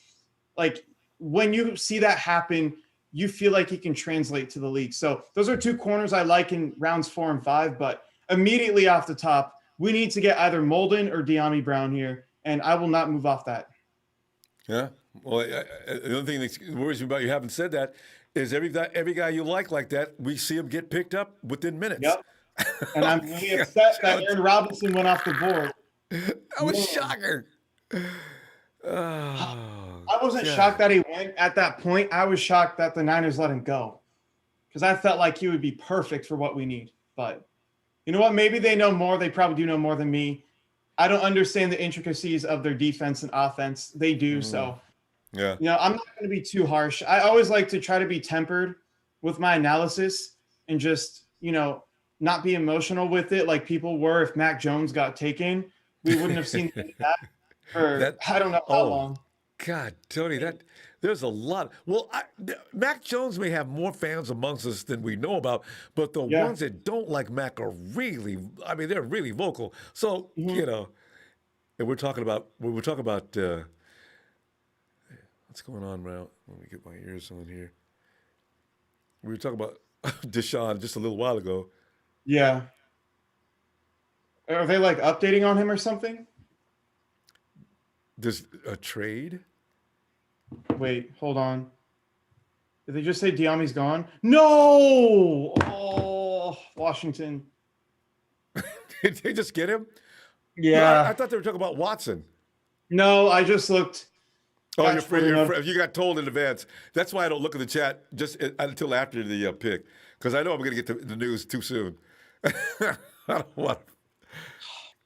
And this was the range we could have traded into. This is a guy that I would have, I would have been cool with him going in the first round, like top 25 pick. That's how good De'Ami Brown is. See, and he fell all the way down where we could have got him all the way deep into the third round. Dang it. God. That is so tough. That is so tough, Ronbo, because they already have Curtis Samuel and Terry McLaurin. Now you add De'Ami Brown to that. There's very few rooms in football at the receiver position that are better. This is one hell of a pick. A++++++. Vertical speed, tracks ball easy. He is like Terry McLaurin compares. Oh, man. They're very similar players coming out. Oh, God. Dang it. Oh, man. I hope you know what you're doing. Oh, yeah, he's got size, too. All right, another guy at receiver that I would expect the Niners to be interested in, Marquez Stevenson. I brought him up a few times here out of Houston. He can play outside, inside. I feel like he's better, at least in the beginning of his career as a slot guy, but he's a natural route runner, and he is over-the-top elite speed, and he just flies. So that's a guy. Jalen Darden as well, also super fast, but he's more of a slot receiver. I feel like there's less that you can do with him in terms of just playing anywhere on the team. But I think he'll be a better slot receiver than Stevenson will be in the league. So it's kind of pick your poison. Do you want the better slot receiver or the better overall around player? So, yeah, but those are the two receivers I look at now that my draft crush is off the board. Oh, man. We've been talking about him all day, Tony. And now we need a guy that can run the whole route tree from here. So I guess we're going to have to think about, oh, man. It's tough, too, because I was like at 32, 33, 34. I was like, okay, he'll probably go around here. There's no way teams don't see it. How do the Washington football team, how did they get blessed with Terry McLaurin 2 years ago and then now De'Ami Brown? They might be the luckiest team in football with the worst owner in sports. I don't understand. Tony, who is Trayvon Grimes? So he's from Florida. He's a bigger receiver, a great red zone threat if you need one. To me, he translates well to the slot. He'll break tackles. He'll be good like that. He's a guy that is in the next team. Yeah. Say what? What we needed in Jalen Hurd. So this guy would be able to handle that. Because I think that's what Kyle had. While teams were like trying to transition from defensively on the field, Kyle was going to line Jalen Hurd up in a position where he knew he could take advantage. This is the kind of guy we still need. I don't know. Tommy Tremble, 83. This is a great pick here. They definitely had a need at tight end. He's a complete player, very good in the pass game, and he's explosive as well, as they're saying here. So I really like Tommy Tremble. He was a top 60 pick for me. So great pick here for the Panthers. Position of need, I give it an A.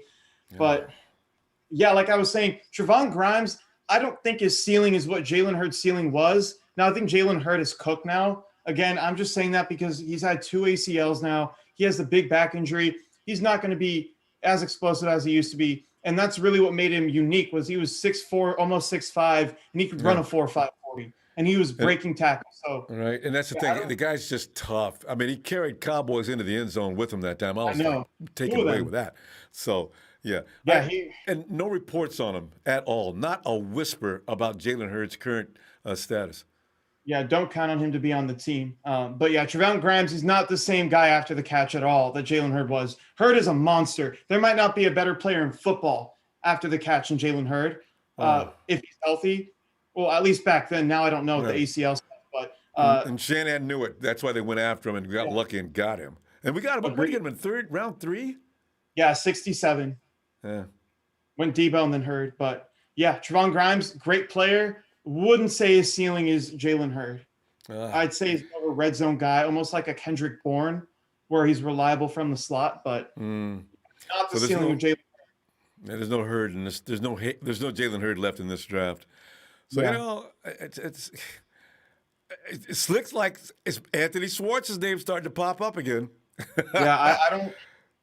Again, a project guy. I prefer probably 5 or 6 more receivers that are still on the board over him. But again, he's a project and he has elite speed. I don't see the speed really translate on the field as much as you'd want it to. So that's my biggest issue with him. And he doesn't really use the speed either to create opportunities. So you'd have to go to a great wide receiver room. I'd say the Steelers would be the perfect spot. They develop anybody they bring in. I don't know if Wes Welker can do that because the way I look at him, I just feel like Wes Welker teaches guys how to be slot receivers. And some of the releases on the outside for go routes, it just doesn't make any sense to me. It's like trying to, I don't know. Just Wes Welker, he's a good coach. I just don't know if he could unlock. And they're benefiting from his teachings out there. Cowboys are back on the clock. I think they might take a receiver here, maybe even keep going defense. They already took a corner. Didn't they take a defensive tackle? They took Osa, I think. Tony, I don't know what they did to Jerry Jones, but Jones is going all defense. Yeah. I mean, it's crazy, and they need to. Their defense is horrible. They already have a great offense with how it is already. Because they were losing last year. They were losing 40 to 37, things like that. What was that game they lost in the last second? The score was outrageous. Nobody's playing any defense on either side of the field. Yeah, I know exactly what you're talking about. But yeah, and I was laughing. I said, Jesus. So, yeah, I mean, Chauncey Golston here, I really like him. I feel like it's interesting. He could – Packers are moving up. That is a surprise. Yes, indeed. That is shocking. I did not think they'd move up here. But, yeah, like I was saying before, he's just a guy who I think he can play on the edge and an outside linebacker almost in the right scheme. It has to be the right scheme to where you're not putting too much pressure on him. But I also think he can play inside as a 3-4 defensive end or 4-3 defensive end. So it's a good pick for what they're doing. Dan Quinn, again, they're running the 4-3 Seattle scheme. So I like the pick. Again, Rashad Weaver, I don't know how he hasn't come off the board yet, but, you know, it's not a bad pick by any means. The Packers here, what do you think they're going to do, Ronbo? I think it has to be a receiver. I think it has to be. Or Aaron Rodgers is going to go running through that stage naked, you know, yeah. just to protest. Man. They're just doing everything they can to make him mad. And they might do it despite him. I think I've never seen this lady before. She's apparently an administrative officer. That's cool. Let's see who it is. Amari Rodgers. There it is. Really they finally gave him a receiver, Tony. Yeah, so like they're saying here, running back build. He's super thick. He is small. That's my one thing with him. But he's over 200 pounds. You look at Tutu Atwell, who's 5'8", 145. This dude's 212. Tony, and to me, that's their Debo. You know, I don't know. He's like Debo in a lot of ways. But Debo is much more powerful. Like don't get me wrong, Rodgers is powerful, but Debo is in a whole Debo's other unreal. class. But what I love about Amari Rodgers specifically is they have Devontae Adams on the outside. This dude is going to be an elite slot receiver in the NFL if you know what to do with him. And he's the perfect fit for the outside zone scheme because he's a decent blocker. I can see him out there. He's just a very talented receiver. Doesn't have elite speed, but he's a great route runner. he has a great catch radius, has good hands. So, I mean, Amari Rodgers to me was a Kyle Shanahan type of guy. Yeah, I don't, I was I thinking don't, that. you know, I'm not surprised that he's off the board here because Green Bay, Matt LaFleur, I feel like a lot of the disciples of Kyle Shanahan are trying to replicate what he's doing here. Tony, So, just from that alone, I'm thinking he may have been the pick next for the 49ers. maybe. 49ers are going to go to plan B. I wish we could find out. Like you're saying, that's a Kyle Yeah. guy. You I know, feel like because that's all we want to do is get those receivers in space and do their thing. It's what Kyle has refashioned the West Coast offense in that way. I don't care about the deep ball. We'll get it off on occasion, but what I want is get that ball in my playmaker's hands and let them break bones going down the field. That's what we do. Agreed. Ah. And I mean, it's interesting because you can make one argument, well, you have Debo already, you don't need him. But the second argument, the counter argument is Debo gets injured. So what happens when you don't have him on the field? You kind of want to have a guy like him because he adds so much to the run game. His jet sweep and his touch passes are all an extension of the run game if you think about it, because you still have guys blocking. Yeah. So, and if I got two of those guys out there, the defense is going to get worn out very quickly. If we're just going, we're moving fast. Yeah, that's a lot of pressure on that defense, and cornerbacks don't get big enough to stop these guys. So we'll see what they do next. Yeah, my issue is if you're not taking care of your body, that playing that style of receiver is really going to run down on you because you're not training to be a running back. You're not training to be able to take impact like that. You're training to be a receiver and be explosive. So if you're trying to run through people time after time after time, your injury risk really, really goes up. So that's my one concern with those types of players. But when they're healthy, it's an added element that's unlike anything else in the league.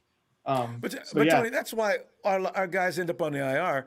All of the guys, George Kittle spends an inordinate amount of time on the IR. But nobody says anything about it because George is so damn good. But George spends a lot of time on the IR as well. Debo, we already see what happened after 1 year. The nice thing about Ayuk, I don't think he's that kind of. Ayuk would rather run around people. He'll run through you. Yeah, he's going to run through you if he needs to do that, but he just as soon quick you, and I like that. That's why he went the whole year last year. And he's a great route runner, has great hands, has good deep speed. He can be a vertical threat, which is why if you get De'Ami Brown in here, you have a guy who's almost like Brandon Ayuk and Terry McLaurin if you had a child. So it's crazy. I like that.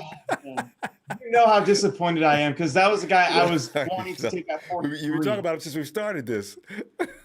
Man, and he went at 82, and 39 spots later than our original pick. Oh, look at Tyler. I mean, look at the cornerback out of Georgia. I mean, he went to start the show. Yeah. God. And I mean, it's crazy. All my guys are off the board now. We're just left with Elijah Molden. So I hope we can. Next, Tony?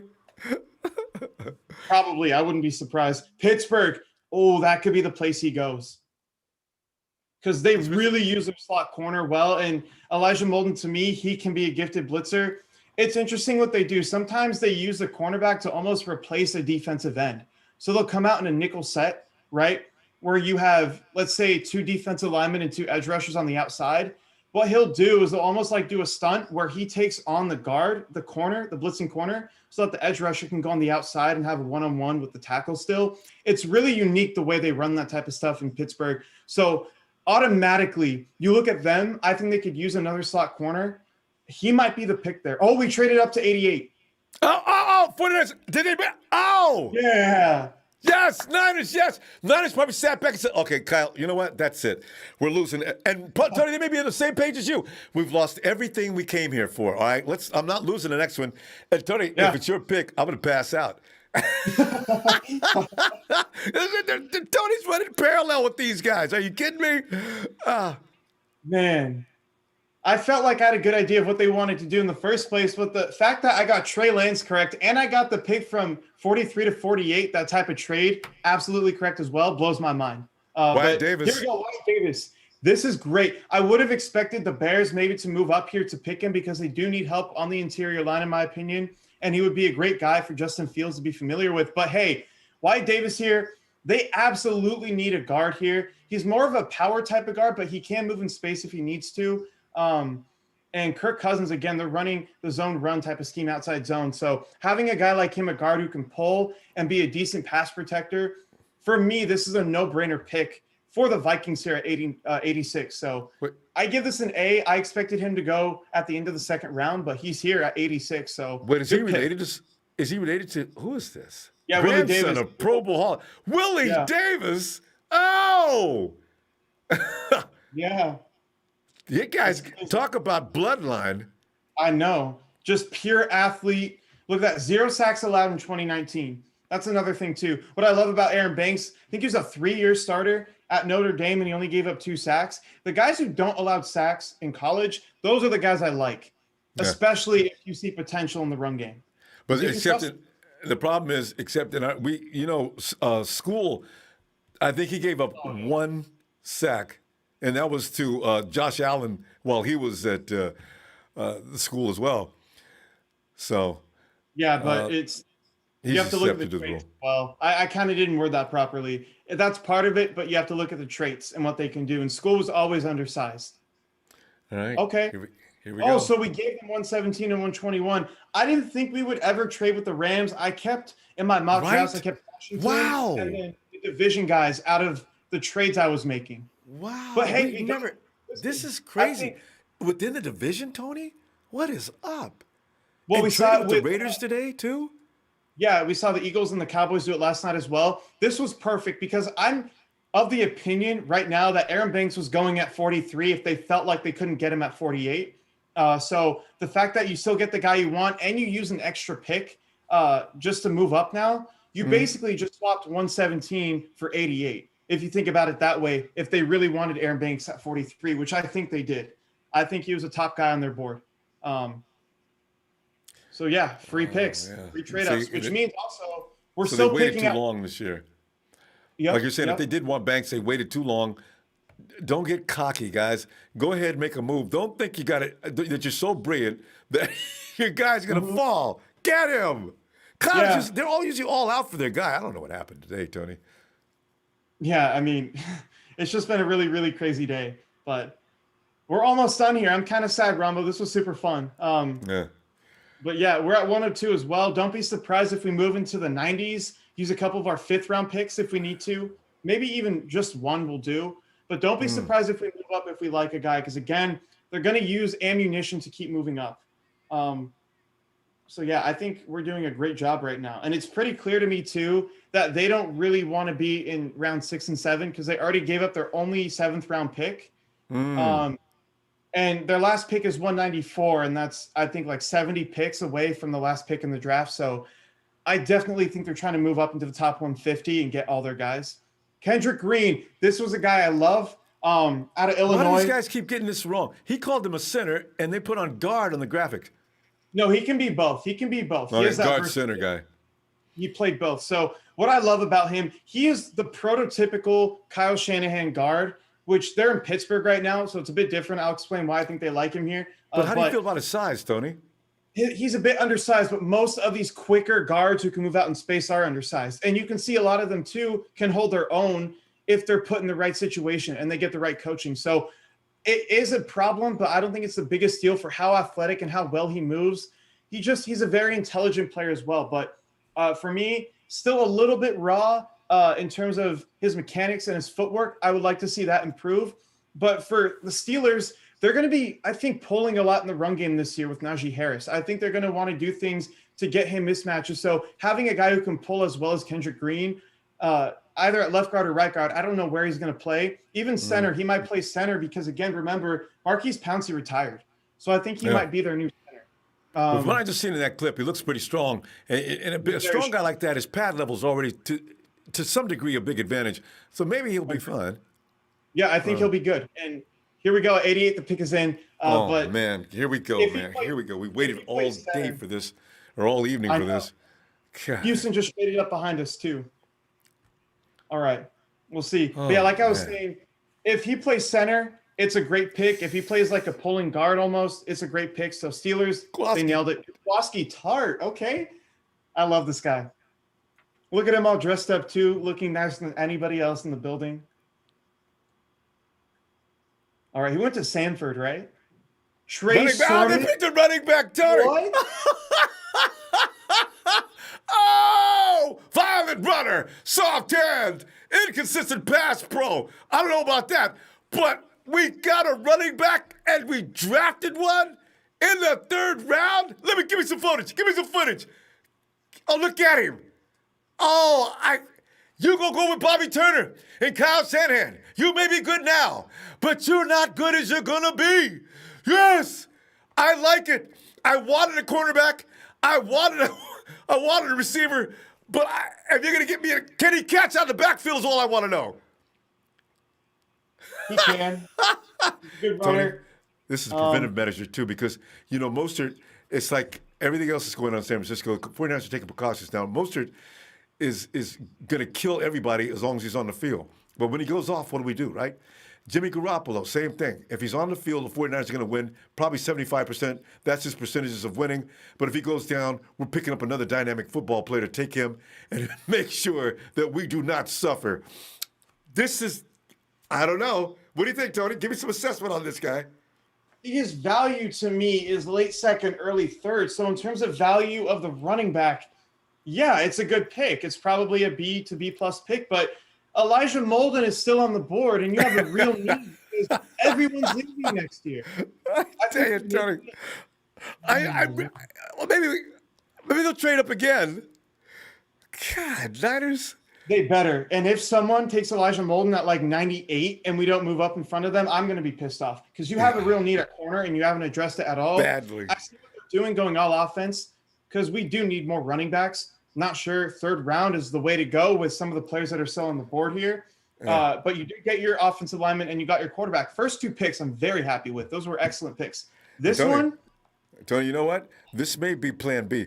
We may have saw one of the picks you made, maybe they left and the 49ers got out of it. Possibly. But because I think after Calvin Joseph, Paulson Adebo, Aaron Robinson, there's a big drop-off for the corners. So maybe that's what happened. Trey Sermon at 88, listen, I hope he's Alvin Kamara. I really hope he is.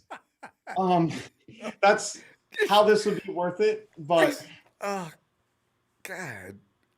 Again, in terms of value, his talent, where he should go, excellent pick. But for what we need, what's on the board, I don't even know if he's the best player available, Ronbo. So I don't know if that was the best pick to make.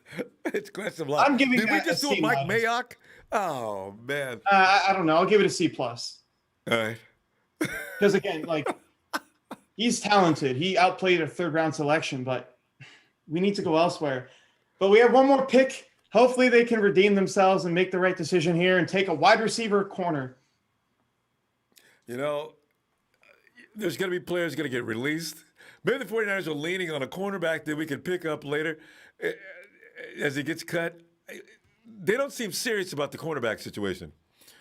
Not at all, which I am really, really shocked about because you want to have at least 1 or 2 guys come in this year so they can learn the system and develop well.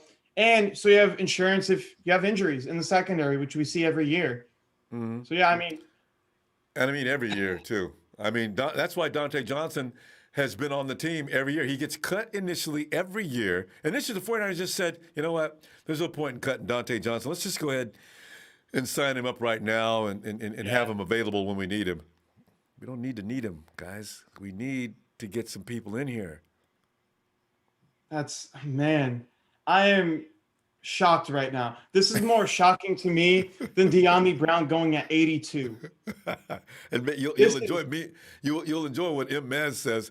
They're not geniuses. If they were, they would have never picked Solomon Thomas. Oh, yeah. Agreed. I also think they value character too much back then. Yeah. Over actual playing.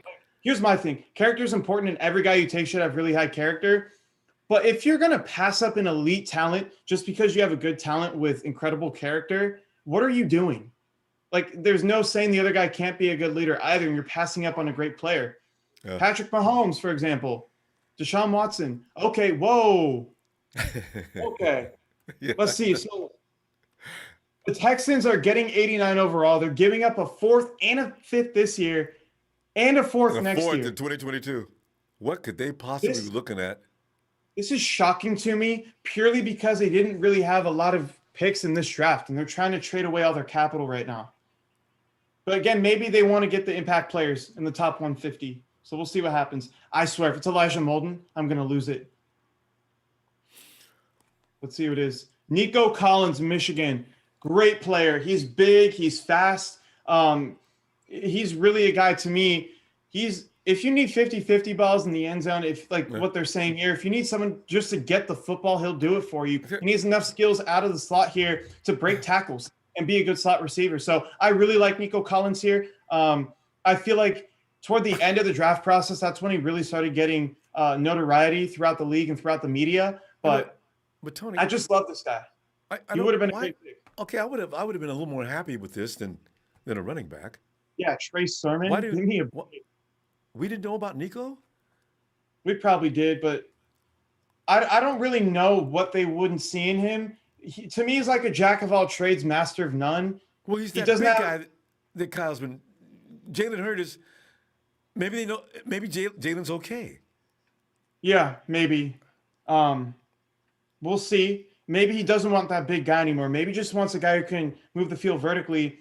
So at our next pick here, again, Elijah Molden. How has he not gone off the board? We need to get him secondary help. He can play nickelback and safety. And then Marquez Stevenson, Jalen Darden come up for me for wide receivers.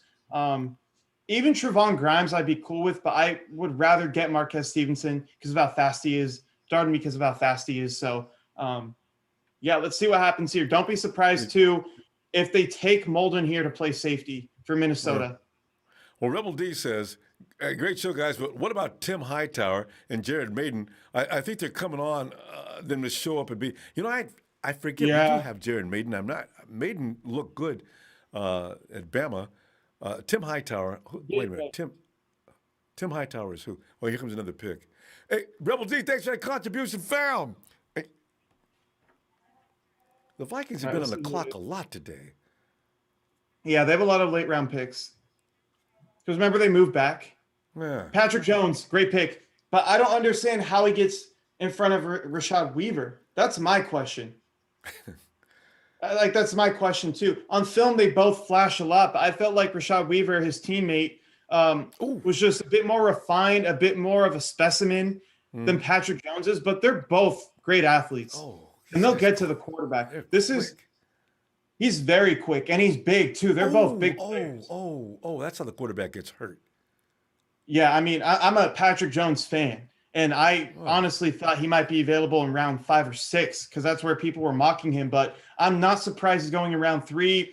I don't know. Over Rashad Weaver, that's my thing here. But again, they do need edge help as well. They lose Everson Griffin last year. Daniil Hunter has been injured all year. They traded for Yannick Ngakoue, and he hasn't really done anything. I know, right? With Cleveland, last year he was. Wait a minute, Ngakoue was playing with who last year? He left the Cleveland Browns, right? He was with the Ravens and the Vikings. That's right. Ngakoue. Yeah. What's the guy that left Cleveland? I've got the names. Olivier Vernon. No, he had a name to start with an O too. Emmanuel Ogbah. That was 2 years ago. Yeah. Or one he signed last offseason with the Dolphins. Wait, no. What he did, he went to the Dolphins 2 years ago, then went to the Chiefs last year, I think. Here comes Myles Garrett. Of all people. Yeah. I'm glad that they took all the helmets off the stage. That would be really bad sight to see. Man. Myles, he's been apologizing for that a lot. Maybe he's okay now. Myles looks bigger now than ever. He looks like he's wearing pads. Jesus Christ. Myles, stop with the roids. Jesus Christ. He's crazy. Oh, he looks like the Hulk wearing a suit. Jesus. He's huge. I think this could be Elijah Molden here. Knowing Joe Woods, get your K'Wan Williams type player. Because you already drafted Greg Newsome to be an outside corner. I think Molden here would make a lot of sense for Joe Woods. But yeah, he looks so big. It doesn't look real. I mean, it doesn't. I wish we would have gotten him. That's crazy. Anthony Schwartz, there he goes. The speed demon. It's all right. over. I really like this pick. And I'm going to tell you, right, Ronbo, even though I prefer Marquez Stevenson as a pure speed type player, Anthony Schwartz has a really high ceiling for what he can do, and I feel like he can add more onto his frame. He's only 186 now. I mean, he looks razor thin. like 15 pounds here of pure muscle and be a better receiver. And you look at their team, right? You have Jarvis Landry, who's a great slot receiver. Wouldn't call him elite anymore, but he's a great slot receiver. Odell can't stay healthy. When he's on the field, he just isn't the same player with all the injuries he's had. So what you do, you want to try and focus Odell in the short game where he can create separation and get this guy deep, running over top. And they really did need a speed element to their team that they really haven't had. So for Baker Mayfield, this is the best case scenario. He's lightning quick here. I'm a fan of this pick. And again, I'm not as high on him as most people, but I understand the pick, and for what they need to do makes complete sense. So, and I know you love this guy too. Is brutal from the point of guys that explode like that. Ayuk's a gear shifter. When you see him take off, he gets faster and faster. But guys like this, they explode from step one. Yeah, 0 to 60 in like a step or two. But I feel like there can be issues that come with that in route running too. If you're just going 100 miles an hour, it's going to be harder to cut on a dime like Ayuk can. So it definitely goes both ways. If you're more of a vertical threat, you want to have that 0 to 60 immediately. But for a guy like Ayuk who can play at all levels, maybe you do want to have that acceleration type aspect instead of the 0 to 60. No, I like that Ayuk because he's got that Jerry Rice factor. Once he gets going, you're not going to catch him. Exactly. Coach Tim agrees with you. He says, we don't need wide receivers. We need cornerbacks. Molden would be my guy. Very versatile and plays cornerback, NCB, and safety. You know, that's Monty Rice. Definitely the guy. Okay, this guy is interesting. I had like a 5th round grade on him. I felt like he benefited from having a good pass rush at Georgia, led by Azeez Ojulari, as we all know. But he's very fast. And that's one thing I like about him. He's rangy. He's fast. He's very athletic, but he's just raw at the position still. I feel like he gets sucked into gaps too often in the run game, which is where I like to see him kind of improve. But he's a decent pass rusher when he needs to be up the middle. So, again, I'm not mad at this pick, given how I think thin the linebackers are right now. After we saw the first like 4 or 5 go, it gets pretty thin. So yeah, I think I don't know. So when you look at Alshar and some of the other guys we got in-house already, there's no upgrades. Did you see coming through here so far? I think for ceiling, potential upgrades. For ceiling for a lot of these guys, like Baron Browning, his ceiling for me is much greater than Azeez would be or Demetrius Flanagan Fowles would be. Like those are guys who are sound in their technique and they have decent ability. But guys like this, I feel like their ceiling is high enough to where you might want to take them, but we just have too many other needs. If we were in a draft where we didn't need a wide receiver or a corner and we're sitting right here, then yeah, you would kind of look at that. But we don't need one. Like Alshire will hold his own when he's playing in the linebacker group, especially with one of the best linebacker duels in football in Greenlaw and Warner. So again, it's not really a position of need for me. So we'll see what happens here. Also, aside from Elijah Molden, Jamar Johnson is still on the board here as a safety. I feel like it depends on their assessment of the corners. If they feel like Jamar Johnson is a much better safety than the next guy at corner, then they might want to take him because, again, Jaquiski Tartt always gets injured, and he's going to be gone after next year. So you might want to go that route because it's a great player, one of the best available at this point. But, again, my pick is Elijah Molden for my money. Well, that's, okay. You know, and as soon as every player you've called their name out like that, we sit here and we watch them get drafted. Yep. So it's pretty scary. It happens every year, though. Like, you don't know what Kyle Shanahan is looking for and what John Lynch are, what they're looking for, basically. So you're making all these picks based on what you think could happen and the guys you like personally, but you're going to have heartbreak every year. And I've kind of realized that you'll probably get 1 or 2 of your guys, but that's about it. Tobin Ernst says, Sherman going to be our running RB1. What's his role and how does it affect current depth? I'm confused by this draft. Yeah. Cornerback, wide receiver, DE. Hello. Tobin, we're in the same frame of mind. I don't know why the 49ers picked a running back. I was amused at the moment, but now that I think about it, I'm not sure what that was about. I know what it's about. See, because Kyle Shanahan, they're lacking a receiving threat out of the backfield, and Trey Sermon is great out of the backfield. And that's why a lot of people have him super high. And he also has enough breakaway speed to where if he finds a crease in the defense, he's going to go for a long run. But again, just for what we needed, I just don't think he's the pick there. And like I've been saying, he's a second-round talent, but you don't pick a running back in the third round if you're really hurting at backup corner and receiver here. So I think Sermon early on will be the third back in the rotation behind Wilson and Mostert and eventually earn his way to the top dog. Tony, what round did we pick up Williams? I'm also looking at this as a bad omen. Round 4. Did we pick up Williams the first year in round 3? It was round 4. They traded up for him. But the difference between that, Joe Williams coming out, he quit Utah, I believe, 2 times. Yeah, he coming out had emotional issues. Yeah.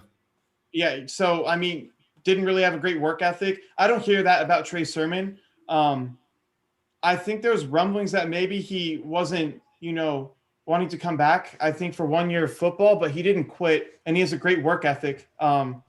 So, yeah, I don't think it's going to be the same type of deal here. I don't see him being a bust, but I don't think that was the pick to go with. Yeah, not now. And if we could have got him next round and we could have got Mold in this round, well, they made a mistake. Yeah. I mean, looking at it too, like let's say Alvin Kamara was here and we didn't know anything about him before the draft, I probably would still be upset with him. But looking at him now, like in hindsight, you'd say, all right, that was the pick over any of these corners. So we just don't know. I'm going to give them the benefit of the doubt here, but they need to go secondary. How about Spencer Brown here? Yeah, good pick. I'm a fan of him. He's just, like they're saying here, super raw. He's huge, though. Like, this is a guy, when you're just looking at just the ideal build for a tackle, this is a guy you look at. And he is everything's got to be long. That way. He's very athletic and look long. At that. But he's mean. I love it. I know. We see him again. Keep in mind, too, he is playing 1AA football. So it's not the same type of talent you would see, but still, he is super just powerful. He's just super raw, and that's really why he fell this far. But I think for me, it was a 4th-round grade on him, late 4th-round grade. So him going this high, I'm not really upset at all because it is a need for them, and he has the ability to potentially be a good tackle in this league. Because I'm worried about tall guys. I need you to stop around 6'6", 6'5", at the most, 6'8", because Mike McGlinchey is mind-blowing when you're sitting there and you find yourself, instead of watching the interior or the quarterback, you're watching McGlinchey. You ever catch yourself doing that? No, I just watch him because I want to see if he's going to fail or not. Right, that's what I'm saying. I'm watching Mike, don't. And sure enough, he gets blown up, or he does a good job. He gets way too much flack for he does pretty good the whole game, but he always has those brain farts suddenly at exactly the wrong time. It's horrible. It really is. So, yeah, I feel like unless you're Trent Brown and you're just like a big square, it's harder to be tall if you don't have a lot of weight. But this guy is 3'11". Mike McGlinchey is like what, 280, and he's an inch taller. Is Mike dropped down below 300? I thought he was still hanging around 305. No, he's been under 300 all season. Oh no, coach has got to have a long talk with Mike. Mike, stop with the vegetables and start eating full balanced meals, dude. Come on, man. Have some pancakes and syrup every morning. And in the middle of the afternoon, there's nothing wrong with a nice big cut of beef. Come on, man. It's just really upsetting because you see on film, like, for how big he is, he should be able to handle power, but people just blow right by him. And especially the speed rushers who turn their speed into power. That's where he gets in big trouble. And Tony, I think Mike was trying to become faster. I think he always believed in his own strength, but I think he thought by losing weight, but Mike, you've got to improve your footwork first. You can't just lose weight with no footwork. His feet, sometimes you're looking at him standing in the wrong position to begin with. I said, well, Mike, what is his feet goes? The guy goes left, you're going down, and sure enough, he's out of position to make a play. I can't believe the coaches are not looking at film and said, Mike, what the hell are you doing? He has a weird tendency. It's weird. Like, what he'll do, he'll move his left foot almost out toward the sideline too much. And what that does, you ruin your ability to create power in torque in your torso. So guys just speed around you. They get you going one way, and now your feet, because it's pointing out in that direction so far, just throws you off to the side. So And I guess I, he's I'm a little Chris anticipating. That's how you Foster. make that kind of bonehead move. It's ridiculous, but we'll see, man. I hope Chris Forster looks at that. Let's see what Jacoby Jones has for us for the Ravens at 94. It doesn't look like we're trading up again. It Jacoby doesn't. Jones is Ben Cleveland. hilarious. Who is Ben Cleveland, Tony? So he's from Georgia. Again, he's on the offensive line. He can play guard or center. I like this pick for what they want to do. He's like a pretty athletic guy, and I feel like for what they're doing Looks in the like run it. game, Is that a it's fat guy? definitely going to be cool. And you look at him; he's 343, 6'6". Ooh, that's When all you're rock. running, Oh God! Oh, I like those kind of guys. But man, he's the perfect type of guy for the Ravens, the way they run, because there are a lot of power type, holes that they're running. They have the zone read, obviously. They have a read option, but a lot of ways they run the football is just pure power with the offensive lineman. It's not getting them out into space into a zone. Georgia's been a running school. Victor Andrews, thanks, fam. I see you. Have you seen Joe Staley lately? He's a sexy beast. Tony, He looks Joe good. got down to a svelte size. See, that's what Mike's problem is. He loves Joe, man. That's his hero. If Joe does, we gotta talk to Joe. Hey, Joe, listen, Mike he's gonna do everything you do. Would you just bulk up for us during the season? Yeah, exactly. Just get the Mike to follow lead. Because he's not listening to coaches. Do He'll listen to anything. you. Oh, God. Man. I think that's his role model, Joe Staley for Mike McGlinchey. Oh, it is. So, Yeah, he loves the hell out of Joe. I know. remember Joe says at one point he was getting annoyed by Mike always following him around. all right, let's see what happens here at 95. They could go anywhere. They're so deep. The Buccaneers are the one team that really doesn't have any holes in their roster. I swear, if they take Elijah Molden here, They didn't do it. They got a tackle.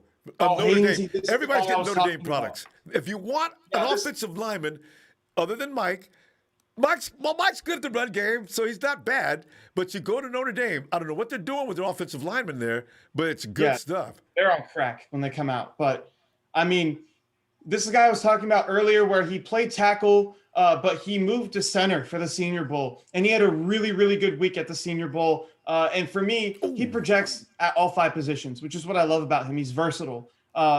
He's great in the run game. He's a solid pass protector.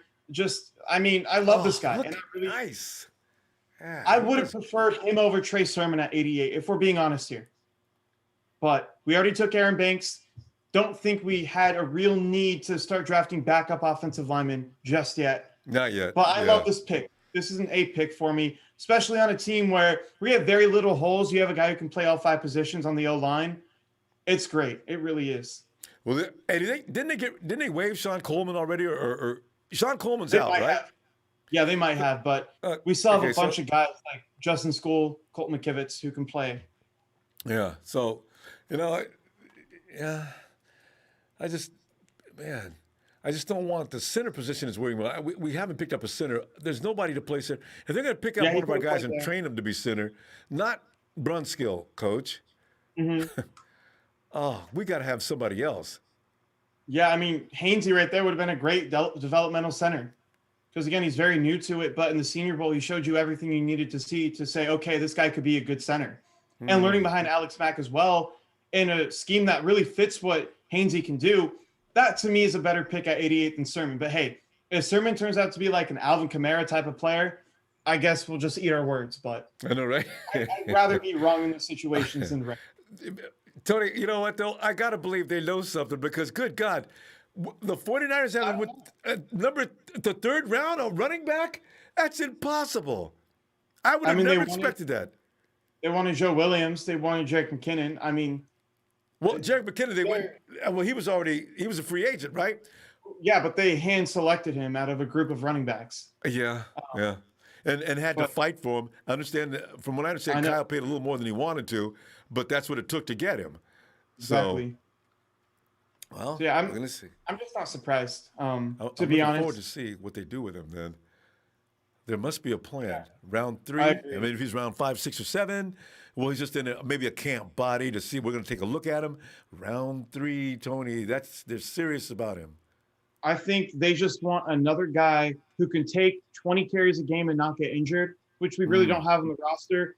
if you're thin at running back. And this is how I look at it. Maybe you go Raheem Mostert, Jeff Wilson, first and second down, add a little speed and power combo. Then third down comes. Sherman can run the ball however you want. He can be a pass catcher. I think he's a third down running back. But the way it's paying the running backs in the roster. You're right. Yeah, Jerick McKinnon leaves that a void. And Jerick McKinnon's a talent above just your average guy they like to pick up, right? So you bring this kid in, and he should, I guess they studied film on him for a long time before they made that choice. He should be the Jet McKinnon this year, maybe?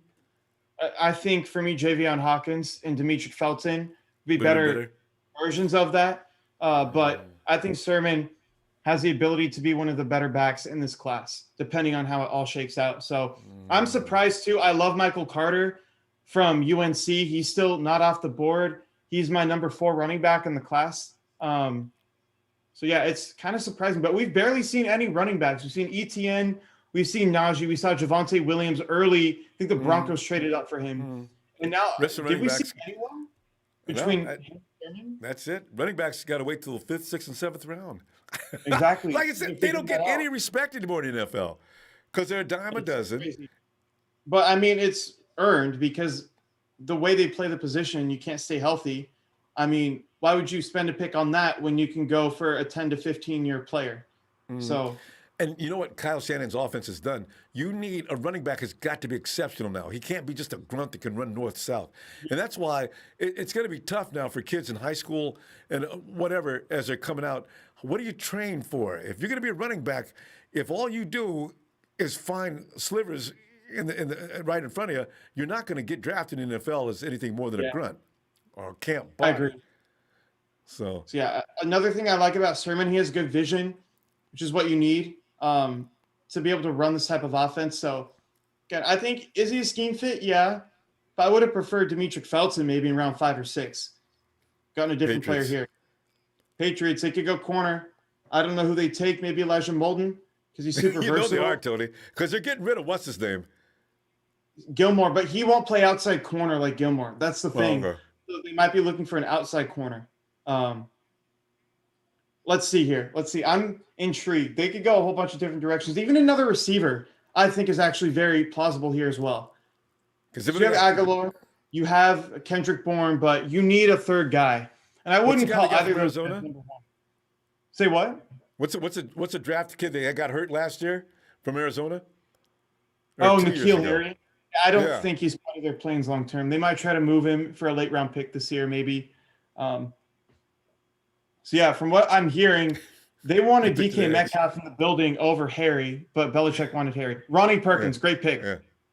This is a great pick because he can play. He's going to be a great 3-4 edge guy for me. And although you don't see a lot of tape of him playing zone coverage, I feel like he has ability there. Just how twitchy he is, just the way he plays, he's super fast. He has great instincts.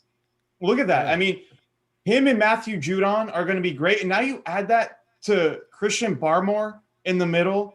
They're doing really good stuff here. I really like what New England's done this offseason. Hey, by far the best offseason. Bend and flatten. Hey, Belichick that's the defensive mind. Yeah, he knows what he's doing when it comes to this for sure. I mean, it's just this could be one of their better draft classes ever. With Mac Jones falling to 15, then you get Barmore in round 2. Should have been round 1. And then Ronnie Perkins, look at this dude. He's powerful. Like he's not 6'5". You see him body slam that dude? I know. He's crazy. I love this guy. I really do. And again, like Rashad Weaver, I have slightly higher, but Ronnie Perkins is right up there for me. And this is a guy that I expected to go in round 2. So the fact that they're getting him at the end of round 3 fits their scheme perfectly. You can't get any better than this if you're the New England Patriots. They sat cool. They didn't trade up for anything. They just waited for the best guy available, and it's paying off. I mean, look at this. What they did in free agency was just outrageous. I know. Belichick got embarrassed for the last time for a while, I guess. So that's interesting. Yeah, he was also smart last year, didn't spend any money in free agency because he knew with COVID, teams were going to be in a bind to be in salary cap situations. So you know what he did? Didn't re-sign anybody, let everybody walk. And then this season, you get a lot of guys on some cheaper deals. Like Matthew Judon any other year probably gets $19 million per year because of his position. He's an edge rusher, but he only got 15. So I mean, just really good stuff by Belichick. 40 chess, in my opinion. Chargers, Trey McKitty. Whoa. Okay, this is weird because I didn't have this guy going until late on day three.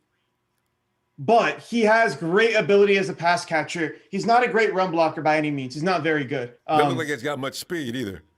Yeah, but he's shifty and he can create separation in the short game. So that's what I really like about him. And for Justin Herbert, that might be what they want to do. So I'm a big fan of taking a tight end here, but for Trey McKitty to go this early, just for his limitations as a blocker, I don't know if you want him. Now, if he were like a Darren Waller where he could stretch the field vertically like crazy, then yeah, it's definitely worth it here. But he's more of an intermediate short game type of guy here, and he can't run block super well. So yeah, not the best pick here, but I understand why they did it. They're protecting Herbert, and now they're getting him weapons. Tony, there's a vote here for Ifitu Melifanu over Elijah Molden. How do you feel about that? I disagree with that, and I understand what people are thinking. But to me, Melifonwu, there's just too much that has to improve for him in terms of mechanics and understanding the game to where you can't just have a raw guy like this come in. He is a ball hawk, but still super raw and needs to understand more about the game, where even though Molden has a lower ceiling as an outside corner, he has all the traits to be a lockdown slot corner in the league and a great safety in the league. So just from best player available standpoint, for me, it's Molden, and it's not close. Would I be mad if we picked Melifonwu here at 102? No, it would be a decent pick because we still need the outside corner, and he's one of the better guys available. But Elijah Molden, man, he's still here. And for the injuries we have, having someone who can go slot corner and safety any way you want and be a really good guy like that, I think you just have to consider him here over anyone else. The 49ers had a conversation with Melifanu a few weeks ago. One of the virtual conversations they did with a few players. I don't think he's coming here. Yeah. No, not now. You can't throw his brother out and bring him in. Exactly. The day that you're – it just doesn't make sense. Yeah. Now, if he was selling the team, then you'd say, okay, there's a chance here they want to get brother and brother, but it's pretty clear to me he's not going 102. Yeah. Tony, I just realized Donna Ponte, an NFL administrator, is a lady. This is things are really shifting around the NFL. Yeah. Oh, this is one hell of a pick. And I was talking about taking this guy in the 50s. This dude, in my opinion, has one of the highest ceilings out of anyone in the class because he is just a brick. He's a brick. He's smaller, but he moves. Look at that. Look at those blocks he's throwing on people. He can get out into space, and he can move you over, and he can throw you down. Yeah.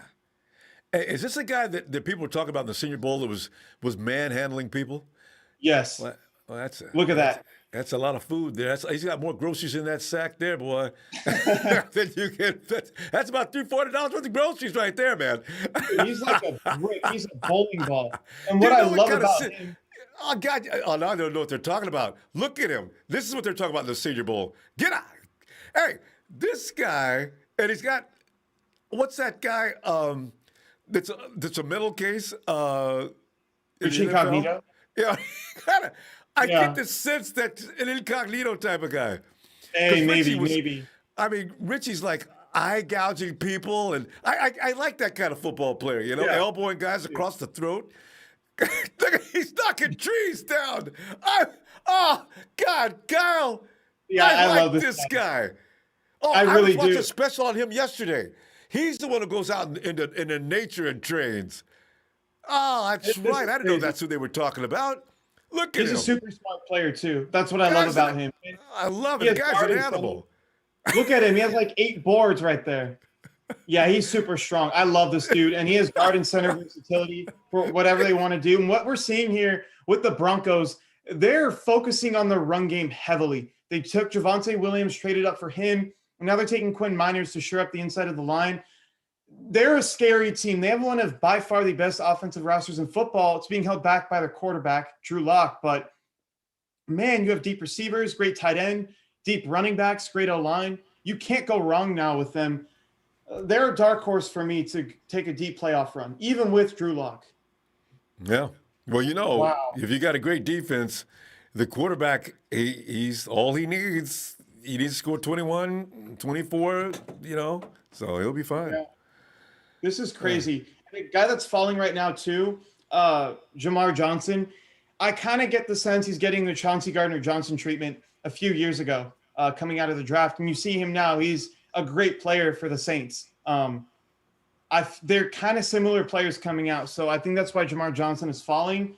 Kind of maybe the same mindset that teams have, the same kind of reasoning, but we'll see where he goes. But again, Elijah Molden here. Wouldn't be surprised if he goes to Dan Quinn in Dallas. They could Cornerback. take Hey, who's this guy? Tony, who's this guy? Nashawn. Deshaun Wright. Is he worth it? Is he worth a dime? I'm gonna be honest here. I've never heard of this guy. 6'4". What?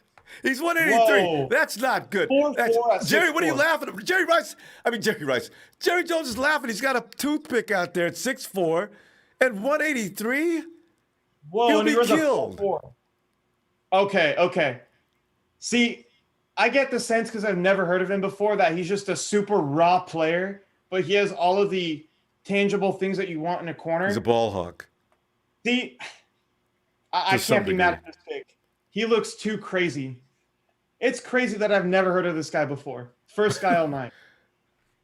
Well, actually, no, second guy. Everybody's loving the gut.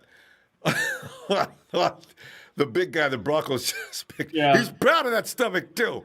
I've known guys like that. I always get a kick out of them. They're proud of that belly because they said it took a lot of work to get it to that size. Okay, 102. We are coming up. Let's Finally. go. Tony, And we're going to be right in front of the Rams, too. So and somebody's going to jump in front of us and trade up. Watch. they might trade up to Detroit real quick.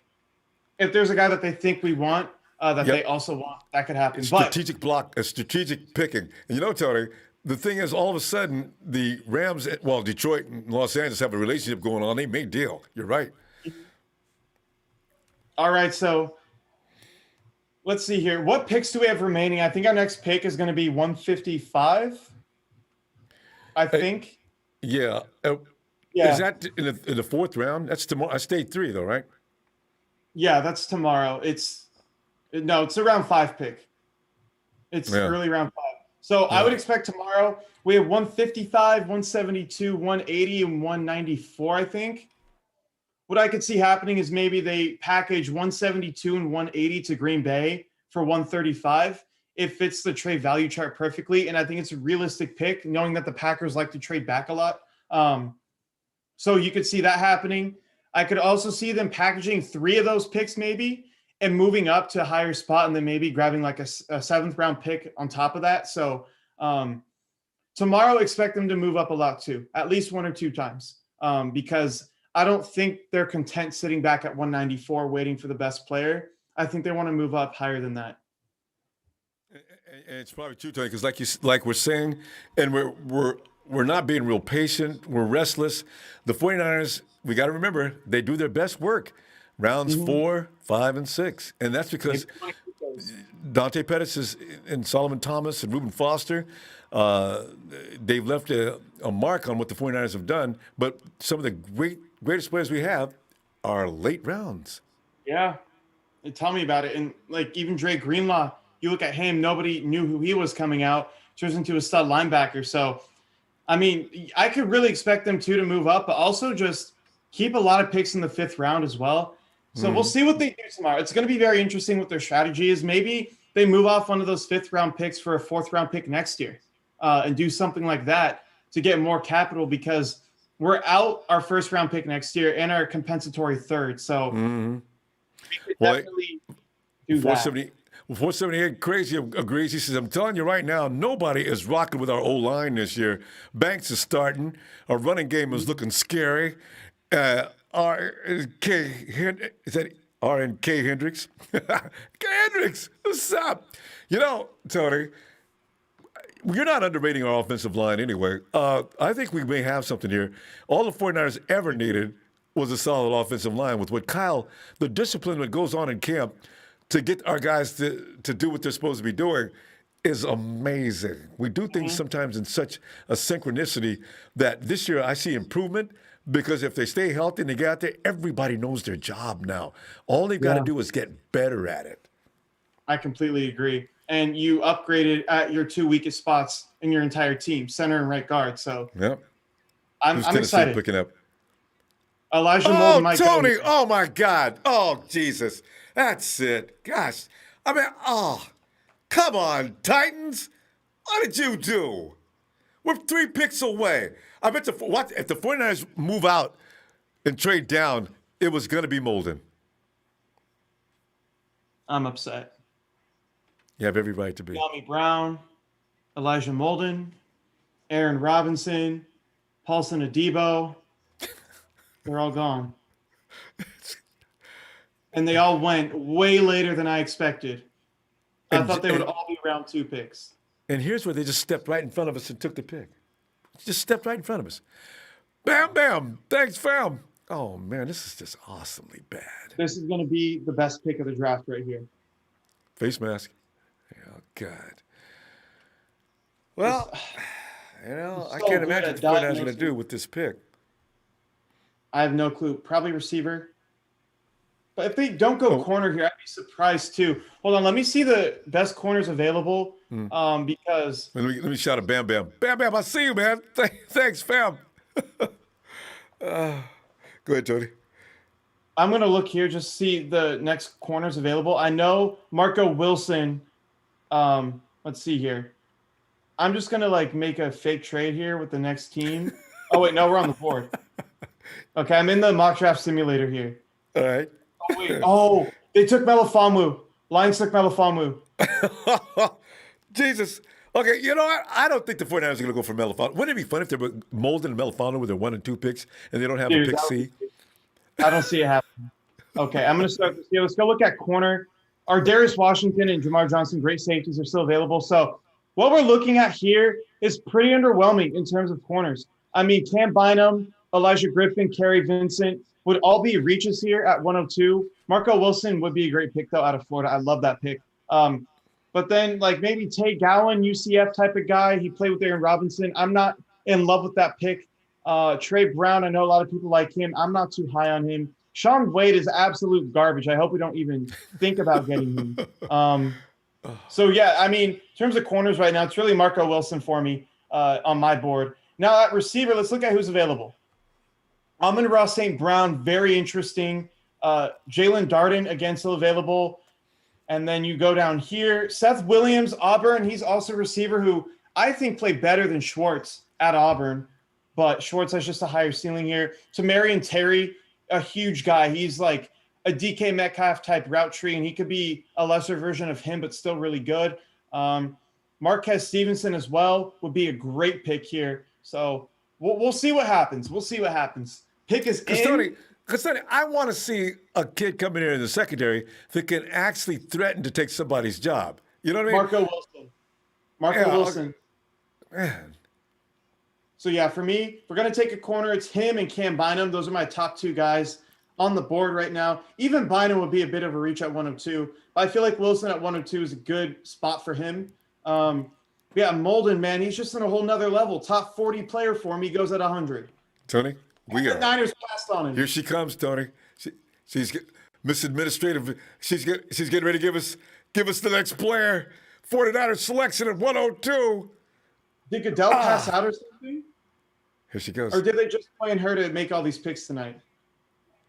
All right, the pick is in. I just got a notification on my phone. No, don't tell me, Tony. I'm not looking. What? Who's it? Who is Ambry Thomas? Ambry He's a Thomas, corner. Michigan. Tony, Yeah. Tell me he can play. I'm not as high as him as most people, I would say. He's a good player. And in Jim Harbaugh defenses, you're always going to be coached really, really well, which is something I like with him.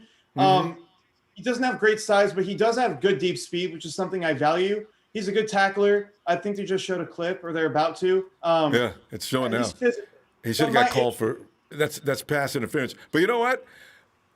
He's physical. I can see right now. He doesn't turn around to the ball a whole lot. Oh, see, we have a real problem with that. We have a huge problem with that, which is why he's so low on my board. Maybe it's unfair that I have him so low on my board because of that, but I don't know. I love the physicality. I love his intelligence. I love Three his deep, INTs. but Yeah. In 2019, I he don't know. I opted out feel last year. he did, and that's another thing here. Just why Paulson Adebo fell so far because of his opt out last year. This I wonder isn't if a these guys. bad. I just wonder if these guys knew when they opted out that they were going to affect their future in this fashion. Yeah, for And, real. I mean, you got to survive. Nobody wanted to be bothered with COVID. So Mhm. I don't know. If coaches, well, you know what? You can only go by the last thing you've seen. And the guys who played, of course, were put themselves in position. They ran a risk, but they put themselves in Yeah. position to get drafted first, though. So yeah, I don't know. Yeah, it's interesting too. They're not taking any receiver here. I know, right? So Tony, expect there that is a tomorrow. receiver in tomorrow's draft that's going to blow our minds. I just know it. One of those miracles. 5 years from now, we're going to say, and the 49ers picked him up in the 5th round, and now Yeah, he owns the league. you know, we'll see. We'll see. Man, I'm not mad at that pick. I'm just kind of in shock because I felt like Marco Wilson would have been a better pick. But Ambry Thomas is a good football player, so we'll see how he develops. So I think overall tonight the draft. I mean, yesterday A+ with Trey Lance. That's the of way I course. look at it. Tonight Yeah. I give it like a B minus. Yeah, No, I know you're going to go. I felt the same way, about a B minus, because it was like they should have traded up earlier. Aaron I Banks mean, we was a need a great. corner. We I'm sorry, go do. ahead. Yeah. Yeah, we did need a corner, and we waited too long. We could have traded up for one. So we traded for a running back, the least important position in football, for my Tony, money. I guarantee you that was a compromising pick. They did. That was No, that not. was a I bet Shanahan that was pick. not the original plan. I Yeah, get maybe the. maybe they thought someone would be there later, but maybe Shanahan was like, we have to move up for this guy. So Yeah, because he'll do that. And that Lynch is. feels like a Shanahan pick. I mean, throw him in the corner, and Kyle will put John Lynch in a full Nelson and get him to Yeah. sign. I really do think he does that to him sometimes. Hey, Well, I mean, he my has power dog's in the organization. my dog's best friend. Thanks, fam. He said, 5 hours. You're a machine. Have we been here for 5 hours, Tony? Yeah, we have. Go bring in them cows. Oh, I forgot. And put them chickens back in the pen. Mm. Thanks, my dog's best friend. Yeah, I mean, this is really fun. Thank you for having me on. I didn't even expect it, too. It was like 15 minutes before the draft. I know. Just- I said, you know what? Let me call Tony because I loved your idea yesterday of a better strategy to pick, and I really wish the 49ers would have thought about that. Get that Yeah. wide receiver early on, and then go ahead and go from there. They could have been more aggressive today. I didn't expect it to be Yeah. this conservative. So It's weird, but at the same time, they did make a big trade up. And I think they took the guy at 48 that they wanted at 43. In turn, that gave them 121 overall, which allowed them to move up with basically losing nothing. So I think from that standpoint, that trade and pick for Aaron Banks is like an A minus for me. But again, Trey Sermon and Ambry Thomas passing on De'Ami Brown, Elijah Molden, Aaron Robinson, those things. so let them all go. Maybe Tony, maybe they know Exactly. something we don't know. And why are Maybe. the Grudens wearing masks inside their own house? I don't know. They got I mean, fined not for it. Gruden's, but I mean McVeigh's. Yeah, I'm surprised. Oh, But, you bam, know- bam. I say, call the Trey Sermon pick before the draft. He replaces Coleman, grabbed Banks at the guard spot. Niners run the ball, baby. Great picks. Okay, so Tony, there's a method to this madness. No, there is a You know- method for sure. And you see the same thing with the Broncos with Williams and Miners, but I don't know. I We would still have missed gone. out on Molden in De'Ami Yeah. and linebacker Ernest Jones. Who's Ernest Jones, Tony? He goes to South Carolina. He's a good player. He's not super big, which is on tape. It kind of shows up. Sometimes he'll get swallowed up in the run. 6'1". But when he does get his hands on you, he's a sure tackler, which I like. He's decent in pass coverage as well. So I think a 3-4 linebacker where he has the opportunity to maybe rush the passer occasionally on 3rd and 4th down is his best fit. Especially- And that's really what the Rams used to do. But now it's You know- not what they do anymore. So They got their It's- version of Dre Greenlaw, Tony. I think so. Yeah. But at the same time, I think Dre Greenlaw, just looking back at what I know now, in the draft, I went and watched stuff of Dre Greenlaw after. I like him more than Ernest Jones. But Jones is one of those picks to me where he kind of flies under the radar, but he ends up being a solid player for your franchise. So I can't be mad at this. He's a solid player. I just wish he didn't get sucked up in the run game so often. You know, and he's going to be a special teamer. And I don't know why you'd pick special teams guys. Well, maybe you get third round, I guess. No, I wouldn't. Yeah. I'd be looking for quality in the third round. Man, look at that run on corners. Yeah. That's crazy. Even Melifano, who you weren't even interested in, they got him too. Huh. I think Ambry Thomas is a safer pick than Melifonwu, but we'll see. We'll see. Maybe they have a plan for him. Again, I don't really like giving grades a whole lot. I like to give grades just for what I would do personally and to give an idea of this is probably the safer option to go, the better option to go. But you can never do these things until you see them play on the field. In Solomon Thomas and Reuben Foster's case, we had them getting an A for that draft. Everybody was so excited because we fleeced the Bears and then just got two great players. And then they ended up being busts. One was off the team in a year. The other just didn't do it. It's just not good. Yeah, so you always have to. Another cornerback, Tony. Brandon Stevens, 6 foot, SMU. I like this guy. 213. To me, he's a round 5 type of pick here. But I like the pick here for the Ravens because he complements Marcus Peters really, really well. He's more of like a Marlon Humphrey type of guy, get in your face, which is what I really like about him. And I think when you're looking at the Ravens, they value secondary guys through and through. They want to have 6 or 7 corners on their roster that they can feel confident in rotating the whole game. So this is a great pick. Again, goes higher than I think, but for what they run, for where I think he's going to play, I think he's great here. And you see him here. He's like, if he gets beat, he's going to get back pretty often. Yeah, I like guys who can recover. That's one thing that Spoon could never do. He could never, ever recover after he screwed up.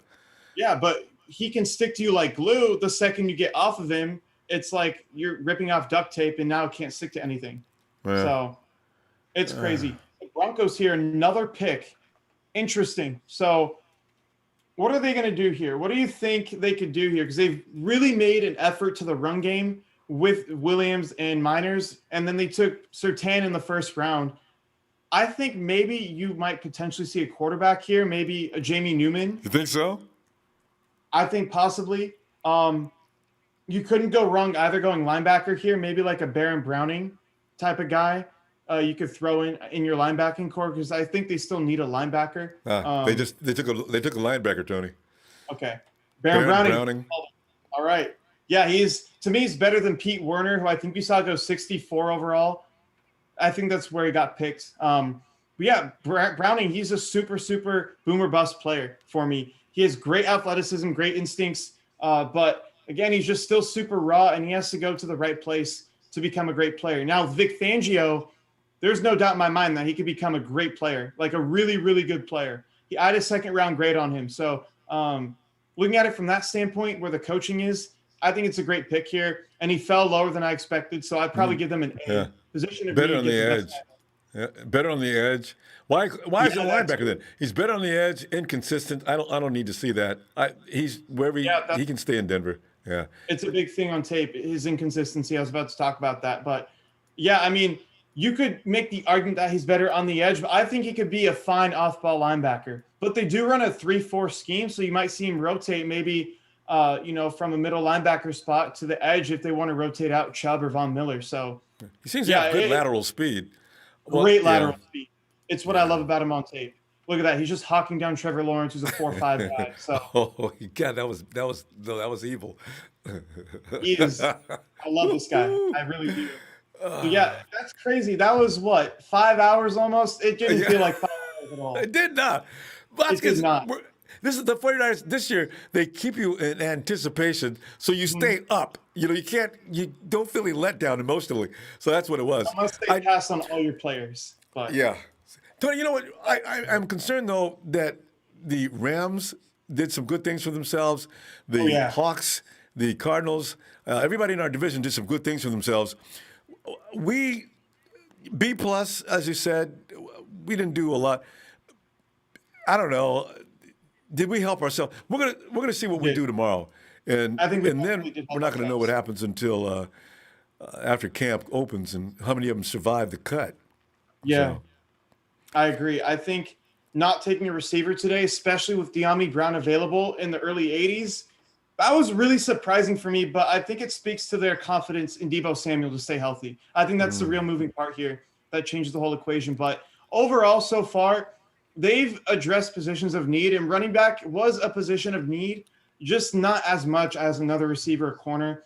They opted for Ambry Thomas over the likes of Aaron Robinson, who I absolutely yeah. love that guy. So Well, Tony, Breezy's buttery bug. Thanks for that country. He said Amy was a second if he didn't opt out. Great pick. Would you have yeah, ranked him that high? um, I felt like before the opt out, probably third round pick range was right for him, but not playing this past year. A lot of guys kind of drop on my board because you have more time to look into their deficiencies, and maybe that's a bad thing. Maybe I over scouted him. But I had him in like the 130, 135 range for where I would like to pick him. I felt like Marco Wilson is a better corner here. But again, I'm not mad at the pick. I just, for the guys you passed up on, it was kind of surprising for me. But so far, I think they have a plan here. You want to get your quarterback, then you want to surround him with talent, with a good offensive line, with a good running back, and then we'll build the defense after that. There you go. Well, Tony, Yeah. it's time to eat. Awesome job. You are amazing. It is not a All right, player. thank you. You missed two players, and I don't think anybody else knows about those two or three players that Yeah. you didn't know anything about. So there's no big deal. Hey, I'm going to shut down for a minute here and give some people a chance to give some opinions about today's picks. And Tony, thanks again. And All if right, you want to Ronbo. call back in, I'm going to go shut down for a minute and get back in here. All right? All right. It was a pleasure. Thank you for having me on. My pleasure, Tony. Thanks a lot, fam. And we'll All talk right, to you see you later. later. All right. Sounds good. And let me give a shout out and go get me a tuna fish sandwich. Fam, thank you for your contributions again today. Really appreciate it. Guys hanging out with us for 5 hours. On behalf of Tony and myself, we love the fun.